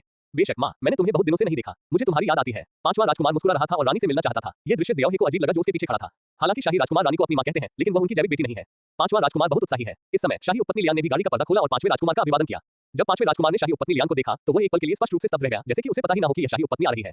उसने जल्दी से कहा, यह शाही उपपत्नी लियान निकली। मैं अभी बहुत असावधान था, मुझे नहीं पता था कि यह तुम हो। पांचवां राजकुमार काम में बहुत व्यस्त है। मैंने सुना है कि वह कुछ दिन पहले लड़ने के लिए उत्तरी सागर गया था और एक अमिट योगदान दिया। उपपत्नी लियान के बाल थोड़े अनौपचारिक थे, बालों का एक कतरा उसकी बाईं आंख के सामने अवरुद्ध था, जो बेहद आकर्षक लग रहा था। पिछला अध्याय, पुस्तक पृष्ठ। अगला अध्याय, अध्याय 20 3 में से एक को चुनने की कठिनाई। अध्याय 20 3 में से एक को चुनने की कठिनाई। उत्तरी सागर की बात करते हुए पांचवें राजकुमार के चेहरे पर अस्वाभाविकता की झलक उभरी और वह इस विषय पर और अधिक कुछ नहीं कहना चाहते थे। सबसे दाहिनी ओर के रथ की ओर देखते हुए वह हंसा, क्या यह मेरी अच्छी बहन तेनिंग नहीं है? जब तुमने अपने भाई को देखा तो नमस्ते कहने के लिए बाहर क्यों नहीं आई? राजकुमारी तेनिंग ने अपना सिर आगे बढ़ाया, पांचवें राजकुमार की ओर देखा और बेपरवाही से कहा, क्या भाई? मेरा भाई शक्तिशाली और दबंग है, तुम्हारे जैसा दुबला पतला कुत्ता नहीं है। राजकुमारी तेनिंग ने चुपके से जियो हे की ओर देखा, जो कुछ भी न देखने का नाटक कर रहा था, क्योंकि वह नहीं चाहता था कि अन्य लोग इस पर ध्यान दें। पांचवें राजकुमार का चेहरा मुरझा गया, लेकिन चूंकि यह बहन वास्तव में कृपापात्र और अधर्मी थी, इसलिए वह उससे अधिक कुछ कहने में बहुत आलसी था। अचानक उसने अपनी आंख के कोने से एक युवा शाही चिकित्सक जियो हे को अकेले एक काले लोहे के जानवर की सवारी करते हुए देखा और वह पूछे बिना नहीं रह सका। ये व्यक्ति कौन है? शाही उपपत्नी लियान ने बताया, वो मेरे निजी चिकित्सक हैं और स्त्री रोग विशेषज्ञ के रूप में वे अन्य पुराने चिकित्सकों से बेहतर हैं, इसलिए मैंने उनसे बाहर अकेले रहने को कहा ताकि वे समय पर मेरी देखभाल कर सकें। ओह, तो ये बात है, वो एक स्त्री रोग विशेषज्ञ है। पांचवें राजकुमार ने अपना सिर हिलाया, स्पष्ट रूप से जियाओ हे पर नीचे देख रहा था। उन्होंने यहाँ तक कहा, जब सीखने के लिए इतनी सारी अन्य चीजें हैं, तो आपको स्त्री रोग विशेषज्ञ बनना क्यों सीखना है? हालांकि आवाज बहुत छोटी थी, फिर भी जियो हे ने उसे सुन लिया। चला जाना। सेना फिर से शुरू हुई। पांचवें राजकुमार के नीचे आने के बाद, क्योंकि वह एक ड्रैगन घोड़े पर सवार था और बाहर घूमता रहा, शाही उपपत्नी लियान और राजकुमारी तेनिंग ने जियाओ हे को परेशान नहीं किया। जियो हे ने सोचा कि रानी उससे बात करेगी, लेकिन रानी ने उसे बिल्कुल भी नहीं खोजा, जैसे कि वह उसे जानती ही न हो। उसके साथ आए शाही चिकित्सक ने अपना पुराना व्यवहार जारी रखा, उसे नजरअंदाज किया और यहाँ तक कि उसे अलग थलग कर दिया। इसकी गति बहुत तेज थी। ब्लैक आयरन बीस्ट एक दिन में 4000 मील की यात्रा कर सकता था। 2 दिन बाद वे होसाउलिंग के किनारे पहुंच गए, लेकिन होसाउलिंग अपने नाम के अनुरूप नहीं है। यह एक अंतहीन काला जंगल है। हजारों फीट की ऊंचाई से शुरू होकर पूरा पहाड़ घने काले कोहरे में डूबा हुआ है। इस बिंदु पर पहुंचने के बाद जियो हे को उत्पीड़न की एक अदृश्य भावना महसूस हुई। ऐसा लग रहा था मानो पूरा जंगल एक विशाल खाई हो और उसमें जो भी प्रवेश करेगा वो उसमें समा जाएगा। यद्यपि पांचवां राजकुमार पूरे समय अनियंत्रित रहा था, फिर भी वह गंभीर हो गया और उसने हंसना बंद कर दिया। मां, मैं यही आपसे अलविदा कहूंगा। ठीक है, बेहतर होगा कि आप सावधान रहें। महारानी लियान, बहन तेनिंग, अलविदा। नमस्ते कहने के बाद पांचवें राजकुमार ने अपने आदमियों और घोड़ों को आकाश में ले लिया। ड्रैगन घोड़े के खुरों से नीली लपटें निकल रही थी और वह उसे पहाड़ों में ले गया। थोड़ी देर बाद वह गायब हो गया। जियो हे ने देखा कि उसका मार्ग पूर्व की ओर जा रहा था। ऐसा कहा जाता था कि वो शाओलिन का पूर्वी भाग जादुई जड़ी बूटियों से समृद्ध था, लेकिन जोखिम कारक भी बहुत अधिक था। पांचवें राजकुमार के चले जाने के बाद राजकुमारी तेनिंग पालकी से कूद पड़ी। वह अपने हाथ में एक लंबा काला कोड़ा लहरा रहा था। उसका चेहरा उत्साह से भरा हुआ था, जैसे कोई बच्चा समुद्र तट को देख रहा हो। माँ, चलो आपके खरगोशों का शिकार करने चलते हैं। ताइनिंग ने अपने होंठ चाटे। उसके चेहरे के भाव से लग रहा था कि वह शिकार करने के बजाय खाना पकाना चाहती थी। रानी भी पालकी से बाहर आ गई और उनके पास बैठी महल की नौकरानी ने तुरंत उनका हाथ थामने के लिए हाथ उठाया। मैं देख रहा हूँ कि तुम शिकार नहीं करना चाहती, तुम फायर रॉक खरगोश खाना चाहती हो। ये राक्षस तेज है और इसे पकड़ना मुश्किल है। इसे मरने के तुरंत बाद पकाया जाना चाहिए। इसका स्वाद बहुत स्वादिष्ट होता है। यहाँ तक कि कुलीन लोग भी इसे शायद ही कभी खा पाते हैं। बहन लियानफी, तुम क्या सोचती हो? उपपत्नी लियान मुस्कुराते हुए पालकी से उतरी। उसने अपने कपड़े बदले क्योंकि उसके कपड़े फटे हुए थे। केवल जियोहे ने ही इस विवरण पर ध्यान दिया। उपपत्नी लियान अपने चेहरे पर एक उदासीन भाव के साथ शून्य से नीचे चली गई, जो उसके पागलपन और बेटी के रवैये से पूरी तरह अलग थी। जब वे जियोहे के साथ अकेले थे, वो लोगों को ठंडा और अलग-थलग महसूस कराती है, लेकिन उसकी हड्डियों में मौजूद स्त्रीत्व लोगों को उसे जीतने के लिए प्रेरित करता है।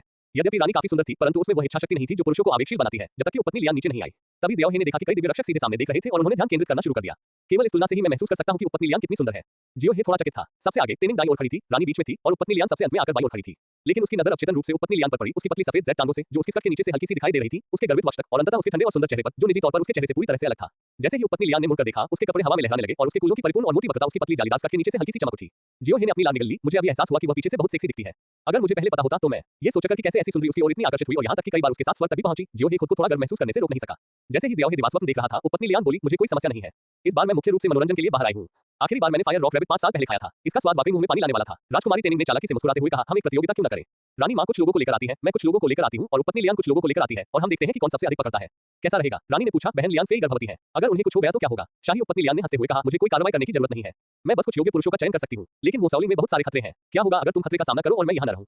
रानी चिंतित दिखी। शाही उपपत्नी लियान को पता था कि रानी का क्या मतलब था। वह बस उसका परीक्षण कर रही थी। उसने मुस्कुराते हुए कहा, अगर रानी मेरे बारे में चिंतित है तो कैप्टन यू को मेरे पीछे आने दे। मुझे कुछ और डॉक्टर नियुक्त करने के बारे में क्या ख्याल है? ये कहकर उसने जियाओहे की ओर देखा। जियाओहे, जिसके मन में पहले से ही कुछ विचार थे, को अपने पेट के निचले हिस्से में जलन महसूस हुई। ये छोटी लड़की अधिक से अधिक आकर्षक होती जा रही है, लेकिन यूकियानो उसके साथ कैसे खेल सकती है? क्या वह पागल हो जाएगी? इसके अलावा जब रानी यहाँ आई तो ऐसा लग रहा था कि उनकी अपनी योजना थी और यह योजना उपपत्नी लियान पर लक्षित थी। जियोहे को केवल यही उम्मीद थी कि इस शिकार में सभी शाही डॉक्टर मर जाएंगे और बाकी लोग सुरक्षित रूप से महल में लौट आएंगे। रानी ने पलटकर सबकी ओर देखा। ऐसी स्थिति में हम प्रत्येक एक टीम बनाएं, प्रत्येक 20 लोगों का चयन करें और बाकी लोग स्टैंड बाय पर रहें। कैसा रहेगा? ठीक है, मैं सबसे छोटी हूँ, इसलिए मैं पहले चुनूंगी। राजकुमारी तेनिंग ने अपने हाथों से ताली बजाई और चिल्लाई। उसकी बड़ी चालाक आंखें भीड़ में सीधे जियोहे पर टिकी हुई थी। मैं पहले उसे चाहता हूँ। सभी ने राजकुमारी तेनिंग की उंगली का अनुसरण किया और जियोहे को देखा। मूल रूप से जियोहे उपपत्नी लियान के रथ में धूपबत्ती के कुछ समय के लिए रुका था, जिससे दिव्य रक्षक ईर्ष्यालु हो गए थे। अब राजकुमारी तेनिंग पहले उसे चाहती थी और युद्ध में अनुभवी दिव्य रक्षकों को भी नहीं चाहती थी, जिससे सभी लोग काफी असंतुष्ट थे। क्या यह आदमी सिर्फ स्त्री रोग विशेषज्ञ नहीं है? वह इतना लोकप्रिय कैसे हो सकता है? क्या स्त्री रोग के बारे में कुछ ऐसा है जो हम नहीं समझते? बकवास मत करो। मुझे लगता है कि यह लड़का सुंदर है। मैं वास्तव में उसे वेश्यालय में बेचना चाहता हूँ। तियानाचेन में कई रईस हैं जो पुरुषों और महिलाओं को पसंद करते हैं। उन्हें वह पसंद होना चाहिए। उपपत्नी लियान स्वाभाविक रूप से जियोहे को राजकुमारी तेनिंग के हाथों में नहीं पड़ने देगी। डॉक्टर जियो मेरे निजी चिकित्सक हैं। अगर मैं आपके घर चला जाऊंगा तो मेरी देखभाल कौन करेगा? क्या उसने अभी तुमसे बात नहीं की? उसका रवैया इतना खराब है और तुम फिर भी ऐसा करना चाहती हो? राजकुमारी तेनिंग ने उपपत्नी लियान को संदेह से देखा। शाही उपपत्नी लियान ने सख्ती से कहा, हालांकि शाही डॉक्टर जियाओ ने मेरा खंडन किया, लेकिन उन्होंने मेरे दिल को छुआ और यह गहरा और संतोषजनक था। मुझे ऐसा गुलाम नहीं चाहिए जो केवल दूसरों का पक्ष ले सके, बल्कि शाही डॉक्टर जियाओ जैसा कोई व्यक्ति चाहिए जो वाकपटु और सक्षम हो। मुझे कोई परवाह नहीं माँ, मुझे तो बस शाही चिकित्सक जियाओ चाहिए। राजकुमारी तेनिंग ने रानी की आस्तीन खींची और उसके शरीर को आगे पीछे घुमाया। रानी ने कहा, ये कैसा रहेगा? शाही चिकित्सक जियो को मेरे पीछे आने दो और तुम लोग लड़ना बंद कर दो। ये कैसा रहेगा? शाही उपपत्नी लियान अब रानी से नहीं डरती और उसका सामना करना जारी रखती है। शाही डॉक्टर जियो को यह चुनने देना कैसा रहेगा कि वह किसका अनुसरण करे? रानी ने जब ये सुना तो वह बेवजह मुस्कुराई। ठीक है, ये तरीका दिलचस्प है। शाही डॉक्टर जियो, यहाँ आओ। राजकुमारी तेनिंग ने जियाओहे को दुखी भाव से देखा और अपने हाथों से अजीब इशारे किए जिन्हें सिर्फ जियाओहे ही समझ सकती थी। उसने अपने दाहिने हाथ की 2 उंगलियां अपने बाएं हाथ की हथेली पर रखी और उन्हें लगातार घुमाती रही। जियोहे की खोपड़ी में झुनझुनी हुई और वह ब्लैक आयरन बीस्ट के करीब पहुंच गया। इस समय सिस्टम में वास्तव में 3 विकल्प दिखाई दिए। पिछला अध्याय, पुस्तक पृष्ठ, अगला अध्याय।